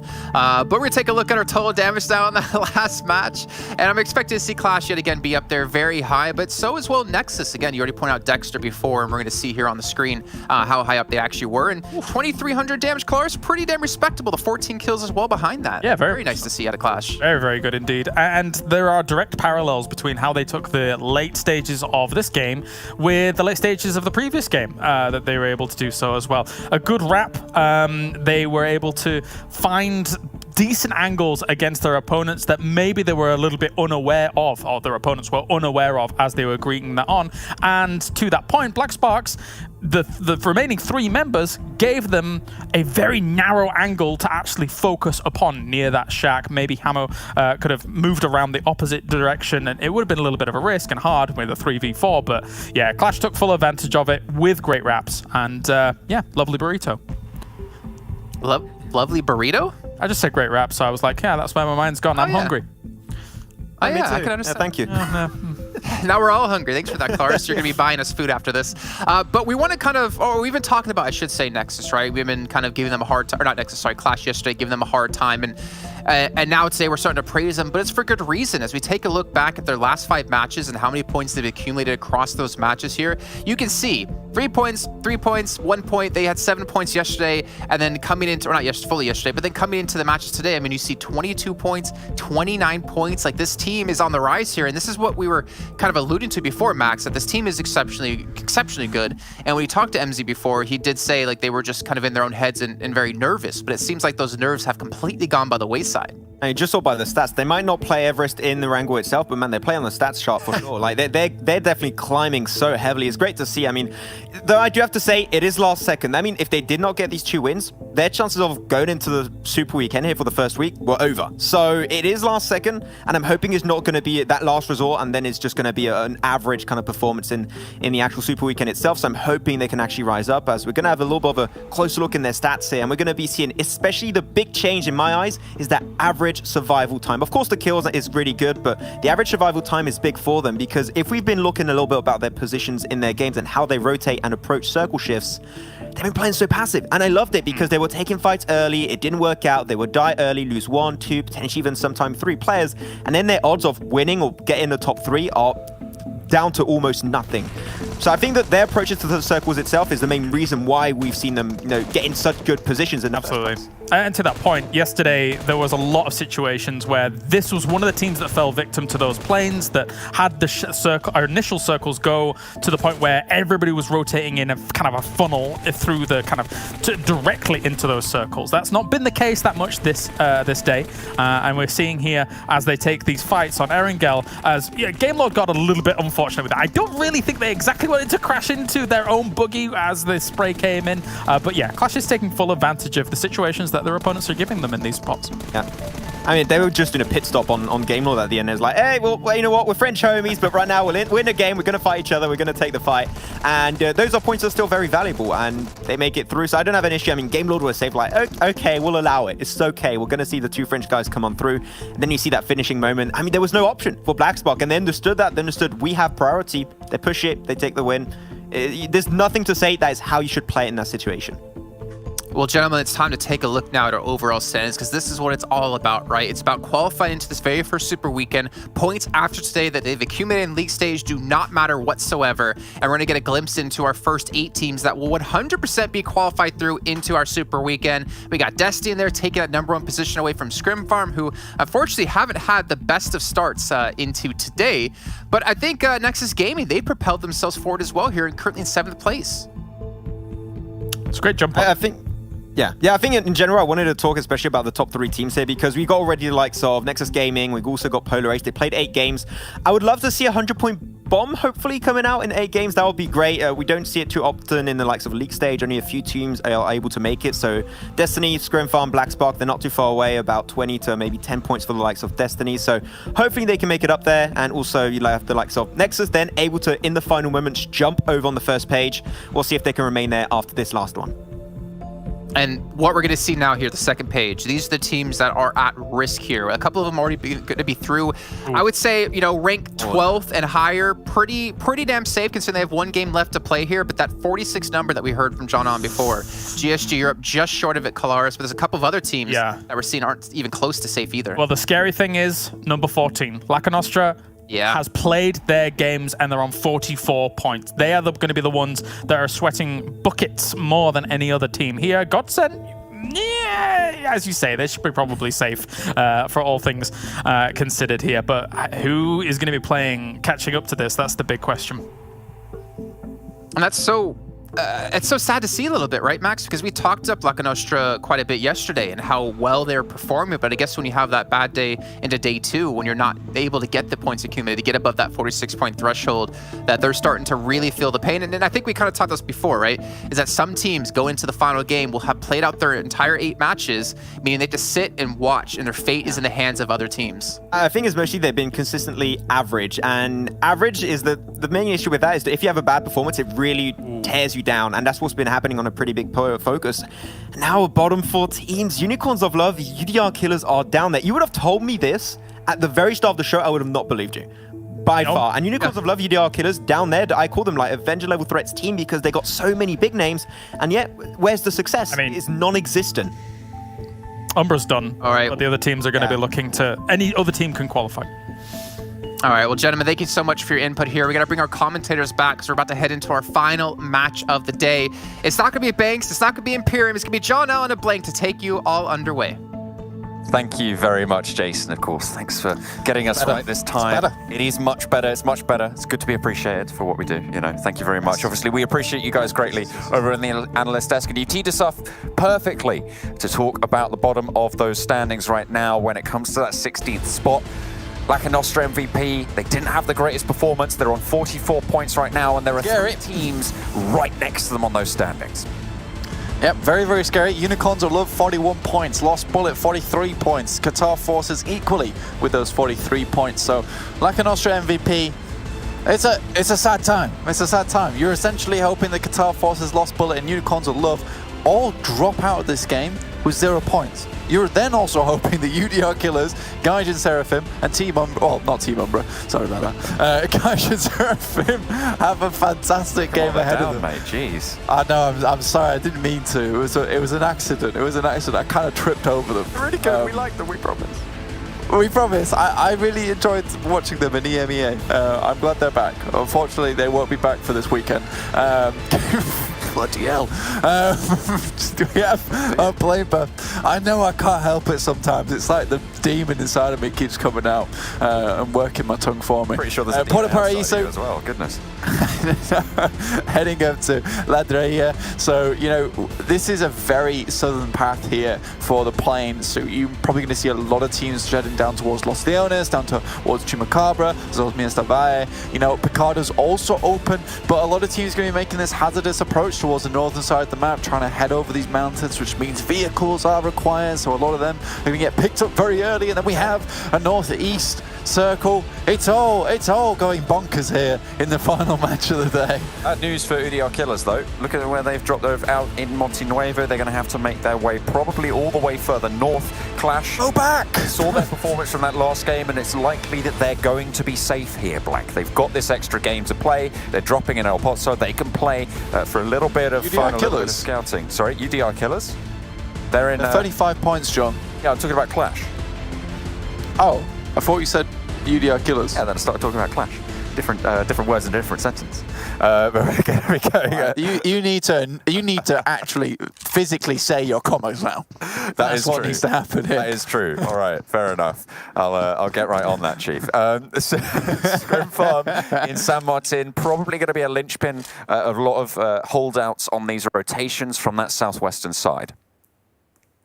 Yes, on the southwest side of the map, it's going to get a little bit messy, I'd say, especially coming down from Sumacera as well. Like, you know, it's a rough spot to be in because you've got a lot of rocky zones here. And a lot of it is also uphill, so you're fighting into teams who already have their compounds. I mean, the most happy team right now is the Rice Gang, feeling very, very, very cute and happy as the Rice Gang, as their logo would suggest. They're up in Junkyard. which is not so much of a cute place, but, you know, all power to them. That's where they want to reside. That's where they want to reside. They've got the 2-2 split going, though, in the vehicles, which I'm sure you're very much okay with, John. Don't want to be traveling and traversing as a 4-man unit. That does tend to lead to some quite rather large disasters. Quite rather large, by the way. You don't want clumpy rice. You don't want clumpy rice. You don't want clumpy rice. Come on, guys. You got to fluff that rice, make sure it's all separated, so you can have a tasty meal, okay? That's how this works.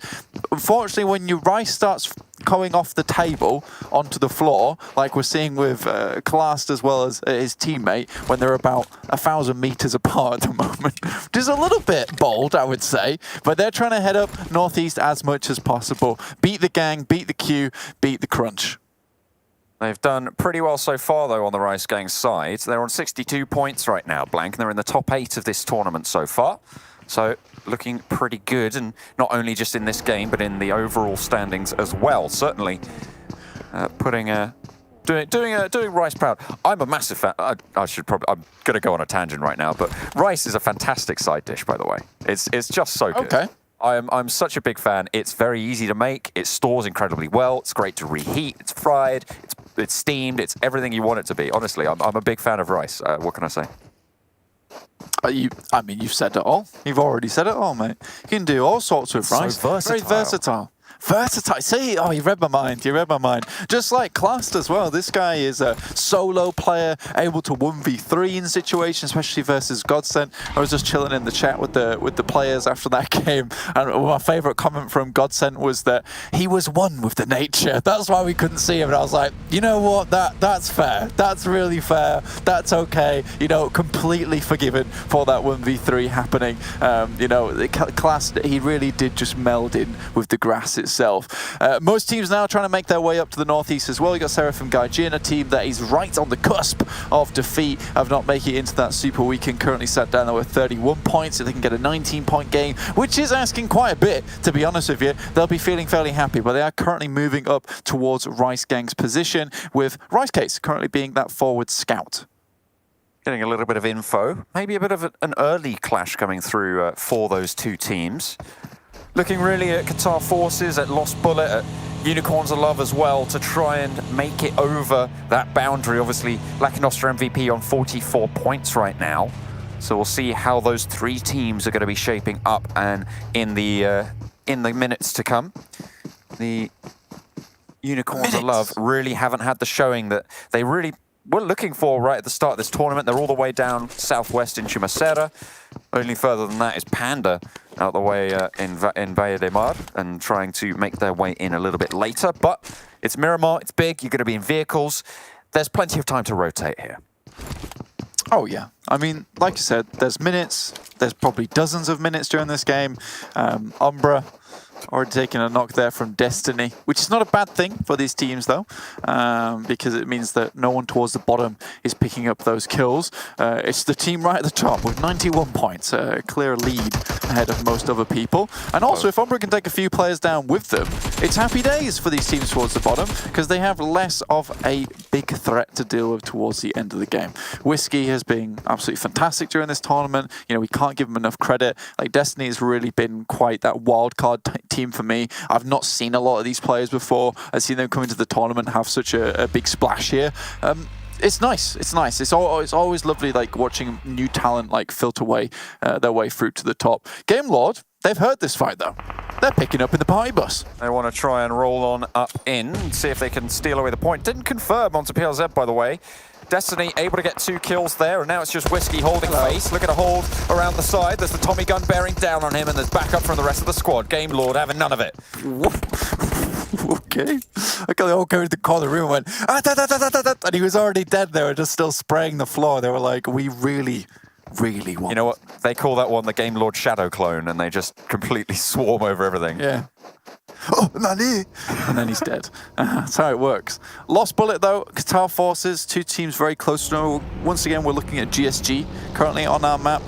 They're right down towards the southeast, just to the west side of Panda, who are in Porto Paraíso. So they're just navigating this hilly terrain where there's a few compounds around. It's slightly difficult because, you know, there's a lot of areas to be checking, to be watching out for. There's a lot of hillsides, rocky cliffs that you could potentially see players coming down from. You see it on the screen there, he's demonstrating it beautifully for me. He's having to check all these cliff faces because, you know, there might be a sneaky player holding up there, especially with this rotation path up towards the east side of Impala being so common.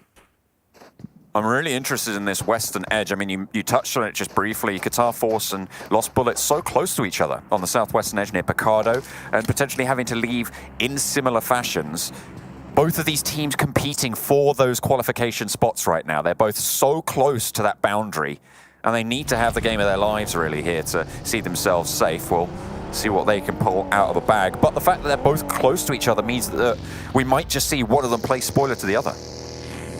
Yes, I mean, it'd be a sad day for one of those teams, but for the other team, they'll be very, very happy because they'll have also taken out another contestant in the run for the Super Weekend. A lot of these other guys, they've already found their way through the final door of Takeshi's Castle. A lot of these other teams, however, they're still running into the doors that don't open, and they're just slamming against them. So they've got to find their way through the maze.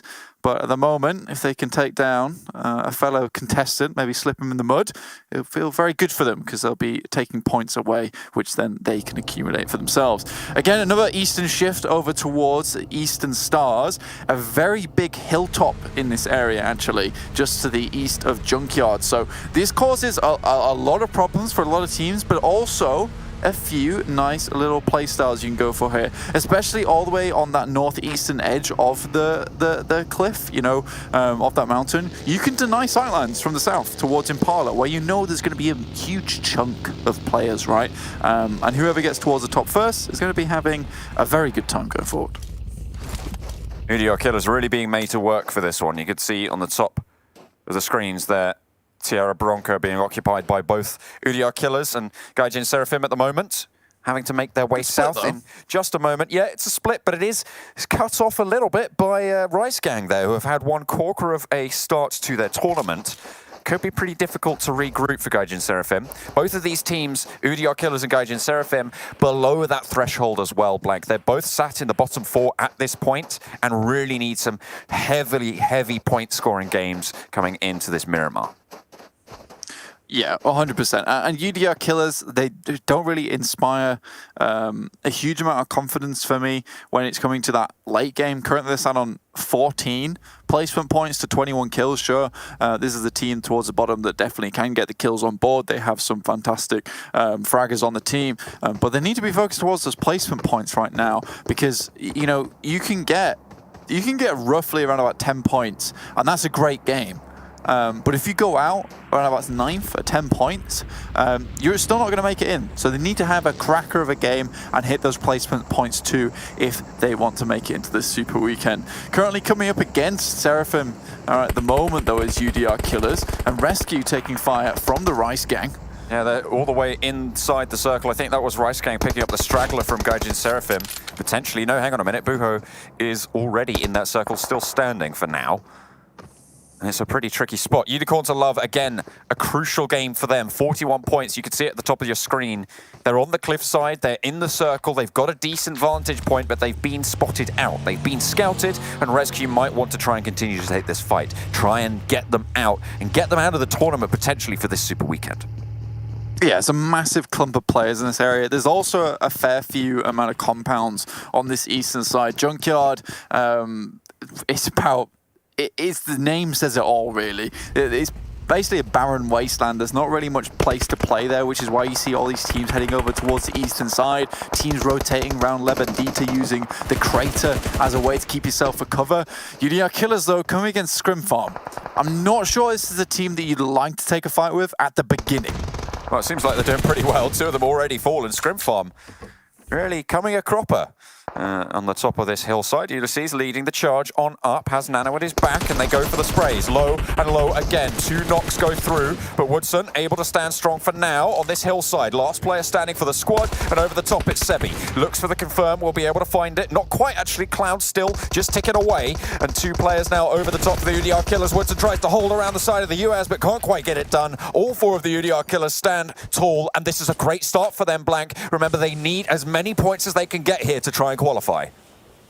Currently, they need another 11 points. They're on 35 at the moment. To be fair, not even another 11 points. They've hit 39 now with those 4 kills accrued. And looking towards the bottom, you know, it's becoming more and more clear. We're looking around about 45 mark to head in. So 6 more points. 6 more points for UDR Killers. That's all they need. You got a good position within the circle to the north side. Just need to roll on down, maybe try and position yourself up towards the top of the mountain and play from there. And we'll keep a close eye on UDR Killers going forward, because right now it looks like that they have the loudest shout coming into the next Super Weekend. Certainly do, but they've got Clash at their back, Blank, and this is a team that we know has the momentum right now. Could be pretty tricky to stand tall in the face of it. They are absolutely on fire. We'll see if they're able to burn up the UDR Killers on their approach. We'll have to wait and find that one out. But 2 other teams that are right on that boundary, Blank. It's Qatar Force and Lost Bullet. They're still both on that western edge. They haven't quite taken a fight with each other just yet, and Lost Bullet are closer into the circle, being surrounded a little bit by GAMELORD, but they're into the mix of things, whereas Qatar Forces, they're on the outside near Junkyard. Yeah, Qatar Forces will make their way in. They are afforded a little loot crate for their troubles.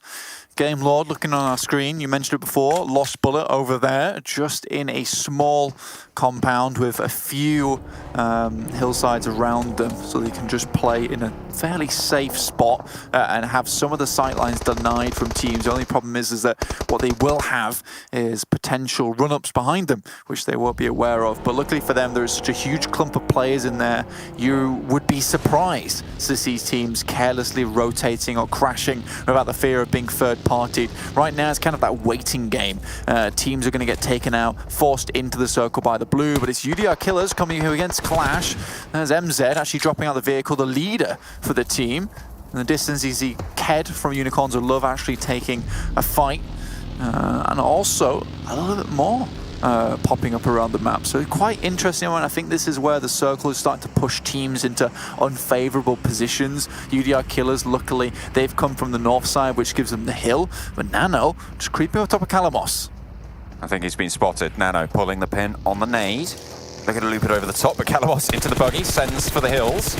But his teammate, not so lucky, takes a lot of damage, but isn't going to go down. If he can get the heal off, that's absolutely crucial for Clash to stay alive. But look at Ulysses on the flank, able to roll on up, and in comes the rest of them as well. A really nice pickup and the run down to put the nail in the coffin. Clash lose a player, and UDR Killers continue to stand tall here. That's 5 points now found so far. Yeah, I mean, it's desperation versus momentum at the moment, and desperation is currently coming out on top. They know they need this. They know they want to get into the Super Weekend. Clash currently have sighed their sigh of relief. On the other hand, you know, UDR Killers, they're still tensed up. They've got the finger firmly on the trigger, and they're ready to go because they know this game means so much. So much to so many as well. We've got 3 teams right close to that bubble. Unicorns of Love, Qatar Force, Lost Bullet. I'm going to keep saying their names because it's so important to keep an eye on them. Unicorns of Love, they were right in the middle of that circle, and it seems like they'll continue to be so around the side of this mountain. Very nice spot for them to just get as many points as they can. They just need to eke it out towards somewhere like that.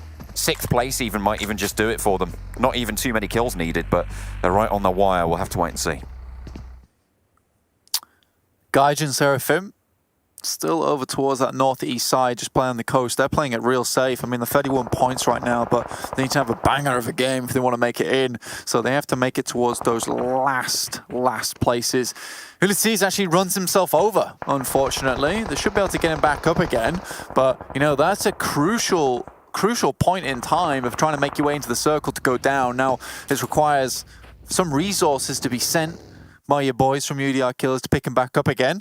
He is now up, but Clash already taking a knock here. UDR Killers really want to get Clash out of the way. Calamos, head, just slips over the top of the window. and jumps back down again. Ooh, that's unfortunate. Clash are not really having the greatest of games at the moment. Qatar Forces, they tried to crash into Destiny and did take some casualties there as well. But back into this fight, it's Calamos who does finally go down. 2 players now standing for Clash. And Athis Well, this is good from has UDR the Killers, bead. actually. UDR Killers using this opportunity to skirt around the sides to gain some ground here. Calamos finally confirmed, and that will be picked up by the Eastern Stars on the northern side. 2 players now just holding down MZ, trapped in that smoke with the off-angle king. And Athis tries to pop up on over. Not really too much to do here for Clash. They'll just have to see if they can just win out the fight. Nades beautifully landing there from Athis. Not quite able to get the knock, but it'll get enough damage to really slow everything down here. M249 from in the reeds will be able to find the knock. The second one found, and it's MZ finally cleared up. QLASH eliminated.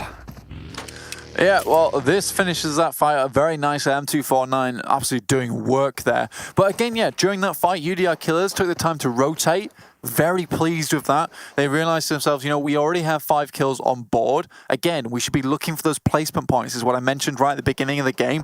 Now that they have those kills, they can start to think about getting, you know, those 10-point third-place finishes. Even a 7-pointer would do from this game. Ulysses does spot a player down towards Lost Bullet, though. Some really accurate shots going out, but this has now spotted them. That's the problem with taking shots, as you expose yourself to the back. 1 knock found from the Eastern Stars over towards the UDR Killers, who are laid bare, as you say, on open ground, but the blue zone will be their friend for now. The Eastern Stars have to reposition, and they can't really take a ridgeline that has the vantage point that they had before, not without some serious renegotiation of terrain.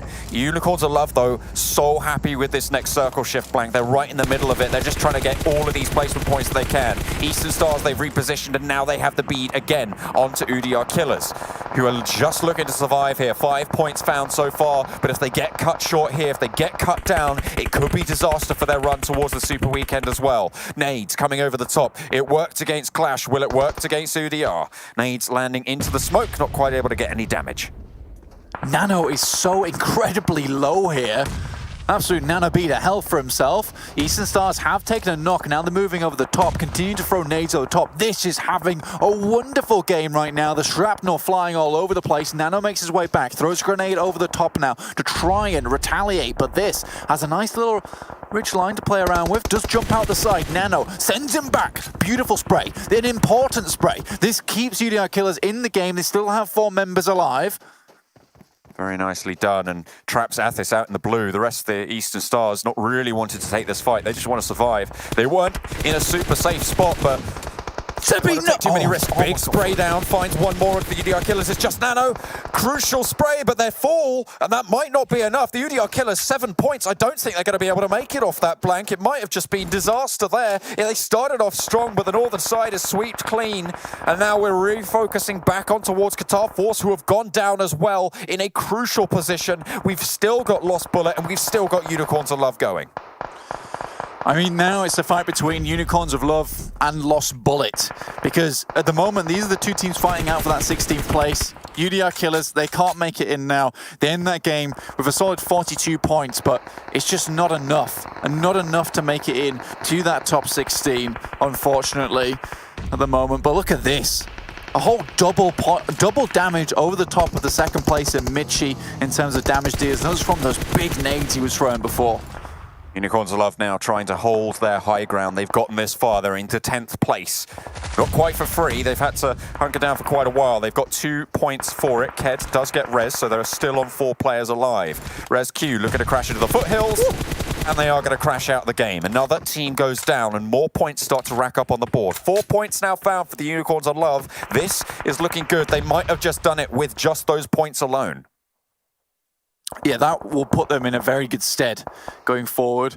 Qatar Forces can also start to ladder up if they want. They're dead. I believe they might actually been got. They've gone out. Yeah, they're dead. They're gone. They can't. It's over for them. I've spoken a lie. But as always, 3 things will always come out: the sun, the moon, and the truth. And there is the truth. Qatar Forces is dead. Oh dear, Lost Bullet though might not be so lucky either. Another team in a crucial spot going in for the fight with the GAMELORD around the side. Looks for more, and they're able to find it. Lost Bullet stay alive against all odds. 7 points, and they might have found what they're looking for as well on the game. again, this is a big fight between them and Unicorns of Love for that 16th place.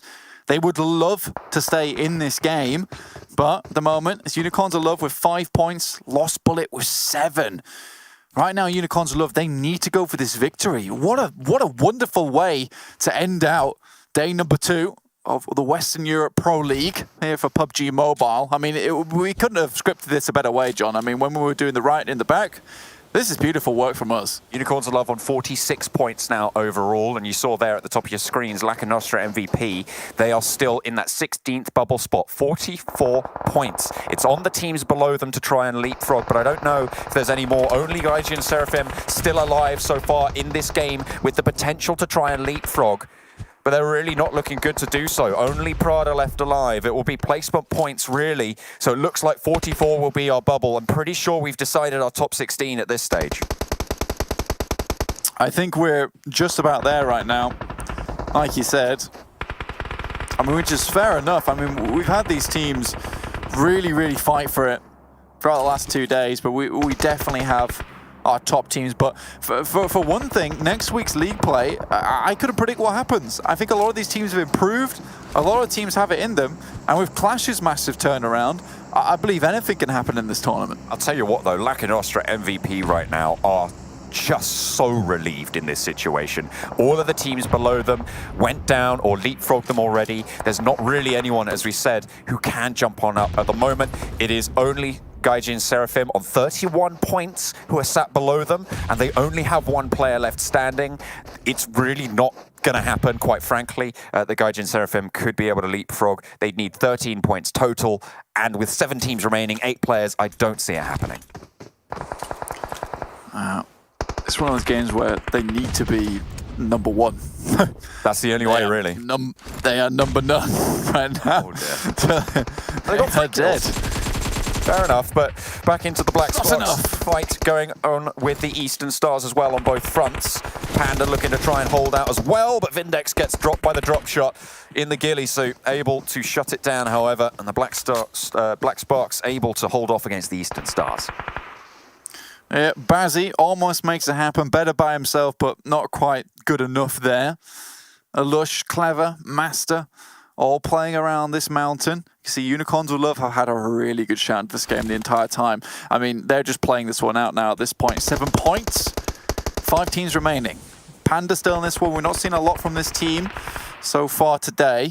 Just some very consistent points, but no pop-off games, no GK first snakes so far. But they're on a decent path, decent trajectory towards the end of this game. And I mean, if the circle pulls off the mountain, like it currently has, and moves over to Panda, Unicorn of Loves, they have to come down. See how much more the Black Sparks can do here. Obviously looking to try and challenge for that top spot. They've made it to the top 5 here. Potential for them to try and leapfrog over Destiny if they can get enough points on the cards, but they go down in 10 points. I don't know the exact standings at this stage. I believe it was just on the screen, but I was looking at something else, unfortunately. We'll have to wait and see just who is in that top spot at the end of things. Destiny have had such a great run, but they weren't able to make it to the top 5 here. Unicorns of Love, 8 points. This is the game they needed. They managed to find it. It's the same story for Lost Bullet. 2 of those teams in crucial locations were able to make it home and get themselves into that super weekend. That's really the story for me here, Blank. And the Lost Bullets now I think fight them out. I would say it's currently Black Sparks sat at the top. They're a fantastic team, and they really have the chops on them to make it happen. Oh, it's Destiny by 1 point. Really? Yeah, it was just on the screen there. Yeah. So Black Sparks finished up with 90. Damn. Okay. 94. They had 94, and Destiny 94. finished with 95. Yeah, damn. Well, Destiny, they hold on to it right at the top. It was their destiny to be right at the top. But right now, it's Unicorns of Love holding that position. And Lost Bullet are trying to dismount them. Beg for Mercy drops down, knows that they know the spot he was in before. And Yuz, in the meantime, finds Master from Lost Bullet. Panda again, just playing it safe, playing it cautious. Looking for a little bit more. Panda currently sat at the start of the game, they were sat in 6th place. Don't know entirely if they can actually make it to that top spot, but Unicorns of Love giving them a run for it. 3 players still standing at the top there. 2 players for Lost Bullet and 2 players for Pandas. One of them to fall. Ked able to get the shot. 3 players, sorry, for Panda. Make that 2, though, as they are down on bended knee. Only 1 player alive and up and kicking for Panda. 2 players for Lost Bullet. It looks like these kills are just a matter of sweeping everything under the rug. Unicorns of Love, they took position on this mountain so early and they haven't had to leave. They've played their stronghold. They managed to ride to victory here, Blank. Maybe not get that chicken dinner, but they are just cleaning things up now. They really are. I mean, Unicorns of Love look down towards Panda, say, bite the bamboo, because this is going to hurt. Take down 2 of the players almost immediately. Lost Bullet, desperately trying to climb. Look, did you bring your crampons? 'Cause if you didn't, you're going to be struggling. Now Fresh, dropping down, fully stimmed. You wonder if he wants to go for this fight. Grabs some more loot, grabs some more gear. Has the Tommy gun. This thing fires extremely fast, can clear up 2 players in an instant. But Ked, slowly but surely, has been eking his way round on the side. This could be the kicker for Lost Bullet. Clever drops down, not clever enough. Unicorns of Love looking to sweep up the only remaining players from Lost Bullet, and now it's just Panda in a 1 versus 3. Looks for the spray but can't get it done. Unicorns of Love take the chicken dinner in a crucial game for them. Our top 16 are decided, and Lakonostra MVP able to sneak their way back into that super weekend. Grand stuff there from Unicorns of Love. And Max, look, I don't think he's cursing people anymore. He's talked about these teams, he said Clash, they've got it in them. Unicorns of Love, they're a top tier team. And look what happens, you know, we just have to hold out for the Max Man. The Max Man blessing to come through right at the end of the day. And there it is. Clash make it through, Unicorns of Love make it through, and we will see them in our super weekend. Absolutely fantastic to see as well. Great stuff coming through from so many of these teams, playing it crucially well in those spots. Unicorns of Love, I think they were in that spot since about Circle 3. They went out very, very early and were able to do so much from their location. Very, very impressive, quite frankly. I mean, to be fair, they did get shifted on towards quite a lot, and leaving their spot might have been pretty tricky. But it worked out for them in the end. They got exactly what they needed to. Even if it hadn't have gone their way, they probably would have still been able to leapfrog that 44-point boundary, which we have seen come through in that 16th place. So we're going to head to the break. When we come back, it will be the analyst to break down that final game of the day and take us ever closer to that first super weekend. We'll see you in a minute.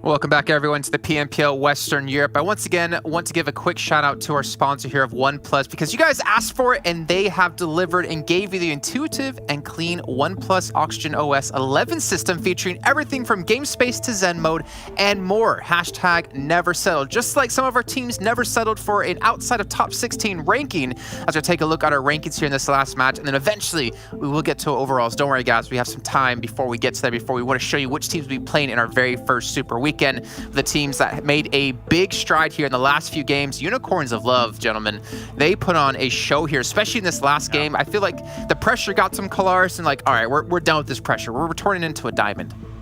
Considering that this was the last opportunity for some of these teams to qualify onto that first Super Weekend, what a finishing circle to have to go through regarding it as well. The hardest finishing circle that we've had here throughout the 2 days, with the kind of verticality coming into effect here and some of the unplayable terrain that you just cannot play with leading up to that last circle. 29 points off the back of that. Unicorns of Love blasting out of control. That's 29 big smackaroonies.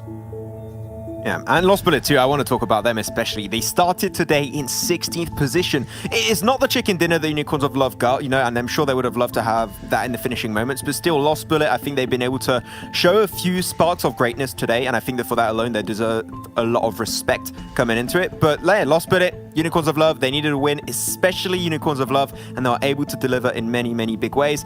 And I feel so bad. UDR Killers, I'm not sure. You know, I'm not good in math, so it's good because have a little bit more suspense. Because I literally do not know if they made it through. So I'm hyped to see if that's going to be enough of those 7 points for them to actually make it, because those 6 kills there were very, very important for them. Yeah, let's take a look at the second page then. See the other teams who accumulated some points, though the big stars were definitely on that front page here for us with Unicorns of Love and Lost Bullet, as you guys pointed out before. ScrimFarm again, guys. I mean, this is the question. Well, that man clash, I guess we could say here. But ScrimFarm in particular. They did so well day 1. They were in first place, and they have tanked day 2. I'm still not sure because they realized, let's just try things out. We're already qualified through. Or was day 1 a misstep? Like, was that never supposed to happen? Or was day 2 never supposed to happen? I'm not sure what's going on, but this makes me really curious to how the Super Weekend's going to go for them here, Kalaris. Yeah, me too. Me too. I've watched today and thought, what is happening? And I can't pinpoint it. You know, I would try and, I honestly, you know, in these death segments, you think to yourself, all right, I've got to find an answer, But honestly, I don't really have an answer for you right now. I'm going to hold my hands up and say that. That's fine. It has been night and day. Yeah. And then Clash as well. I mean, they had 2 massive games today. Max, they got themselves through into the Super Weekend. But then again, another 0-point game here. I feel like Clash maybe was just a sigh of relief after their prior game, right? When they got the 29 points and they knew they were going to be through into the Super Weekend. But Gaijin Seraphim, they had a chance as well here to qualify into the Super Weekend. But unfortunately, at the very end, it just fell apart for them. I can't even imagine the amount of pressure that was on Prada's shoulders there, because the entire team died, well, not the entire team then. 3 players died really early on. They got an encounter that didn't quite go their way, so Prada remained alone, picked up a car, and was like, okay, I need to stay alive. I'm going to go straight for the circle, go center, just stay hidden. He tried to pull a wheel like we saw yesterday on Miramar. Unfortunately, like, you got high ground positions too. It was very easy for teams like, especially looking at Unicorns of Love, to get that information on Prada. So they were like, I can't even imagine the comms there. It's just like, Prada, don't die. And then he dies and just, it's over. So it was a nice try from Prada, but unfortunately that early encounter, it ruined everything. Well, let's take a look at our top players in the last match here. Our top 4 in this last game of Miramar that we're going to see today. Remember, we still have 3 days of Super Weekends to come. And Unicorns Love, some of the first time we're seeing these players into the front page. Fresh and Ked going to be there. Yiz, we talked about on day 1 as unfortunately being the first casualty in our very first match here at PMPL Western Europe. But it's nice to, again, see some new names here, Max. Like, I'm happy to see Unicorns of Love get 2 players into this front page.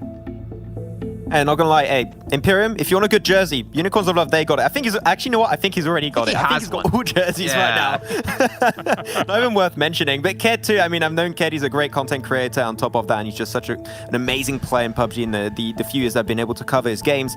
And Fresh too. You know that the more newest addition, I would say, for the side of Unicorns of Love, and I think they've been able to really show up in big ways this entire event. Sure, it was the last game. It was just a call of desperation. It worked out, but now we need to see the Unicorns of Love we were expecting on day 1. We need to see them perform that well from the get-go in the Super Weekend. That's what we need to see from Unicorns. Nothing says stealth like pink camouflage, don't you think, Jason? I guess it depends on the terrain. Maybe there's going to be a pink map at least. Wait, what? How is there pink terrain? What? Maybe they're fighting on Mars, but that's, I guess, technically red. Anyways, let's take a look at our total damage in the last game. And we have had another 3K plus damage game delivered to us by the Unicorns of Love. 3,100, that's damn impressive. Yeah, very much so.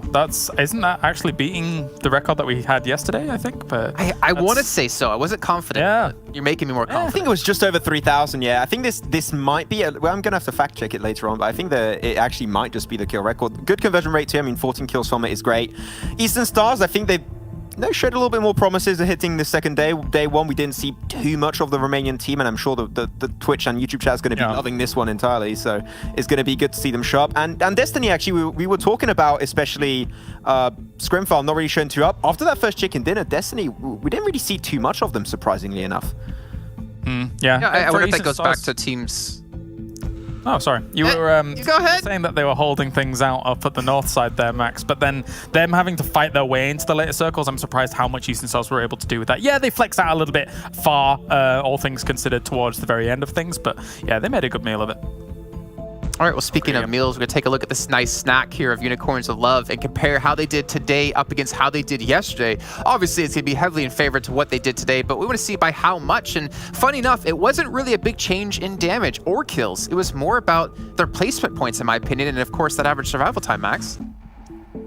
I mean, yeah, placement points overall going to be increasing a fair decent bit here is going to be increasing by an extra 3.5. Yes, I took a little bit slow. I slowed down my brain a little bit to make sure, because I'm really that bad. It's not. You guys think it might be a joke for the desk, but it literally isn't. I'm literally that bad. What's the time difference in survival time, Max?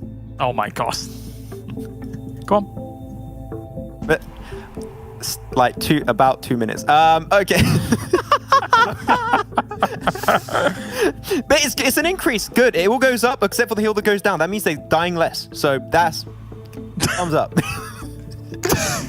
It was 2 minutes. Don't put me on the spot. I'm stressed out, Jason. No.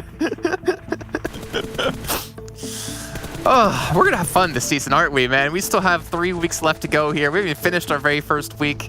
We're seeing some of the highlights though of Unicorns of Love, and I think what's impressive to me is we've obviously talked about how well Unicorns of Love can be as a team. I think it's impressive and good for them as like a sigh of relief to finally have that good game for themselves, to show that they can compete and play against the teams here and come out on top. There's actually some situations there as well where they got quite unlucky. Like when spraying down that buggy, almost killing Ulysses, but it was on just a slight slither of health. I've only just noticed it in that highlight.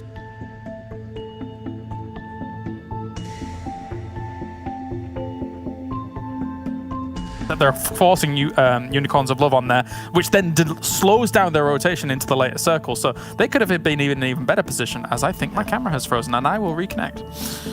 No, you're just very, very still. At the end there. I mean, remember, it's Unicorns of Love, not T-Rexes of Love. You can move. It's fine.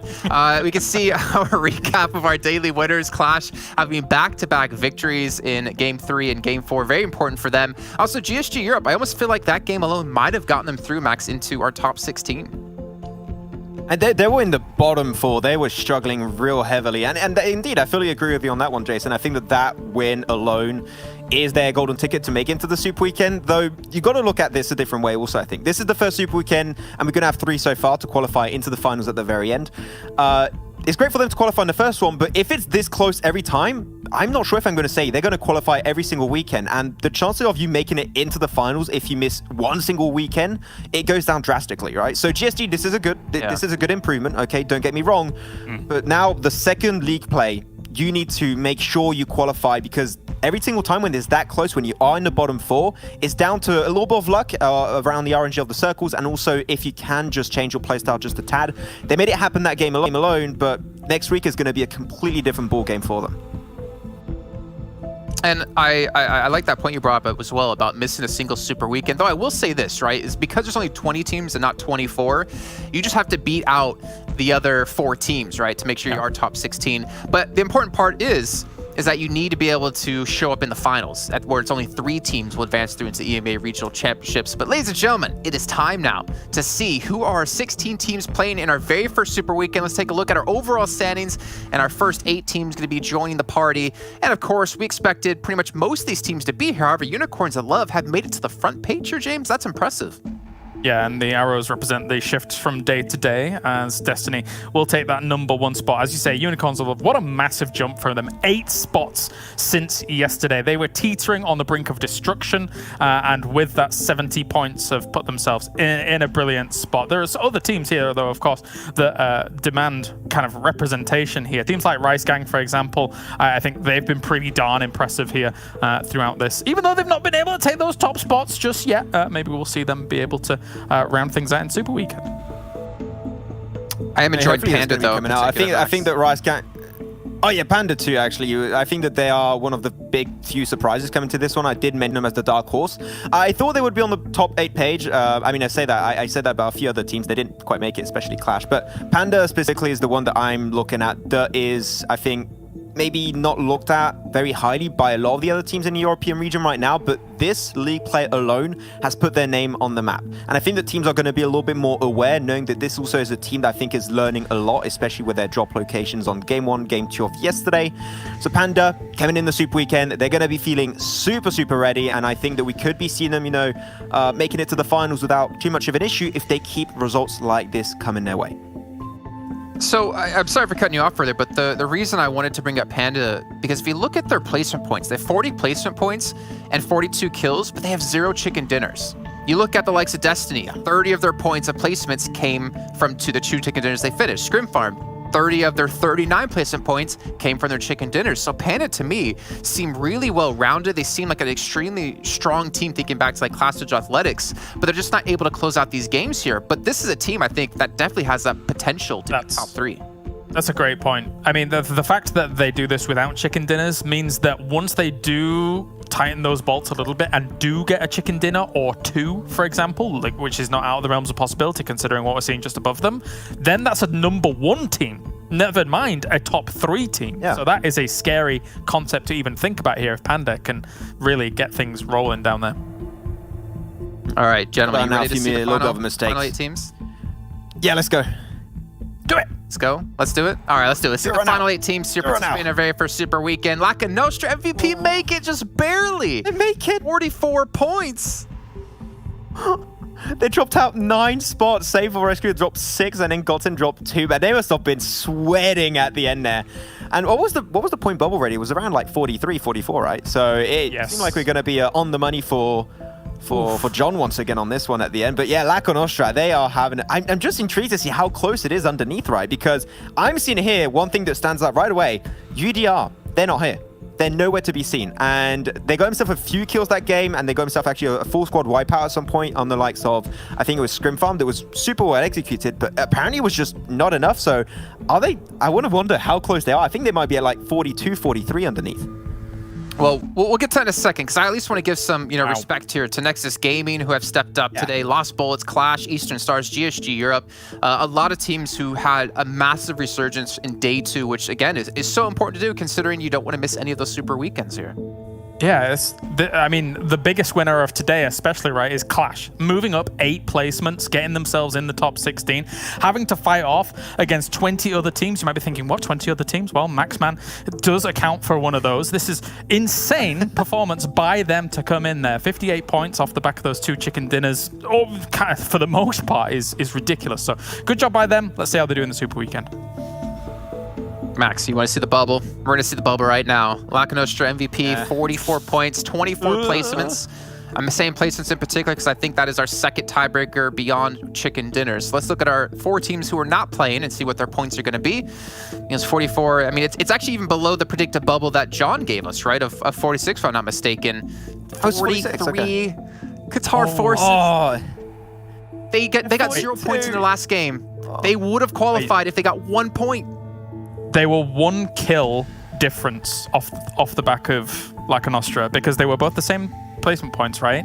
And then 20 kill points for Lakonostra off the back of 19 for Qatar Forces Esports. So if they'd have got maybe 2 kills more across these 10 games, or 8 games, I should say. So even just 1 placement point. Gaijin, I want to mention them real quick. Like, they got himself a chicken dinner. I would have never thought on a league play stage to qualify in the very first Super Weekend, a team with 1 chicken dinner did not make it through. They have 20 positioning points total. 3/4 of those are purely off of 1 game alone. Everything else was just full of nothingness for them. So Gaijin, I hope they're going to take this as a learning opportunity that 1 game is just clearly going to cut it for them, and they need to improve that consistency factor. They got a lot of things to iron out. I think that especially when it comes down to rotational pathing, they need to try and make sure they can iron those out and make them a lot smoother, a lot cleaner. But yeah, that was so close for Qatar Forces and also the likes of UDR. I feel bad for the lads, man. Yeah, it's rough, but you know what? It gives them some extra time, right? They have 3 extra days to prepare for the new coming week of what's happening in week 2 with league play. But it's time to now take a look at our MVPs here so far within the event. Remember, the MVP at the end of the finals, which will happen later on over in June, will get themselves $1,000 for themselves in their pocket, straight to them. They don't have to, you know, give it to their team at all, though they probably should. But from today, it's going to be Ked coming through out of Unicorns of Love. Good average damage. But we also see a lot of new names. Not really any repetitive names from yesterday here, guys. I'm quite surprised there's no Clash there, Max. To be honest. Actually, yeah, especially MZ. Like I was expecting MZ to be up there at some point, but we're gonna have 2. Actually, no, not 2. We actually have 3 remaining players gonna be the MVP here for this entirety of today. So that's gonna be a great showcase from Dexter, Athis, and also Kapahala. I think that Dexter really got himself the MVP off of that big fight at the very end of Erangel on the 4th game of the day, where it did get taken away by Clash in those finishing moments. So not too surprised. But yeah, Ked seemed like that last game, also that one game alone, did allow him to get himself in this top 5 MVP, but a lot of Romanian presence in this, so I'm sure we're going to have a lot of very happy fans in the chat later on. Yeah, I'm definitely hoping so, and obviously this is a great sigh of relief. And I've said it multiple times, but it's always so frustrating to go into an event, have a really bad day 1, but to be able to have a better day 2, to get into the super weekend. Now they can at least take the rest of today. They can look at tomorrow to really review the VODs and get things ready to go. Predictions for our super weekend here. Do you think we're going to see a massive change up from our top teams and our bottom teams, or things are going to stay relatively the same here at the end of the super weekend? Max, I'm going to put to you first. I'm going to let Clarks think about it a little bit longer. Oh, phew. He's gonna have time to think. Not asking for any exact teams. Okay, I think there's going to be a big shift, of course. I think you're going to be having maybe some teams that knew very early on, they knew they were going to qualify. I'm mainly thinking of ScrimFarm after their back-to-back chicken dinner they had yesterday. That's just an example. A few teams are in a very similar situation. And I think that maybe in the second day, that means today, they did try and hide a little bit their strategy, so that could bring a little bit more unknown into the Super Weekend. So I'm expecting some things to change, of course, but I'm mainly looking at the bottom teams trying to learn as much as possible and trying to learn from their mistakes and the things they did properly to hopefully increase their point overall average in the Super Weekend. And I guess it's my turn. I thank anything I had some time to think about it. I said at the beginning of the day that I think that some of these teams are going to perform better when it comes to a lobby that is not rotating. So I think some teams like GODSENT, for example, might be faring better in that kind of environment. I think that Clash, even to a certain degree, might fare better in that environment. But I'm still looking to teams like Destiny up towards the top. I said at the beginning that I think they can be kings of consistency as the previous Phobos roster if they continue on with this. And high hopes for, I guess, those 3 teams I'll go with. Yeah. Okay. You know, I'm making the bold prediction here. End of week 1 Super Weekend, Clash is going to be first place. I'm making the bold prediction. It's probably going to be wrong because I have a bad track record, but you know what? For Max's sake, I hope it does happen. And of course, obviously, them as well. Ladies and gentlemen, that's going to end off our show here that we've had. Our second day of League Play, our very first week. We do have, remember, 1 day off. Wednesday, there'll be no games played. But back on Thursday, at the exact same time, we'll be kicking off our very first Super Weekend with our 16 teams you just saw. You're not going to want to miss it. And we'll see you guys then.